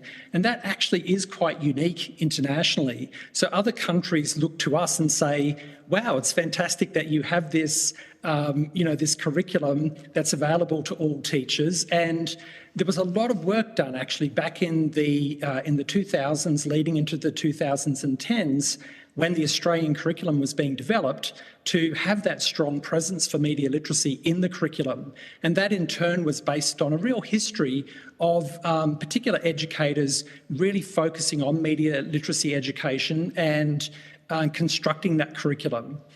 But what we have not seen then is that implementation taken forward. So we haven't seen teacher training, for instance, in pre-service teacher education. There's a real lack of focus there, and we haven't seen it go through into professional development for teachers. And so even though the curriculum is there, it's really being underutilised, I think we'd say. Thank you. And any other thoughts on my original question? I would just reiterate. Thank you. Sorry, I would just reiterate what Michael Dejuani has just said as well. So international colleagues often say how wonderful how wonderful it is that we have the Australian curriculum, and they really look to it as a source for their own countries. But again, we don't know what implementation looks like. A great deal is not a lot of research to show how this has been implemented. So, anything that we can do there to support teachers to implement the curriculum across all year levels would be really valuable. Thank you. So aside from the work being done with the ABC, Museum of Democracy, and as Special Envoy for the Arts, I work closely with those, particularly the two collecting institutions, Film and Sound Archives, that are involved there. I also wanted your thoughts, and I'm sure you're aware about the funding to the Alana and Madeline Foundation to deliver tools. One of my questions around that is I'm assuming that fits within the curriculum that you've just described in that previous response, but just your thoughts on what expansion that needs, or how that could, where that fits. It sounds to me like we're actually doing a little bit better with younger people perhaps than we are with older people and their lifelong digital literacy. But just interested in your thoughts on that program. And I wrote down the name of it, and now I can't recall what it is. But e-safety strategy or something like that. Am I giving it the right name? So the e-safety licence, I think it's lab. an expansion. It's the lab. That's it. So they have the Media Literacy Lab and the e-safety digital licence as well. And I think the funding boost to Alana and Madeline was very welcome. And of course, Alana and Madeline Foundation is doing terrific work to expand media literacy and to draw attention to media literacy and broader digital or e-safety education more broadly. But again, I guess it's a bit like the Newshounds program in the sense that it's an add-on or it's an extra, and we shouldn't really have to rely on those organisations having to be kind of brought in to do that sort of education. It would be far richer experience for both educators and students if teachers were empowered to do it. As part of the ARC Centre of Excellence for Digital Child, we did receive some funding from eSafety Commissioner to trial a version of the Common Sense Media digital citizenship curriculum here in 15 schools around the country. So Common Sense Media is a well-known organisation in the United States that sets standards for media content for children and young people, but also offers a digital citizenship curriculum. And we very successfully trialled that curriculum in 15 schools around the country, including 4 in the Northern Territory, and some of those were in quite remote locations. And the thing that the teachers in those situations really appreciated was the opportunity to have a curriculum set out for them that gave them the confidence that they could introduce particular topics at particular age groups, and that, just provided all of the content for them to pick up and use. And the students really engaged with it and loved it. And it was a really overall very powerful and successful process. So we would like to see more of that happening, more in-school support for teachers and students. I'm not sure if any of you were there or recall, but maybe 18 months or so ago, and I have an interest in media literacy because I come from a journalism background, as does my husband, one of us at the ABC, one of us in commercial. at that, I think it was like a summit, the minister talked about having a cross-departmental, tasking departments to look at this so that recognising that there were bits happening, but not necessarily all coordinated. I guess I want to check whether you're aware of that and what thoughts you might have about how we continue to do those sorts of things as government. Yeah, I could speak to that. Yeah, I do think it's really important that we have a cross-departmental, coherent national approach. That's what having a national strategy would do. It would be setting out what we want media literacy to do and who is responsible, the different government departments and different actors that are involved in that. I do think it's really important that funding opportunities are made open, transparent and competitive, and that we have an evidence-based approach. And so, obviously Michael Dejuani was just talking about that piloting in 15 schools and that strong kind of evidence base. I think that is really critical.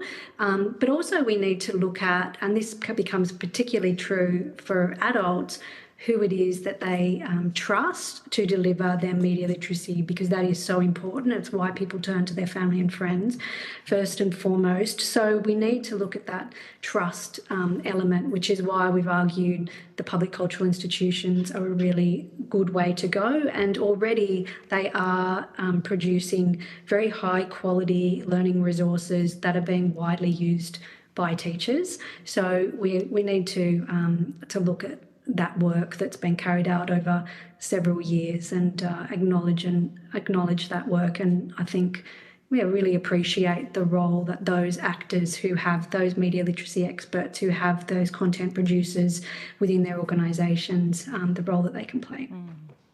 And look, I haven't analysed the media literacy resources with the same eyes that you have from the national collecting institutions and their other educational material, but there is a wealth of resources that sits there that I know is not being accessed, and I think every member of parliament probably benefits from trying to spread the word to their educators about that. Just one last question, if I may, Chair, and I'm not sure where you will all fit in this, just in terms of the government's news map, the process, which is also looking at media literacy. Did anyone make submissions or to that? I can see Dr. Notley nodding.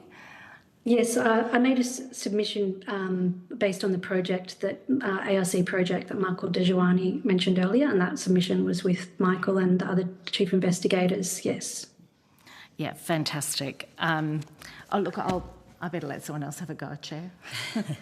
Thank you. I'll just check in that nobody online has requested the call. See Mr. Wallace. No, it's not seeking a call, but I might go to some questions around given the importance that you're all putting on a national strategy of sorts. I'm keen to know really what you think that national approach to media literacy, how that would help Australian citizens to be using, I guess, social media more effectively, equipping them with sort of self-protective skills from harms if need be, but also add to the public discourse, which is something I think Dr. Graham kind of has been working in particular. I'm interested to learn a little more about your expertise and where you think we might best direct our efforts as a sort of government, as part of representative democracy, how we might better support and nurture democracy in Australia.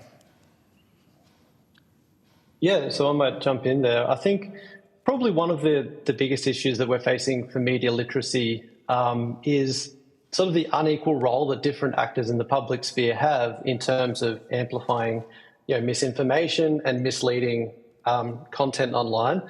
And I think that, from my perspective, the work that I and other colleagues have done has continuously highlighted how journalists and politicians and, other influential people in the public sphere can inadvertently sort of add oxygen to amplify certain narratives and certain content that would otherwise probably remain at the fringe. And so I think that I'm going to focus really sort of quite myopically on this, I suppose, but I think to me this is probably one of the key problems at the moment is how do we address and how do we equip some of the most influential people in the public sphere to avoid the tendency, or even in some cases the mandate, for example, in journalism, some of the normative ideals and the normative approaches that journalists are trained to do is to listen to anyone who has,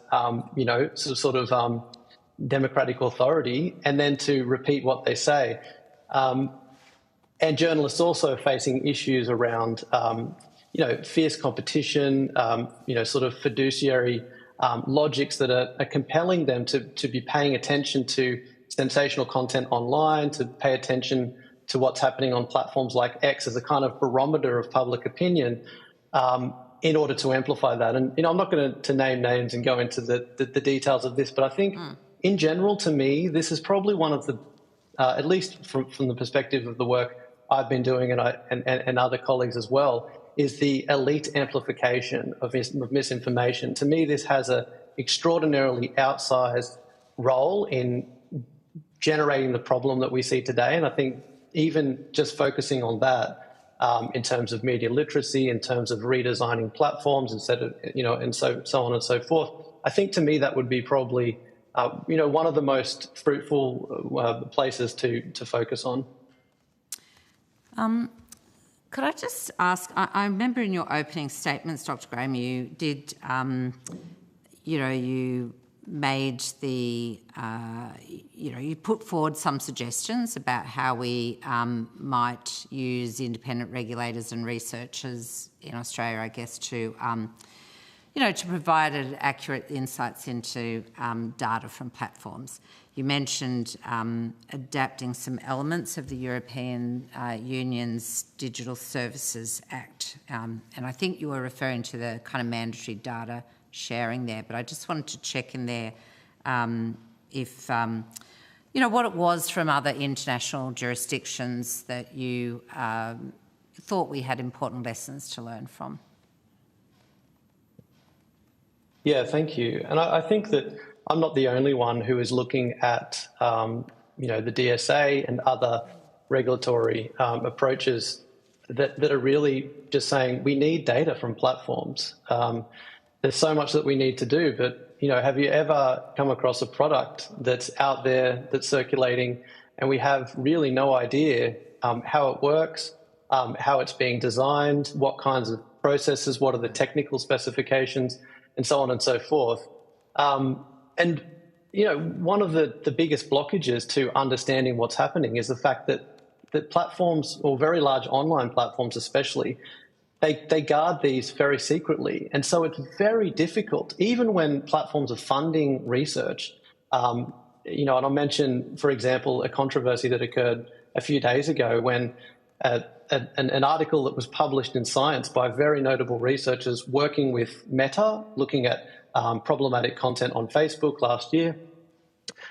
Meta had partly funded this study, and then a new study came out a few days ago that called this into question, because when the experiment was being conducted to look at how Facebook's newsfeed was amplifying problematic content, Meta actually changed the newsfeed algorithm. They did a switcheroo, if you like, and without being able to audit that, not only in a periodic way, which is what the sort of European Union model is doing, but actually in real time, I think we really need to have that kind of level of access.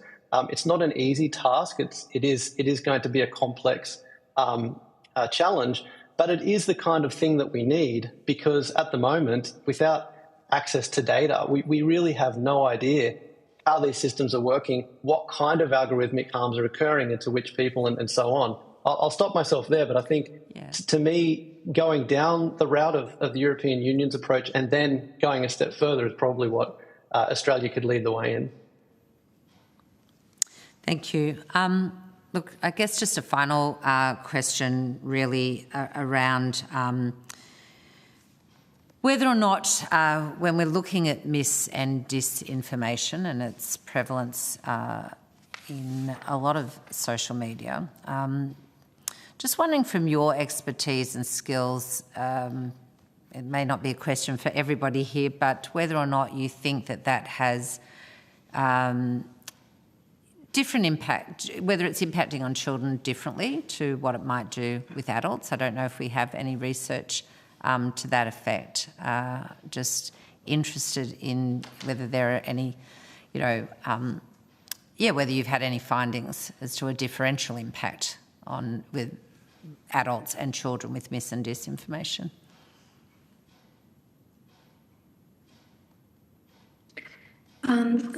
Sorry, go ahead, Michael. I'll follow you. No, you go ahead, Dr. Notley. I was just going to say that I think that would be very difficult to carry out research that kind of quantified that, because when we think about disinformation, misinformation, having such a long spectrum ranging from, scams, hoax, there's such a diverse range, very difficult to capture that. So the focus of the research has really been about people's ability and capacity to respond. And looking at our Young People in News survey and our Adult Media Literacy survey, the confidence of children is kind of around the same as adults in terms of, their level of confidence and being able to spot it. But that's a very different thing to their ability, which we're now looking at in our current linkage project. And something that we're also doing in that national project, Michael Dejuani and I and other colleagues, is looking at everyday experiences of adults across different online environments and how people make decisions in different environments about who and what to trust. So it's, a diary study that we're looking at there. So I think we do need a lot more research around everyday experiences. But yeah, I can't answer your question. I think it would be very difficult, but we do know that confidence is low for both children and adults. Thank you very much. Look, thank you, each of you, for your evidence today. I do just want to remind you that if you were asked for any additional information or any questions on notice, if you could please return answers to the Secretariat by Tuesday the 15th of October, we'd be very grateful. Thanks again for taking time out to share your skills and expertise with all of us here this afternoon. Thank you. Thank you. Thank you. Thanks. And I'm going to welcome, we've got our next witnesses ready. Yep. Thank you.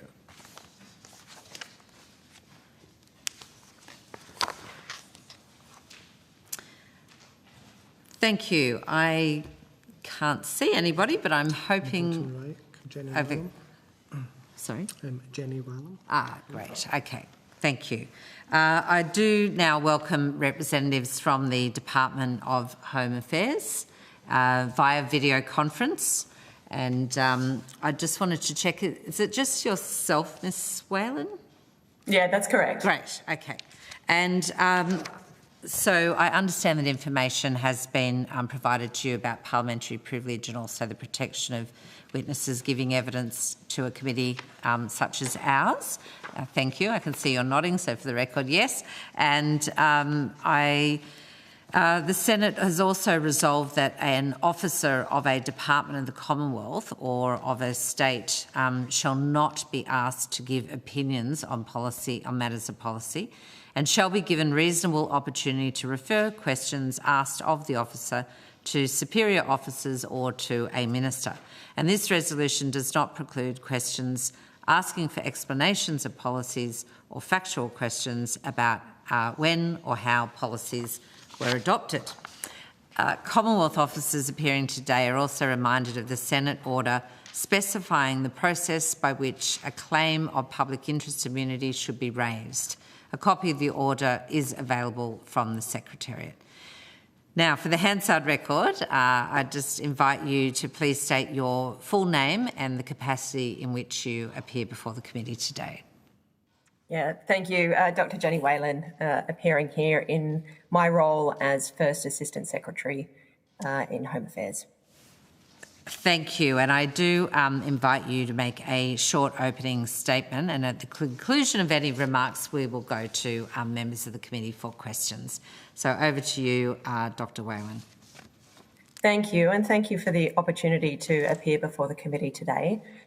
So I'm pleased to provide evidence today in my role, as I said, as First Assistant Secretary in the newly established Office of Community Cohesion within the Department of Home Affairs, and as the head of the Strengthening Democracy Task Force.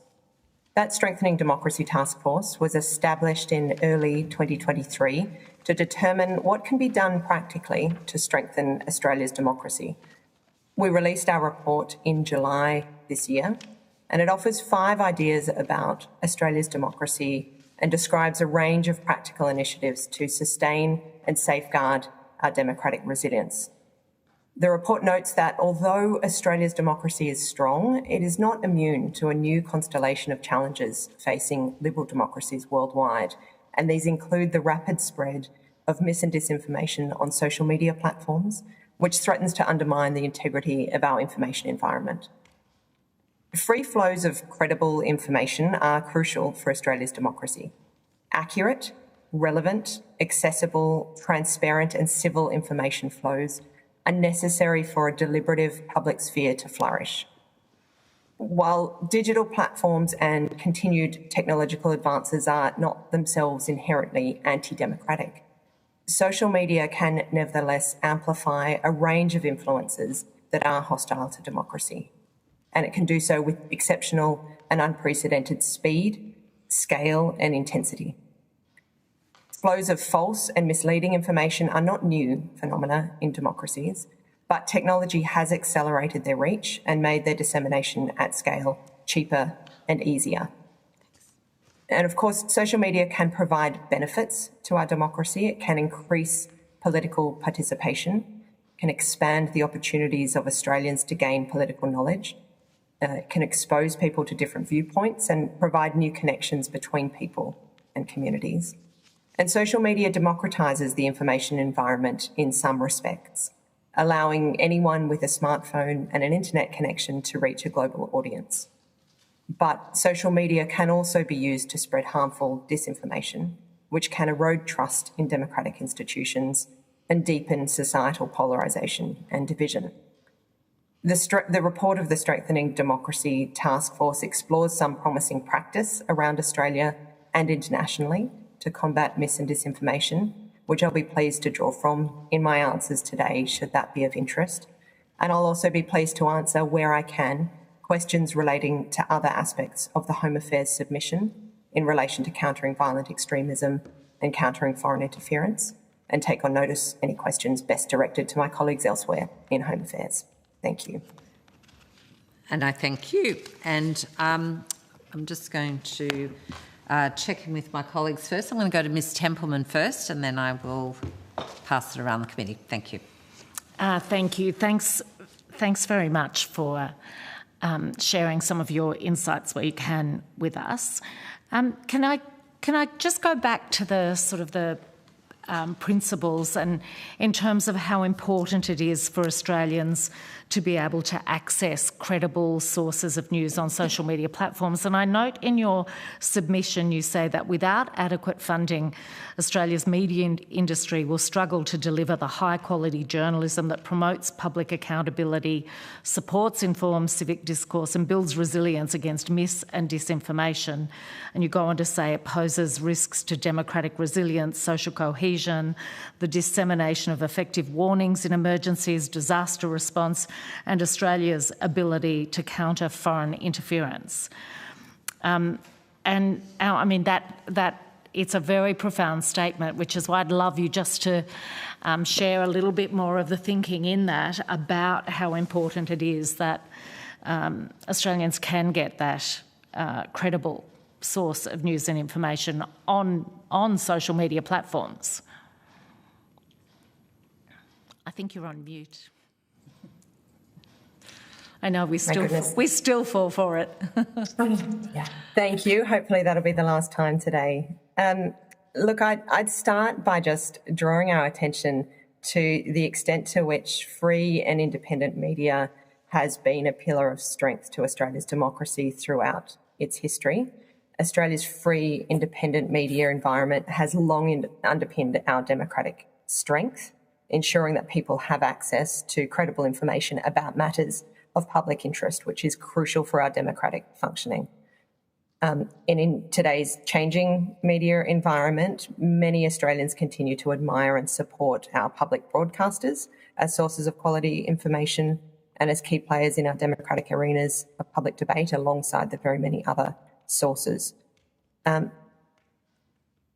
Increasingly, Australians, like others around the world, are accessing their news through digital platforms and social media. And as in traditional media, democracies must work hard to ensure the free flows of information that are so important to fostering public debate don't accelerate the spread of false and misleading narratives that distort people's understanding, that erode trust in our shared public sphere, and that undermine the integrity of our democratic processes. Others, and I know others on the program today may speak to other dimensions of the government's response here. As the Strengthening Democracy Task Force, we have looked at the ways in which flows of credible information might be boosted to strengthen the information environment, the integrity of the information environment. There are other initiatives, other solutions around the world that might look at addressing flows of false and misleading information. One of the ways of doing that is to boost the supply of credible information. And that's why, among other things, Home Affairs has supported a range of fact-checking and related initiatives that I'm happy to speak to in more depth. I'm particularly interested in your thinking around warnings in emergencies and disaster responses, and I do that, representing a community that's had massive bushfires, had multiple floods, and I know my own experience is that when your home is under threat, you might have radio on in one, in your car or wherever, but actually it's social media you're on because you can quickly access a lot of multiple sources on that platform, whether that's your neighbour who's giving you an update about what's happening in your actual street, or your mayor who's got an overview, or more importantly, your rural fire service and the like. But that includes mainstream media updates that people are sharing. And so I wonder, do you have a response to the question about how irresponsible is it for the social media platforms if they remove the news element to that? That's one example, but I can see it taken on at a whole lot of different levels. So how do you, what is the department's view about how irresponsible it is by a social media provider to simply say, no, we're going to take that bit away? I think we would see, and certainly the Strengthening Democracy Task Force through the department has highlighted the shared responsibility for safeguarding and sustaining our democracy. So government has a role to play here, so do other democratic institutions, including media as a non-governmental democratic institution, in upholding and safeguarding and sustaining our democratic processes, particularly in times of crisis. Our report noted in particular that democracy has real value in times of crisis. And I think what you're pointing to in terms of flows of information there through digital platforms is crucial there. We don't have any particular evidence to add to your discussions around the specifics on emergency response, other than a range of the examples drawn from Australia and around the world of alarming false and misleading information that is perpetrated on digital platforms and social media at times of crisis, such as the 2022 floods, the 2019-20 bushfires, as well as elsewhere in the world. And in terms of the integrity of the information environment, and right now we're seeing things happening around the world where we hope what we're seeing is evident, actual factual reporting, not misinformation or disinformation. But if news was removed from those social media platforms, to what extent does that undermine the integrity of that information environment that people are accessing? Look, trusted sources of news are essential. They're essential to provide crucial information in the public interest. They're also crucial to address flows of false and misleading information wherever they're sourced. And ways of boosting the trusted voices there. News outlets are one source of trusted voice. Digital platforms and social media also give people access to other trusted voices in civil society, community organisations, community groups. But so too, they expose people to the vulnerabilities of that environment where there may be untrustworthy sources also present on digital platforms. And does it flow from there that there's a danger that it'd translate into real world impacts where the harmful narratives and extremism is provided with much more oxygen when you're removing the other trusted news sources? I'm not aware of any research that's looked specifically at the causation between removing news sources and the increase in false and misleading information. But I'm certainly aware, as would be many, of examples around the world, including recently, of the flows of mis and disinformation inciting violence, using with hate speech to create very real-world effects. I'm not sure how much time we're each allocated for. I think you'll get probably 15 minutes, so you've got a bit of time. Because that takes us to misinformation and disinformation. And I just wondered if you could talk about how misinformation spreads online and on social media platforms, please. In terms of the technicality of how it spreads, I'm not sure I can speak directly to that. What we have looked at is the effects of that spread. So I'm happy to speak to some of the harms that we've Thank you. identified that would be and addressed. Great. Sure. So look, I've spoken about the unprecedented speed and scale and intensity that digital platforms allow for false and misleading information, which again is not new in itself, but combined with the technology is producing new and evolving outcomes. So among the harms and the consequences for democracy that we've identified include distortion in people's understanding of matters in the public interest, the erosion of trust in our shared public space as well as our public institutions, the difficulty that creates for knowing who to trust and what is trustworthy information, the undermining the integrity of democratic processes, including making it more difficult to hold democratic institutions and representatives to account, and disinformation spread as foreign interference. False and misleading information can also intensify polarisation and division and undermine social cohesion. And the research is increasingly strong on this around the world, and there is less detailed evidence about that in Australia, but that is a growing field, but one we would hope to see more research and evidence specifically in the Australian context.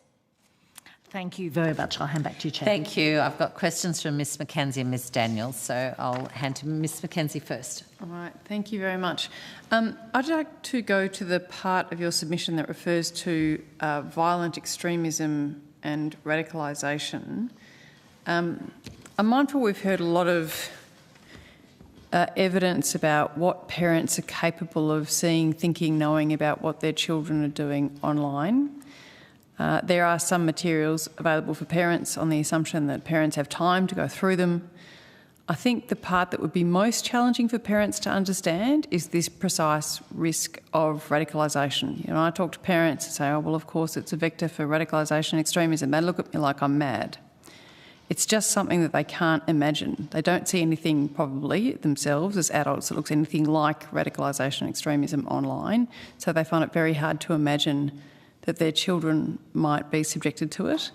Can you give us some description of what's going on in that space, how certain children are targeted, how big the problem is? I'm mindful that the Director General of ASIO recently, in explaining the elevation of the security threats in Australia, referred to this radicalisation online, and I think in particular referred to minors. So if you could just provide some more detail and in as plain English as possible, because it's our job to explain to parents this risk is real and they need to think about it and they need to know what signs to look for. Yeah, thank you for the questions. I suspect I will need to take some parts of your questions on notice to be able to provide a more fulsome response that speaks to issues that are beyond the scope of my role, but I do have some detail I can share with you at this stage. So the Department of Home Affairs certainly shares concerns about the range of online and offline harms that can occur through digital platforms, including mis and disinformation, hate speech and other violent content. Terrorists and violent extremists use the online environment to promote their ideology, to recruit new members and to network with other terrorist and violent extremist organisations. And social media platforms are a gateway from which at-risk users can be led to fringe or alternative platforms that are unwilling or unable to effectively moderate content, where they can be further exposed to harmful content and ideologies. And children and young people are particularly vulnerable to radicalisation from this type of content.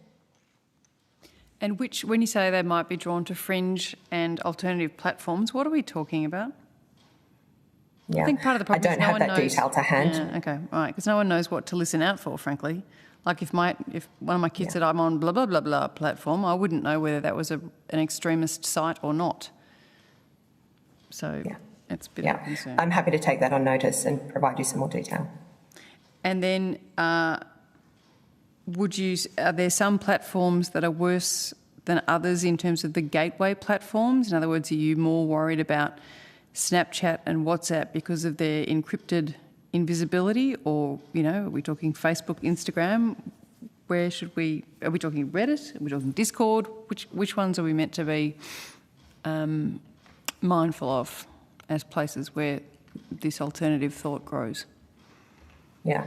And again, I'd like to be able to provide you a more fulsome response than I can today, and to take input on that from colleagues in the Counter-Terrorism Coordination Centre who have the primary responsibility for that within Home Affairs. So I'll need to take that on notice today. All right. And is it the same there's a sentence here that says, the Department is also concerned about the recent increase in terrorist and violent extremist content and rhetoric online, especially following the Hamas attacks on Israel on 7 October 2023 and Twitter's rebranding to X Corp. That it should be mentioned, Twitter's rebranding to X Corp, next to the Hamas attacks on Israel tells me that was indeed a significant shift in the nature of that platform, Twitter, now known as X. Are you able to elaborate on that, or would that be something you'll take on notice as well? That is something I'll take on notice. I do have some detail about some of the response in October 2023 to support Australian communities affected by the Hamas-Israel conflict with relation to those issues. But the key question you're asking there, I'll need to take on notice. All right. Okay. I think that was probably all my questions. Thank you. Thank you, Ms Mackenzie. I'll go to Ms Daniel. Thank you, Chair. You've referenced the sort of various results of misinformation and disinformation and how they can be deployed to erode trust, undermine democracy, intensify polarisation and such. And I'm curious whether, given the research that the department's done, whether there are any reflections that you can make on how difficult that then makes to regulate or legislate in this space now. Because it seems to me that all of those things that you listed now apply to anything that legislators or regulators try to do, in that there is so much distrust that the default position from community tends to be someone's trying to do something nefarious. So in many ways, it's sort of starting to feed on itself in a sort of vicious cycle that it's a little bit difficult to stop. Does that make sense? Yeah, the issues of public trust, and particularly the deterioration of public trust, underpin all of these conversations. They are notorious. It's a notoriously slippery concept. It's hard to measure. It's hard to be precise about, and yet it touches just about every issue that we're discussing here today, and that the Strengthening Democracy Task Force has addressed. In terms of the regulatory response, that's better a question for my colleagues in the Department of Communications and others.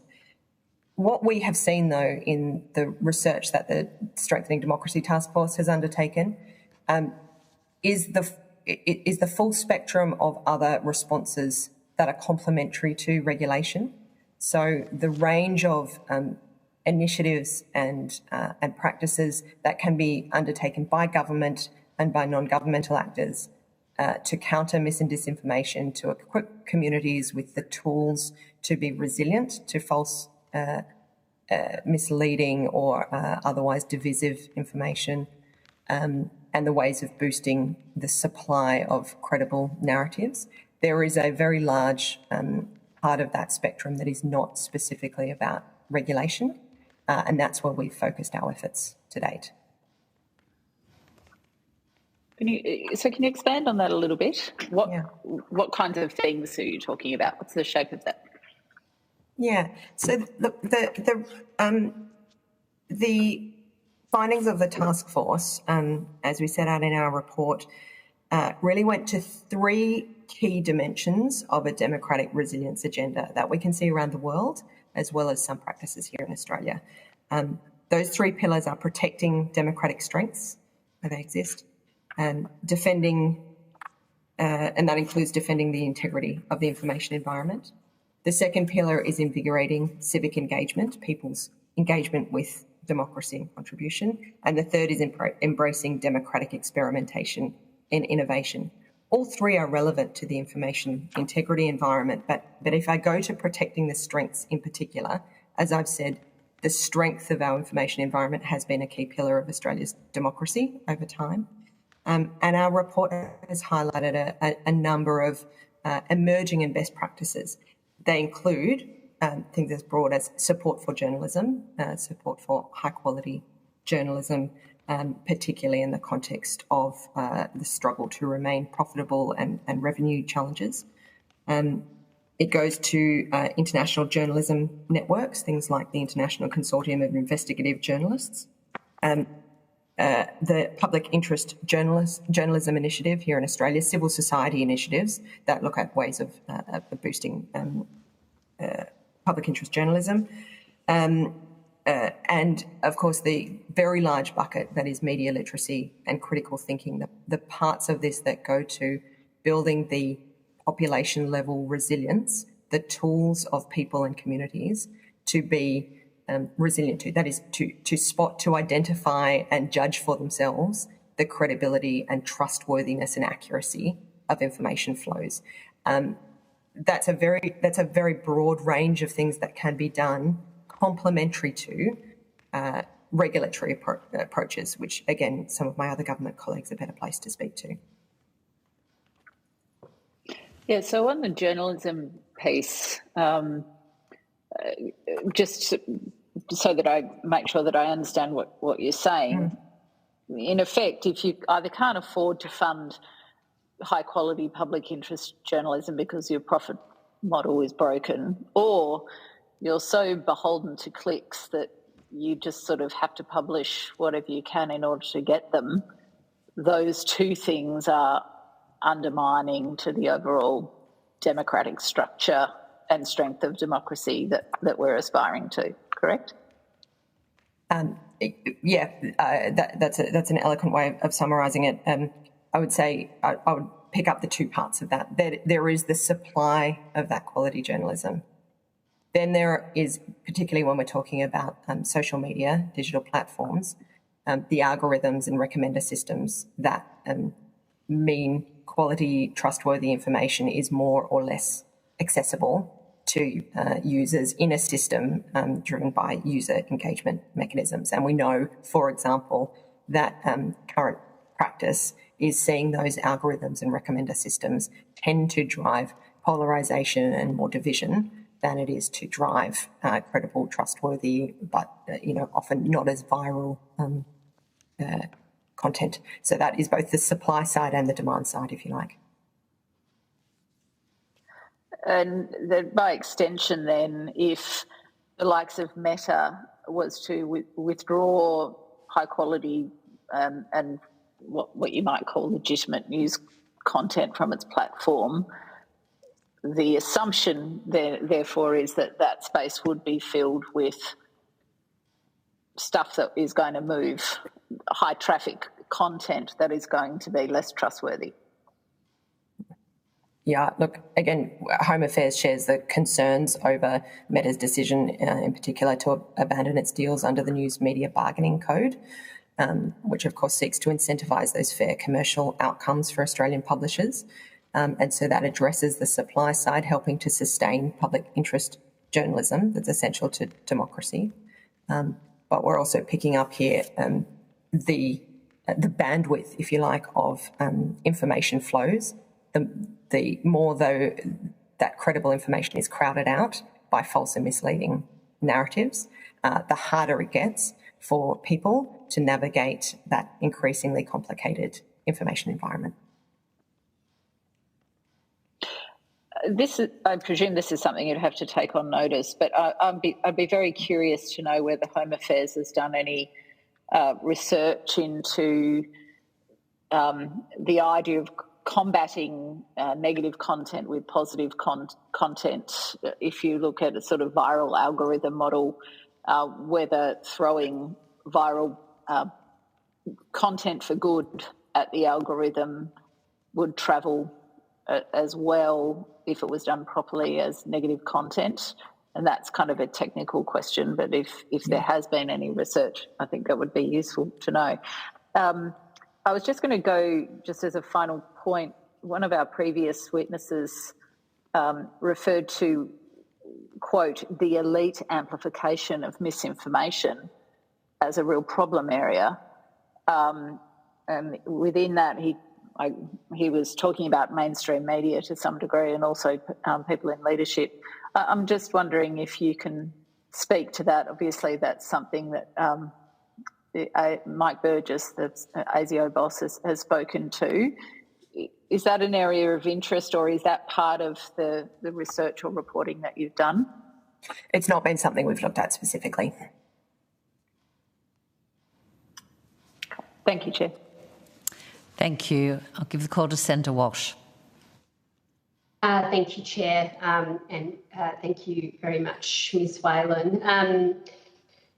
You've already talked to us a bit about this world online in social media where misinformation, disinformation is moving at an accelerated speed, where it's often coordinated as part of a foreign interference agenda. And you've been through some really significant impacts of that on our society around erosion of trust, literally undermining our democratic institutions, creating a more polarised society. So, really significant impacts. So my question is, while the media literacy and education responses are clearly, incredibly important in all of that.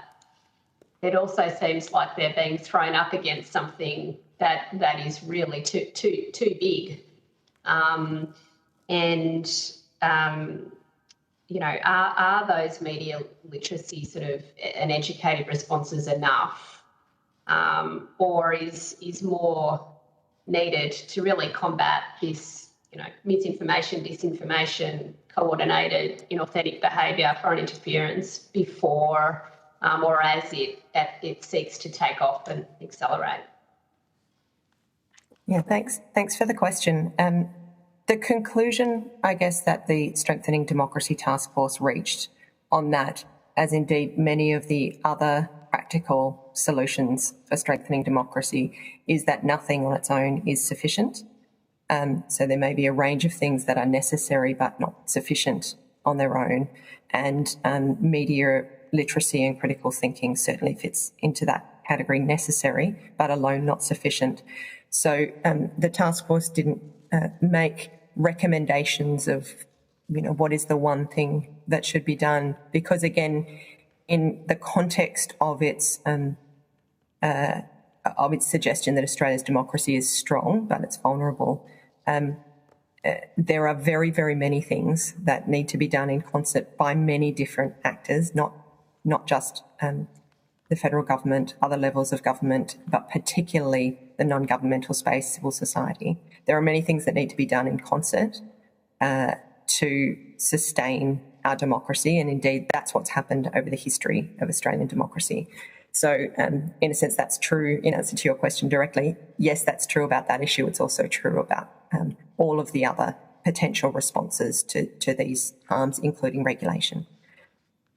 What we did set out in the task force's report is a range of examples drawn from emerging and best practice elsewhere in the world that has invested at a greater scale in population level resilience strategies, particularly to combat foreign interference and disinformation.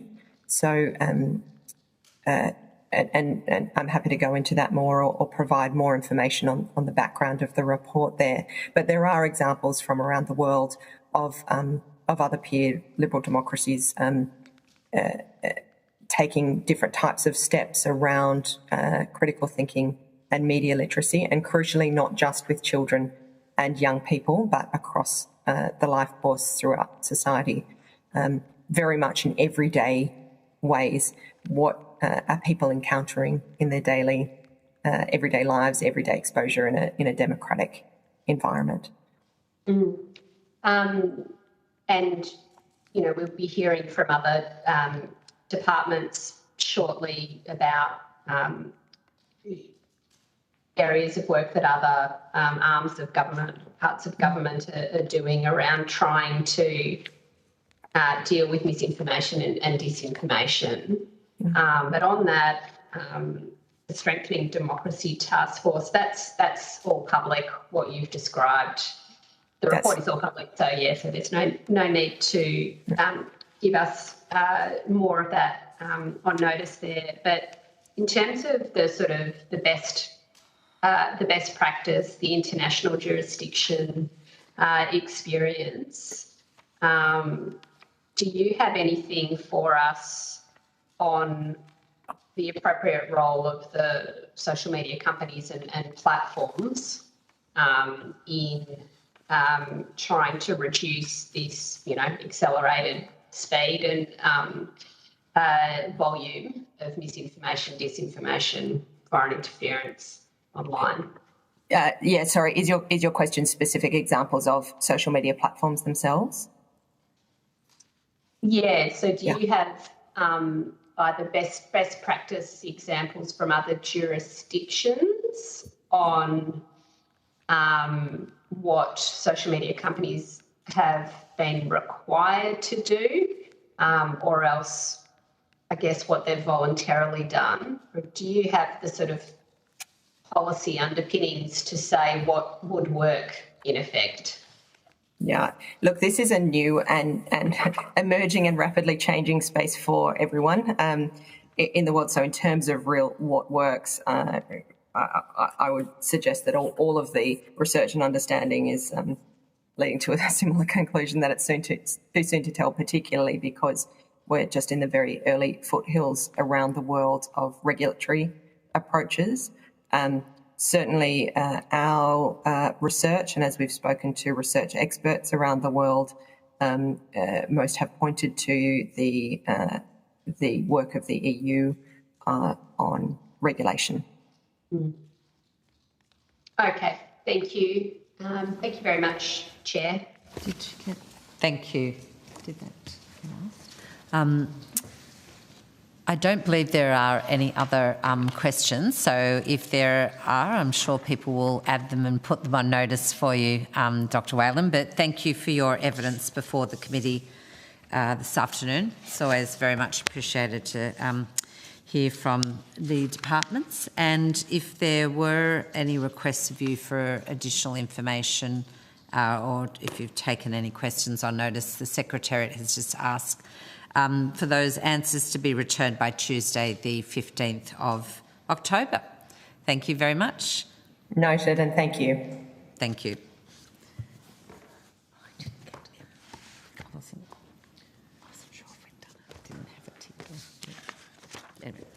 We will now suspend until 3:30 p.m. Thank you. Thank you very much. I do want to just now welcome representatives from the Attorney General's Department and the Department of Infrastructure, Transport, Regional Development and Communications and the Arts. I just want to check in first that I understand that information on parliamentary privilege and the protection of witnesses giving evidence to this committee have been provided to you. For the record, everybody is nodding. Yes, great. Thank you very much. And again, for the Hansard record, I'd just like you to please state your full name and the capacity in which you appear before the committee today. Just before you do, I'm just checking, is there anybody online that I should be treating as a witness here? No? Okay. Who would like to go first? Perhaps Mr. Reeve might start proceedings from your end and we'll work our way down. Thank you, Chair. Parker Reeve, Assistant Secretary, High Tech Crime, Attorney General's Department. Thank you. Virginia J, Director, Privacy Reform Task Force, Attorney General's Department. Thanks. Thanks, Chair. Celeste Moran, First Assistant Secretary, Integrity Frameworks Division, Attorney General's Department. Thank you. Bridget Gannon, Acting First Assistant Secretary, Media Policy Division at the Department of Infrastructure. Great. Sarah Vandenbroek, First Assistant Secretary, Digital Platforms, Safety and Classifications Division. Hello, Sam Cursor, Acting Assistant Secretary from the Digital Platforms International and Policy Branch, also from the Department. Terrific. And I understand we might be joined by Mr. Andrew Irvin later, so we might just need to get him to do that when he arrives, I suspect. But other than that, it'll be a very smooth transition, I'm sure. Thank you for all of that. I just need to read another piece for you, given you're all Commonwealth officers of one sort. So the Senate has resolved that an officer of a department of the Commonwealth or of a state shall not be asked to give opinions on matters of policy and shall be given reasonable opportunity to refer questions asked of the officer to superior officers or to a minister. This resolution does not preclude questions asking for explanations of policies or factual questions about when and how policies were adopted. Commonwealth officers appearing today are also reminded of the Senate order specifying the process by which a claim of public interest immunity should be raised, and a copy of that order is available from the Secretariat should it be needed. I'll now invite you to make a short opening statement and at the conclusion of that I will invite members of the committee to ask questions. I'm not sure if you're intending an opening statement. I'm getting a lot of no's. Department of Infrastructure, no. Okay. Well, then we will launch straight into, I appreciate that from the timekeeping point of view, but I will just go around the room and online to take questions, and I might go to Ms Mackenzie first. Thank you, Chair. My questions are primarily for the good folk from the Department of Infrastructure, Transport, Regional Development, Communications and the Arts. Quite a mouthful. Obviously, there's some, albeit not much, crossover between what we're doing here and how we're going to think about mis and disinformation as passed through the social media channels and the importance of good journalism on those social media channels to make sure that we have a vibrant democracy. I'm mindful that you're shepherding a different process in relation to the misinformation and disinformation legislation. We wouldn't want to be without the benefit of your contemplation and indeed the advice you've been getting from the public. To that end, I know your submissions have just closed. Do you have a view as to when they might be available so that we can take the wisdom into account in our deliberations here? That is a matter for the committee. We provided a submission. The close date for that was on Monday. Yes. And yesterday. We would and we would expect that to be released shortly. But again, it's a matter for the committee. The formal reporting for the committee to provide a report is on the 25th of November. So you would think, therefore, it'd be days, if not weeks, rather than weeks and months? Again, that's a matter for the committee. That's right. And are they in the order of the last lot? 24,000 is a lot to digest in a couple of weeks. Are you estimating as many as you had last time? Look, the department engaged in an extensive consultation process from the 25th of June over a period of 8 weeks. Yep. We recognised when we put out the draft legislation that we wanted to seek views from the Australian public to ensure that the bill had a right balance. Obviously, in relation to the definitions, we wanted to ensure that we had feedback from whole cross-section of the Australian community. And we also undertook targeted consultation as well as part of that process. But in terms of the amount of feedback... In relation to the new bill? That was targeted consultation? Yes, in relation to that bill. Yep. Yep. But in terms of the amount of feedback we shall see, obviously we will look at all of the feedback that is received through that committee process, and we look to engage through that committee process. But it's important to say that we've really sought to get views on every aspect of the bill.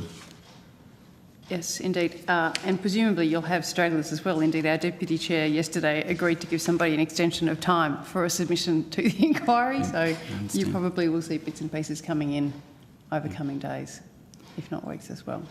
Again, the material will be uploaded on the committee's website, and the department will consider any further views from the public. Obviously, there'll be a range of stakeholders that are interested in the bill, from the industry through to various groups such as consumer groups, human rights groups, and a broad cross-section of the Australian community. But we will definitely look at the feedback in relation to the bill.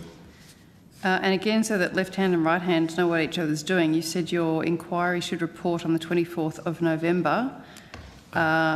Is that with a view to legislation being passed this year? Because that would be quite tricky. We don't have many sitting days. Well, that's the final week of Parliament, and that's the matter for the government. It's not our inquiry. It's a inquiry of the Senate. It's an inquiry of the Environment and Communications Legislation Committee.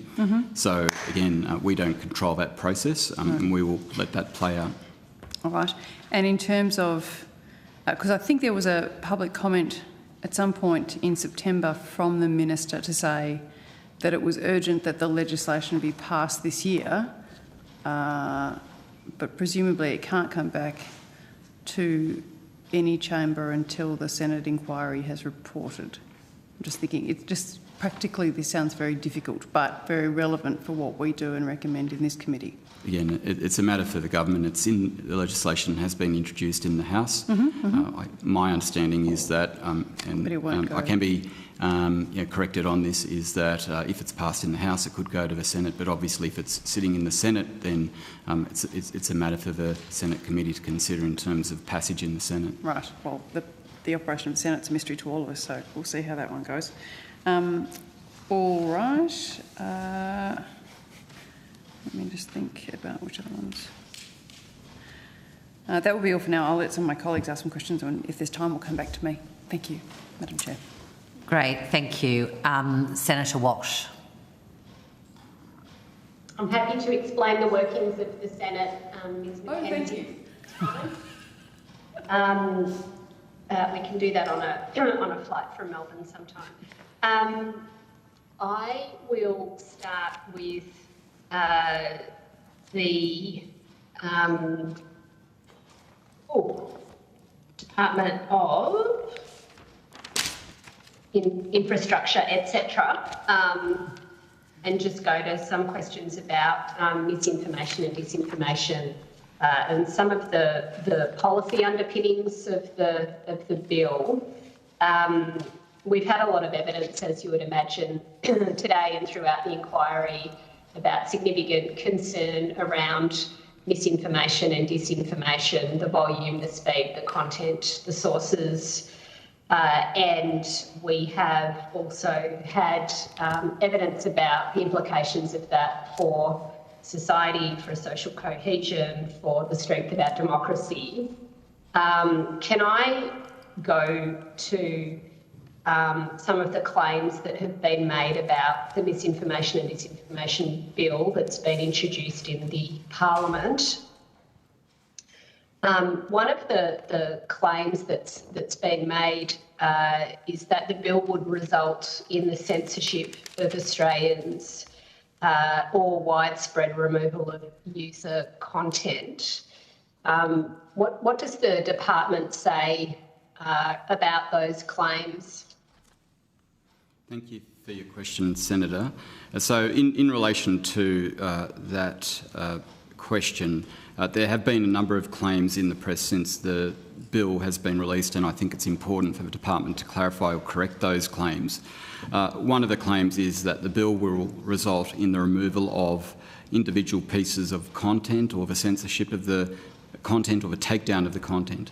It's important to clarify here that there is a specific clause that has been added to the bill since the draft bill was released last year, clause 67, which states specifically that there is nothing in the bill, whether it's the digital platform rules, the codes or standards, that will require the takedown of content unless it's disinformation involving inauthentic behaviour.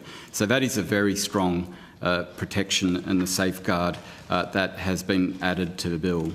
And that includes content such as bots and troll farms, from foreign actors in research institutes abroad who want to undermine our democratic way of life, cause vilification of groups of people across Australia based on certain attributes, whether it's imminent damage to critical infrastructure. So that particular clause will provide that safeguard. And what it will mean is that there are a range of other options when it comes to a code or standard under the bill, which includes things like providing authoritative sources of information or links to factual information, the demonetisation of disinformation and so on. So there are a range of other measures and they are outlined in clause 44 of the bill, and that give you a sense and flavour of what could be required.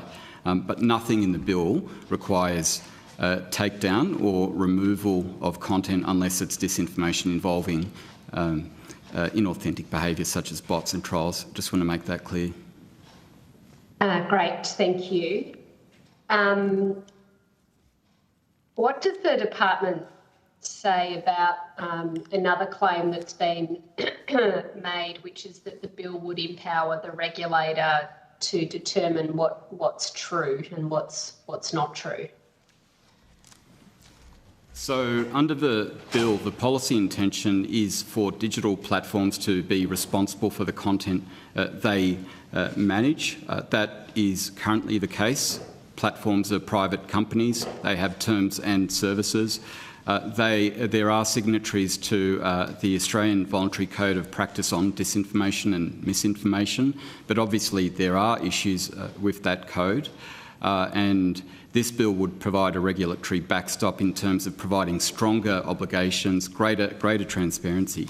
But it won't be the regulator who will be approaching the platforms and asking the platform to take down individual pieces of content. This is about a systemic approach. It's to ensure that platforms, big tech companies abroad, have robust systems and processes so people can report complaints, that they de-amplify content that undermines threats to the integrity or operation of an Australian election. Thank you. And then I guess the next question is, does the bill then require the platforms in some way to decide what's true or what's false? Or is it more, as you said, about having systems in place to identify, for example, inauthentic behaviour and using those systems and being transparent about how those systems are being used? Yes, the focus of the bill, as I said, is around platforms having systems and processes, the kinds of examples in clause 44 of the bill. As I said, links to authoritative sources of information, support for fact checkers, preventing advertising with misinformation, and ensuring that they've got tools where there is the algorithmic de-amplification of mis and disinformation, or other reporting tools that can empower users to report that content. But the content will set there will need to be a high threshold in relation to actions taken by the platforms. So the content needs to be verifiably false, misleading and deceptive, and it needs to cause serious harm, which is far-reaching and has significant impacts for Australians, for individuals across Australia and Australian society. But it's also important here to acknowledge that the obligations are under the code or standard are not the only measures. So there are additional transparency obligations that have been added to the bill since the draft version, and I point you to Division 2 of the bill, which sets some baseline core obligations on the platforms to be more transparent.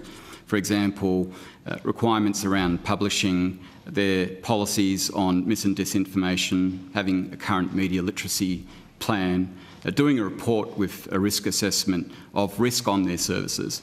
And in addition to that, the regulator would be able to create digital platform rules, which would be subject to Parliament, to create a complaints and handling mechanism, for example, to empower everyday Australians to report content or to challenge decisions made by the platforms. So there is a big transparency piece with relation to this bill that needs to be taken account of. Thank you. We've been talking in this inquiry about the impacts of misinformation, disinformation, inauthentic behaviour, and so on, I guess the body politic and how it functions. And we know that there are really significant consequences there. On the other hand, there are some people who feel like trying to deal with misinformation and disinformation through the sort of measures that you're taking could actually stifle political debate. What's the department's response to that concern? I think it's important to reflect on the changes to the draft bill with respect to the types of harm in this bill. So the definitions of harm set out in clause 14 of the bill are very, very narrowly defined and specific types of harm which reflect Australia's international human rights obligations, namely under the International Covenant on Civil and Political Rights.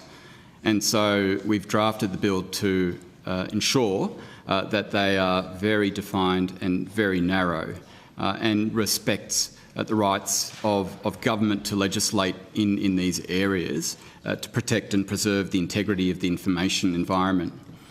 And so it's important again to reiterate the earlier remark that I made, is that there is nothing in the bill that requires takedown of content unless it's disinformation involving inauthentic behaviour. So that content will still be available online, but there might be, say, a link to it. There'll be the ability for an end user to report that. But again, I do highlight the transparency. There'll be greater transparency when it comes to the actions and the decisions made by big tech. And at the moment, it is really a bit of a black box. Under the Voluntary Australian Code of Practice on Disinformation and Misinformation, there are issues with the transparency reporting in relation to the reports that are produced on an annual basis by the platforms. The industry's own independent attestation of the transparency reports more recently this year found that the quality of the reporting has stalled. There is a lack of Australian-specific data. So I think that this will really shine a light and put a microscope on the big tech platforms and really give Australians a greater sense and awareness of how platforms deal and treat with their content. Yes, I've had cause to look at those reports in a previous inquiry on foreign interference in social media, and it is extraordinary that there's no current disaggregation of Australia from the Pacific in many cases, different frequencies, different platforms using different measures. There's a lot of room for improvement there. I'll have to make this your last one, Senator Walsh. I've got a big lineup of questioners at the moment. Thank you. Perfect. Thank you. Perfect. Thank you, Chair. So just for the ordinary Australian who might be thinking, I like to post my political views online. I think there's been, perspectives out there that the ACMA, the ACMA could fine everyday Australians for their social media posts. What's the department's reassurance for everyday Australians on that claim? So the focus of this bill is around the big tech platforms, digital platforms that provide services in Australia. So the fines relate to digital platforms and their related employees. So it might be a fact checker, a content moderator or a contractor related to the platform. So it is not about fining an Australian about their social media post. That's not what this bill does.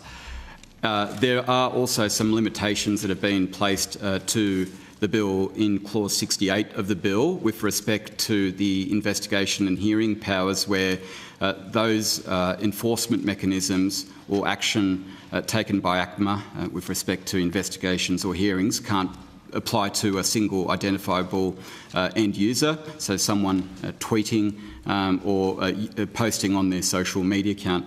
But I just want to finally say that the way that the enforcement mechanisms operate or have been designed in this bill is based on a graduated approach. So the regulator could use formal warnings in the first instance, then could use infringement notices, then remedial directions. And in terms of civil penalty breaches, they are matter that are determined, the amount payable is determined by the courts. But it's really a graduated approach with respect to the enforcement. But again, they apply to the digital platforms, not to everyday Australians. Thank you. Thank you, Chair. Thank you so much. I'm going to give the call to Ms Daniel next. Thank you, Chair. I'll stay with that subject if it's okay.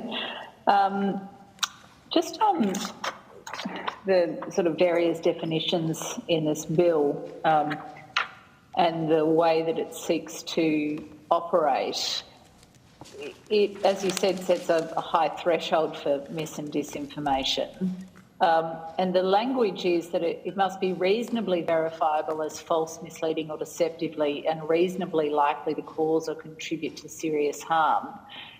Can you speak to the definition of reasonably in this context? Sure. So in relation to that definition, which is, I think, in section 13, which is the meaning of misinformation and disinformation, there are two components to that. Firstly, the first test is really around the content needing to be verifiably false, misleading or deceptive.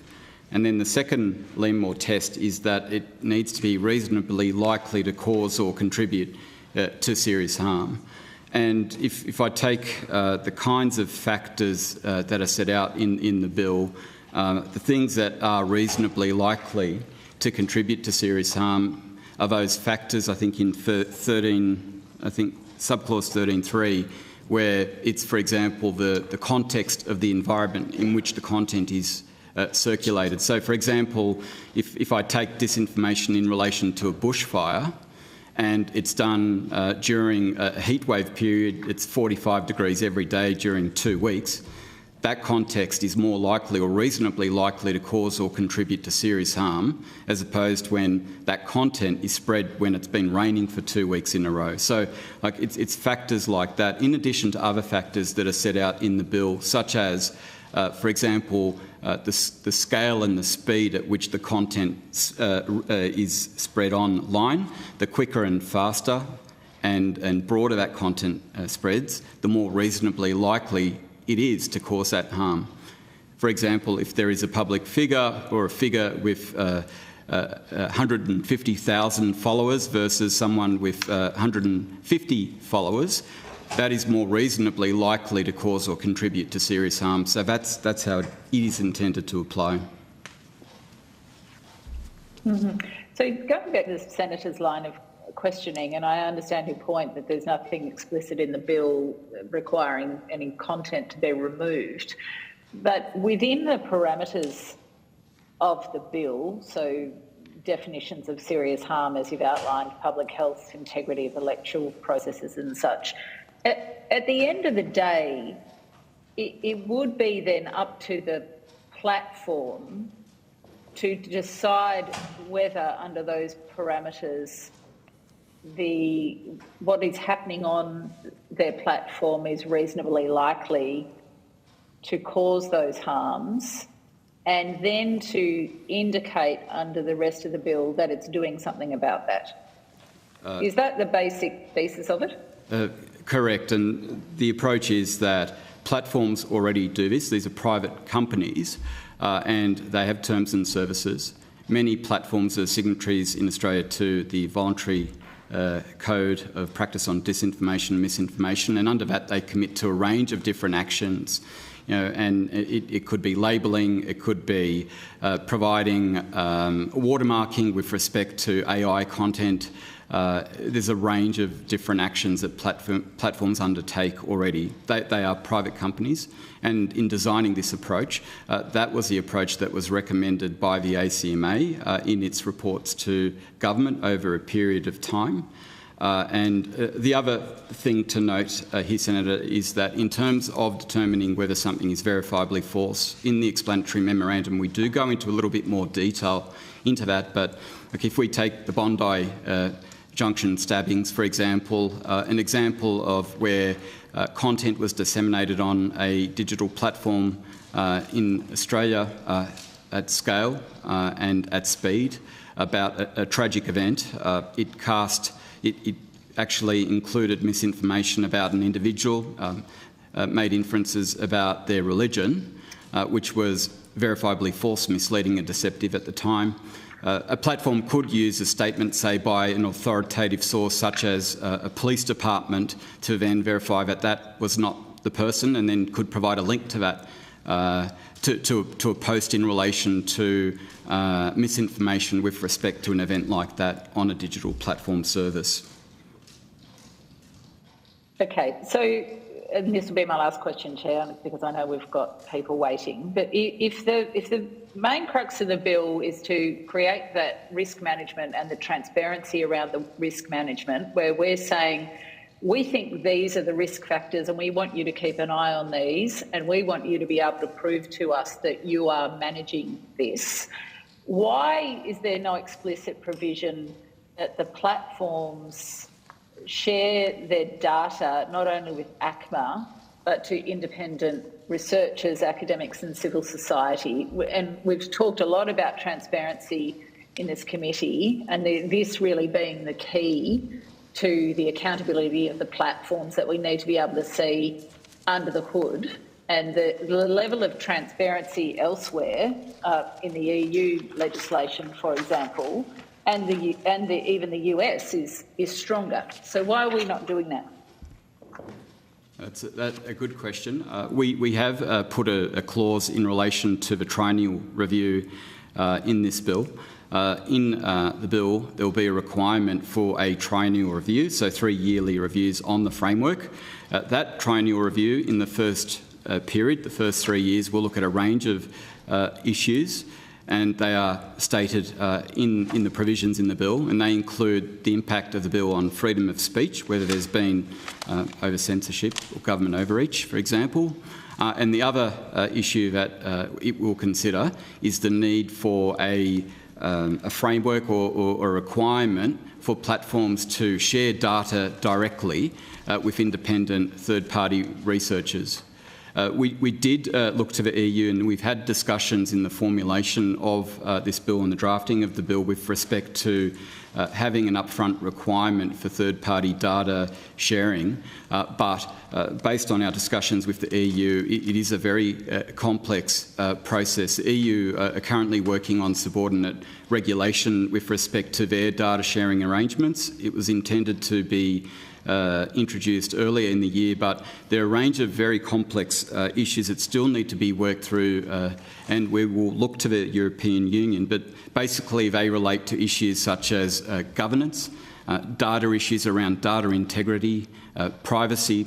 For example, if there is a data breach or there is data relating to an individual that is disclosed to the public, who is responsible for that. There are a whole range of issues that the European Union have been grappling with, such as data access. For example, how much does it cost to provide data? So we've seen under the Digital Services Act in the European Union, there have been formal proceedings against X in relation to a range of data sharing arrangements which they've not lived up to as required by the DSA, but it is a very complex issue that we will work through and look to the European Union to get it right. Thank you. Thank you. Thank you, Chair. Mr Wallace. Thanks, Chair. I hope you can hear me okay. It's a pretty noisy environment, so let me know if it's not, and I'll go to somewhere where it's a bit quieter. Can you hear me okay? Yeah, you may, if we lose audio, I suggest turning off your camera will help. Yep. But, yep. Okay. Well, thanks very much for your appearance today. Can I go straight to your evidence that the misinformation, disinformation bill is not aimed at individuals with individual posts, etc.? Would I be right in my understanding that you say that it is more systemic or thematic rather than geared towards an individual? Is that what you're saying? They are systemic obligations on the platforms to be more transparent about how they treat certain content. It's about holding them to account for seriously harmful disinformation and misinformation. For example, a foreign actor that is seeking to undermine the integrity of an Australian election or the operation of an Australian election. So it means that they've got to have robust systems and processes in place, and it's about empowering users to be able to report content, but also to manage, to actually take issue with the platform with respect to how they handle their content through, say, a complaints and handling scheme. No, I understand that, but my question is more around not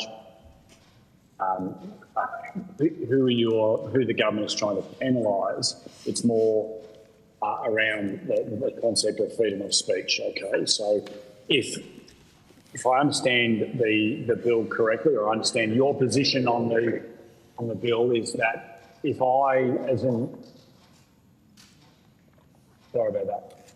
as an individual was to post something and it was one post, then that may not necessarily be caught up in the operation of the bill. Do I understand your evidence to that correctly? Correct. It's not about individual pieces of content like you have with, say, the Online Safety Act, where you're dealing with abhorrent violent content and it might relate to that individual piece of content, where the E-Safety Commissioner, for example, under the Online Safety Act would take action against individual pieces of content. I'll just try and keep your answers briefly because the Chair will want to cut me off at the knees.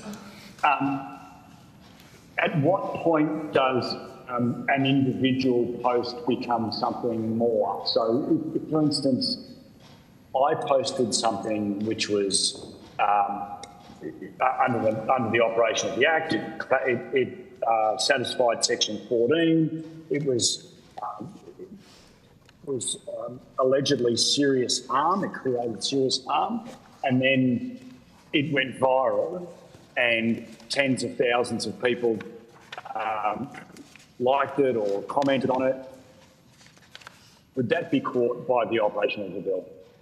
If it meets all the criteria in the bill, the meaning of mis and disinformation under Section 13, as I explained earlier, or it actually ticks the box in terms of the types of harms, serious harm in scope in Section 14, and it's got far-reaching implications for Australian society, then it's more than likely to be caught in scope.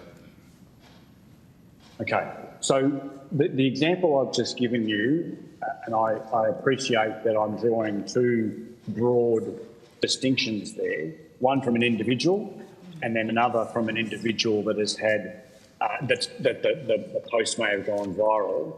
At what point, and I'll get you to draw to the legislation or the draft bill, at what point does it trigger the law? If an individual post is not, doesn't come within the purview of the operation of the bill, when does it?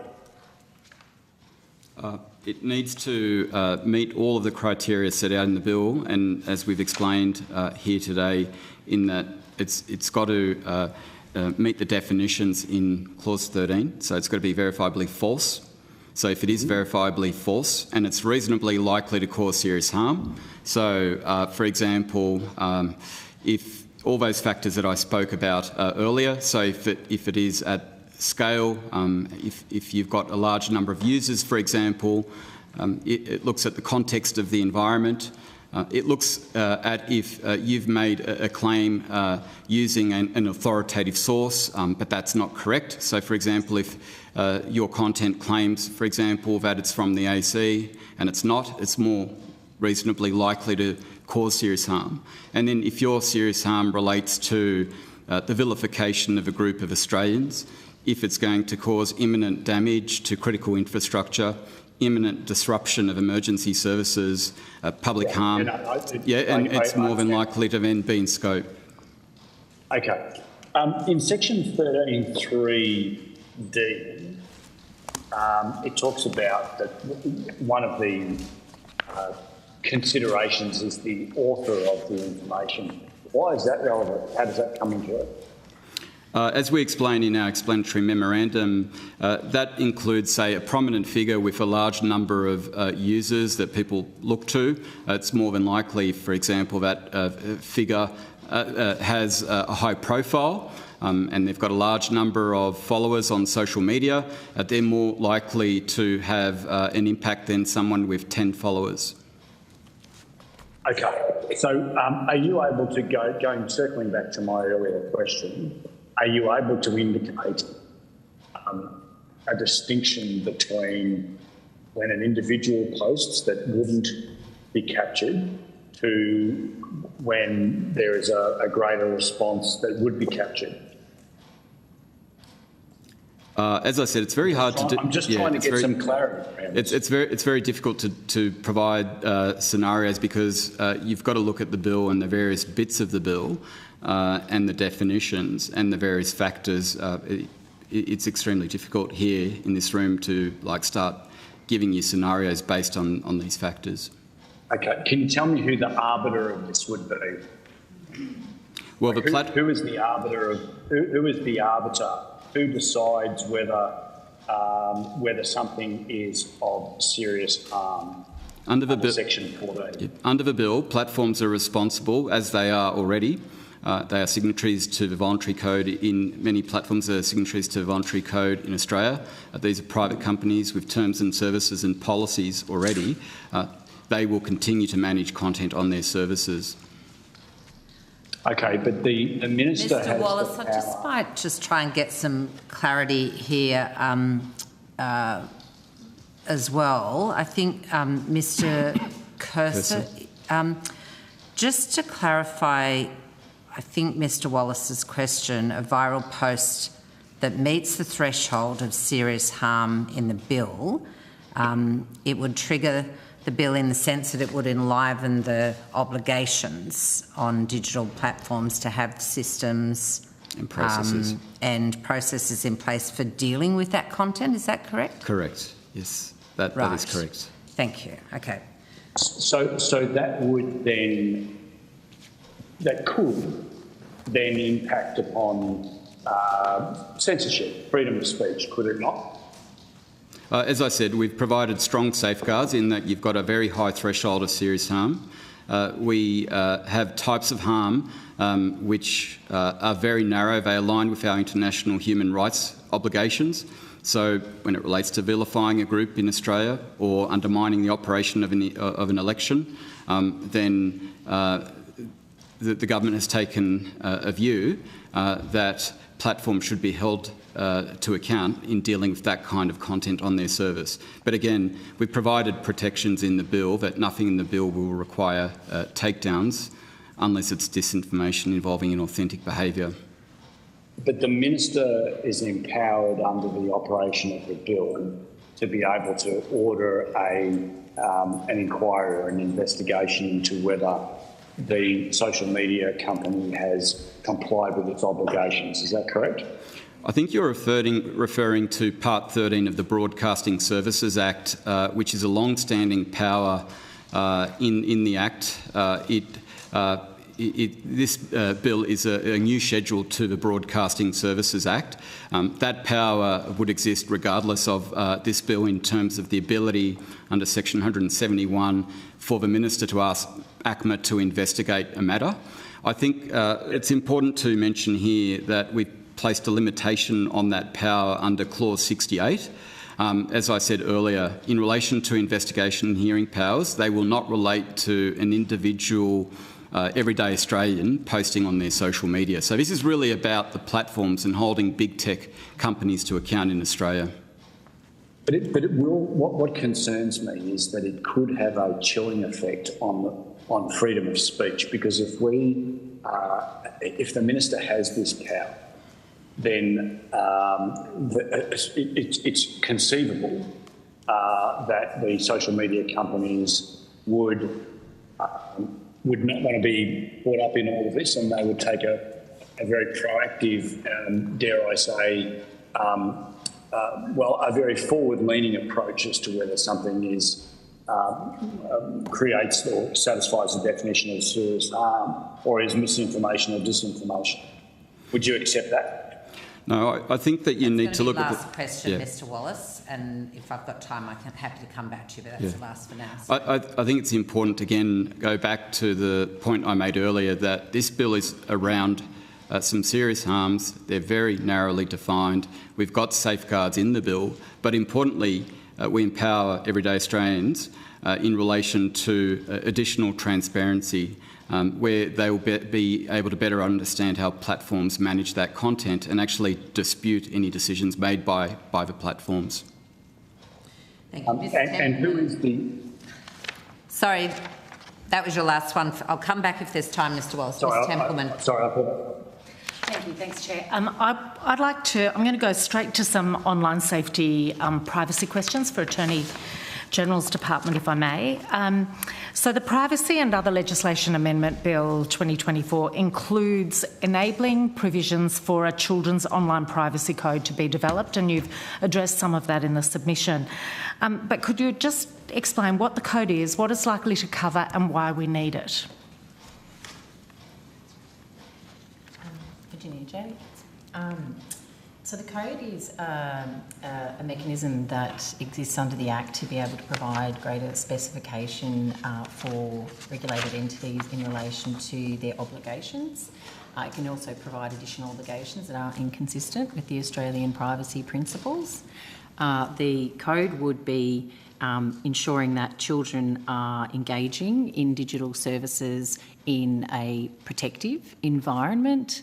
The code would do things like, it would be up to the code developer, which would be the Information Commissioner for the Children's Online Privacy Code, but it could cover things like how privacy policies and collection notices should be designed to be accessible for a child. And I guess the last part of the question, why a specific one is needed for children? There was a lot of feedback through the review that children warrant special protection in relation to the collection, use and disclosure of their personal information. How does that... This issue came up yesterday in discussion with age verification, for instance, and there were parents who were very keen to see that happen. There was another witness who talked about if you could access information like Medicare information to help verify the data that a child was providing. So I guess I'm interested in how that intersects with the age verification technologies. How would a code intersect with that? So a code would potentially rely or set out guidance for APP entities on what sort of age assurance techniques they should employ in order to ascertain the age of a user and then provide the appropriate protections for that age group. And in that sense, the age assurance trial that's ongoing is something that is very much supported by the department for the investigation of those technologies. And I wouldn't mind picking that up with the department, but before, there's another issue I just wanted to ask you about, and that's the statutory tort for serious invasions of privacy. So what are the key features of that tort, and will it be available to Australians so they can seek recourse against social media companies who've engaged in serious invasions of privacy? So the tort is a mechanism that would enable individuals to seek compensation in the courts for a serious invasion of privacy that was either an intrusion upon seclusion or a misuse of private information. It would require positive conduct on the part of the respondent in that it would need to be intentional or reckless behaviour. The individual bringing the tort would also need to have a reasonable expectation of privacy in the circumstances. And additionally, the individual would need to be able to demonstrate that the public interest in privacy outweighed any countervailing public interests, such as freedom of expression. In relation to social media companies, it would require a positive act, so it's not clear whether if a social media company didn't prevent information on their website, on their platform from being published, it would meet those intentional or reckless elements, but that may be different if it was brought to the social media company's attention. It would all depend on the circumstances of the case, and it would be obviously a matter for the courts in the specific circumstances. Mm-hmm. Thank you. I am so conscious of time, or I'd ask more there, but can I just... We've talked about the privacy code and the age assurance trial, and I was just wondering whether it was possible... There's obviously been a lot of discussion about it, and whether we'd be able to get any update on the progress of the trial. Are you able to provide us with anything on that? Sure. When we talk about the trial, one thing to clarify first, there's been a lot of focus on the technology trial element. Our trial is actually operating in two streams, the first for access to pornographic material, the second for access to potentially harmful material through social media for children ages 13 to 16. Within those two streams, there's three elements. Okay. The first is the technology trial, but there's also consultation and research there. So I'm happy to take the committee through a bit of a timeline on that. Thank you. The trial was first announced following National Cabinet on the 1st of May, and it was confirmed, funding for it was confirmed through the budget on the 14th of May. On the 23rd of May, we held the first meeting of our cross-government working group, which our Attorney-General's colleagues were referring to there. I'm happy to go into detail of that, but that's a 14-member group so that we can get concerns, policy issues from across government in relation to cybersecurity, data, human rights, bias and so on. Second meeting of that was on the 19th of June, third was on the 1st of August. On the 13th of August, we commissioned a literature review for how to protect young Australians from social media harms, conducted for us by the Behavioural Economics team of the Australian Government, who are within the Department of Prime Minister and Cabinet. We then commenced our stakeholder roundtables, with the first being a youth stakeholder roundtable with the Office for Youth Steering Committee on the 14th of August. On the 16th, we spoke to parents and carers. Also on the 16th, we released a tender for consumer research. Now, this component's quite important because it goes to the willingness to use those age assurance technologies. We've seen examples overseas in Louisiana where they introduced age verification for access to Pornhub. Traffic from Louisiana dropped by 80%. And that is either people diverting, not willing to use the age verification, or going to darker websites, both of which are not really desirable outcomes. So we want to get, not only understand would you use age assurance or not, but understand is that because of the privacy or the ease of use or the interoperability, actually drill down into those features. We had further roundtables through the 22nd to the 27th of August, and then on the 28th, the contract for that consumer research commenced. The Social Research Centre is conducting that for us. On the 3rd of September, we had the fourth meeting of that working group, and then on the 10th of September, of course, I'm sure everyone's aware, the Prime Minister announced the introduction of legislation for the minimum age. Also on the 10th of September, we let our contract out to market for the technology trial. We've since had further roundtables, and we've also had two industry briefings for interested parties for the technology trial on the 18th and 24th of September.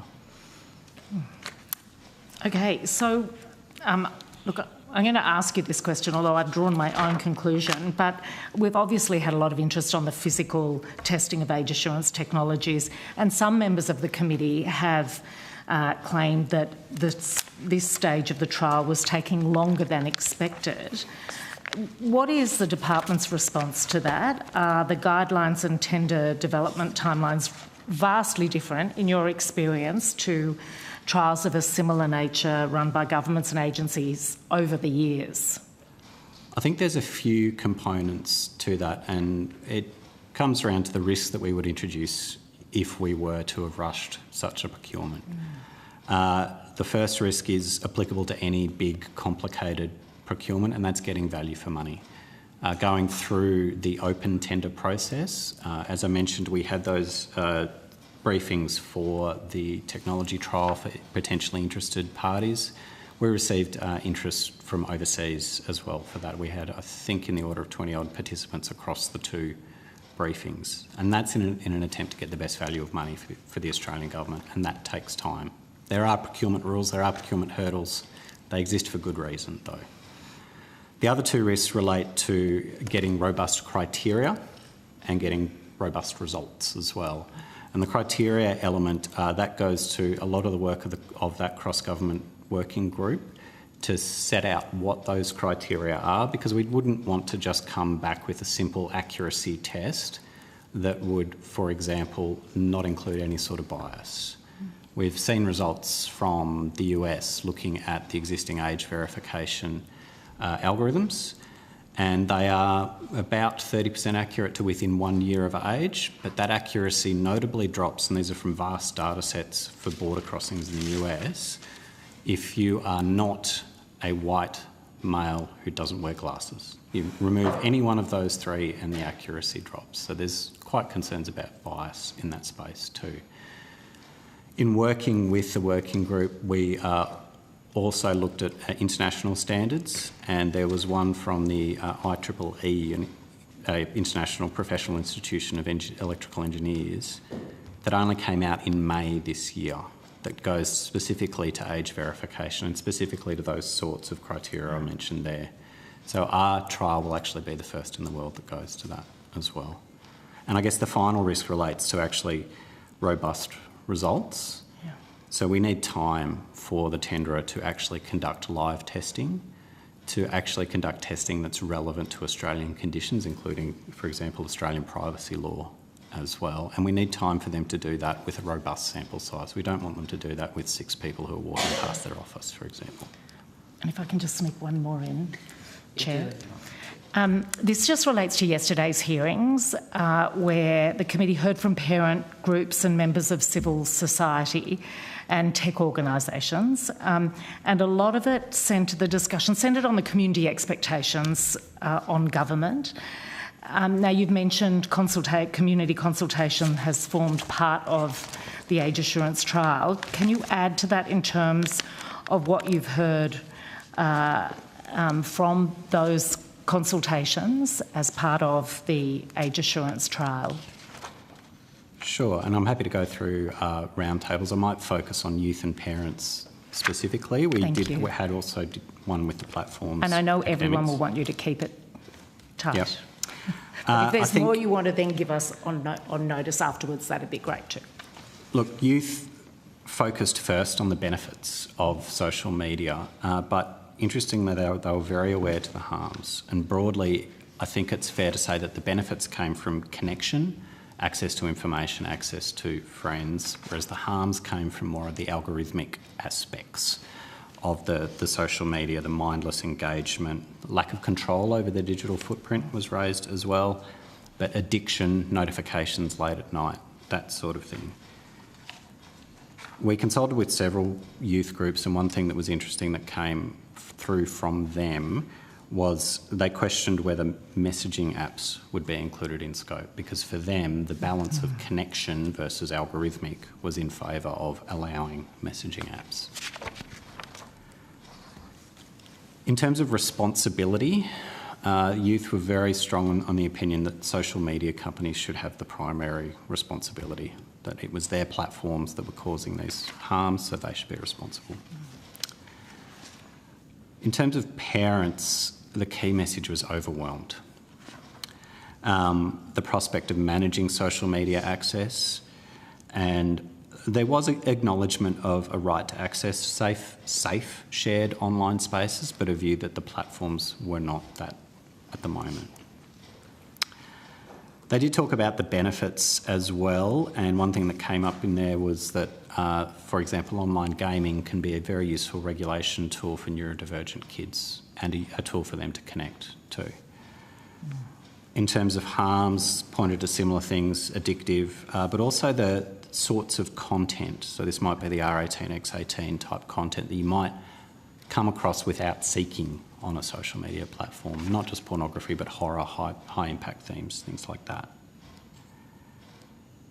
They also interestingly said, need to be careful about the definition of social media, perhaps not include messaging apps. And I'm sure, as you heard yesterday, there are differing views on age. Some said 16, some said 18.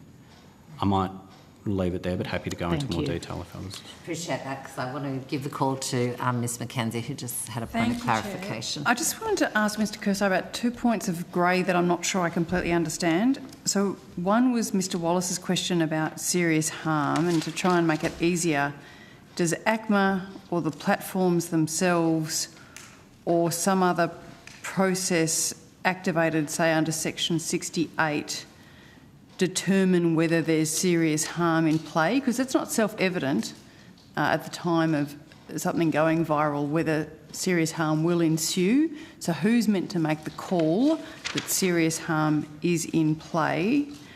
And then on section 68 itself, the other point of grey that Mr Wallace indicated was that at some point it goes from just Bob's idea to 5,000 people who agree with Bob about something. And again, who's going to make the call that it's actually become something that the platforms themselves are meant to step in and adjudicate on what was originally an original person's idea but has now got legs in the viral world? Again, is that the platform itself that's meant to go, uh-oh, Bob's original idea is kind of going wild? And can the minister go in with section 68 behind her and basically instruct the platform to remove it because it's got potentially deleterious effects, because now 5,000 people are on the bandwagon of that particular movement? That's not the intention in terms of how the Part 13 powers apply, and with that limitation in Clause 68, which I spoke about before. Yep. It's about, for example, the Minister, if there is an issue that's thematic that comes up in a committee such as this, or in the joint, like in JSCM, the Joint Standing Committee on Electoral Matters, or any other parliamentary inquiry, or through correspondence where an issue appears, it's very obvious that there are concerns in relation to mis and disinformation generally, in relation to the functions set out for the ACMA under this bill, then the Minister could direct the ACMA to examine that thematic issue or concerns raised by parliamentary inquiry. But it's not about a Minister asking the ACMA to investigate individuals or a collection of individuals. That's not the intention. The other important thing to note is that the Minister can't direct but hold on, themes come from individuals. Themes don't drop out of the sky. So there's a collective of people who will be supporting a theme, as you describe, and therefore that collective of people and their views come into play under that Section 68 investigation, don't they? It's not about the Minister directing the ACMA to undertake an investigation about people's posts. That's not the intention. It's around the systems and processes and whether there are issues about whether those systems and processes are not functioning as intended under this bill. Again, it's not the Minister directing the independent media regulator to look at YouTube posts or other social media posts by an individual. That's not the intention. It's about or a group of individuals. Correct. It's about the obligations on in this bill on the platforms to ensure that they've got robust systems and processes in place to prevent and respond to mis and disinformation, and that's what it's about. And serious harm? Who makes the call? As I indicated at the beginning, the responsibility will be on the platforms to manage, as they do now, under their terms and services and under the voluntary code in Australia, the content on their services. So the platform is meant to decide if serious harm might ensue? Yes. Okay, thank you. Thank you. We've gone over time, so thank you for accommodating that for us, and really appreciate the evidence from both departments today to help clarify. I didn't get to ask any, so I'm going to put my questions on notice for you, and there may be some from others as well. In that case, the request from you is to have a response back to the Secretariat by Tuesday the 15th of October. If you can do that, we would be very grateful. And on that note, where's my little script here? You are all free to go now. Thank you very, very much. And that will conclude today's hearings. And thank you not just to the department that appears, both departments that appear today, but to all the witnesses who appeared before our committee today, to Hansard and Broadcasting for their patience, perseverance and consistent great work, and likewise to the Secretariat who support us every day. So, as I said, the committee's agreed that any responses to questions on notice will come back by the 15th of October. The committee now stands adjourned. Thank you.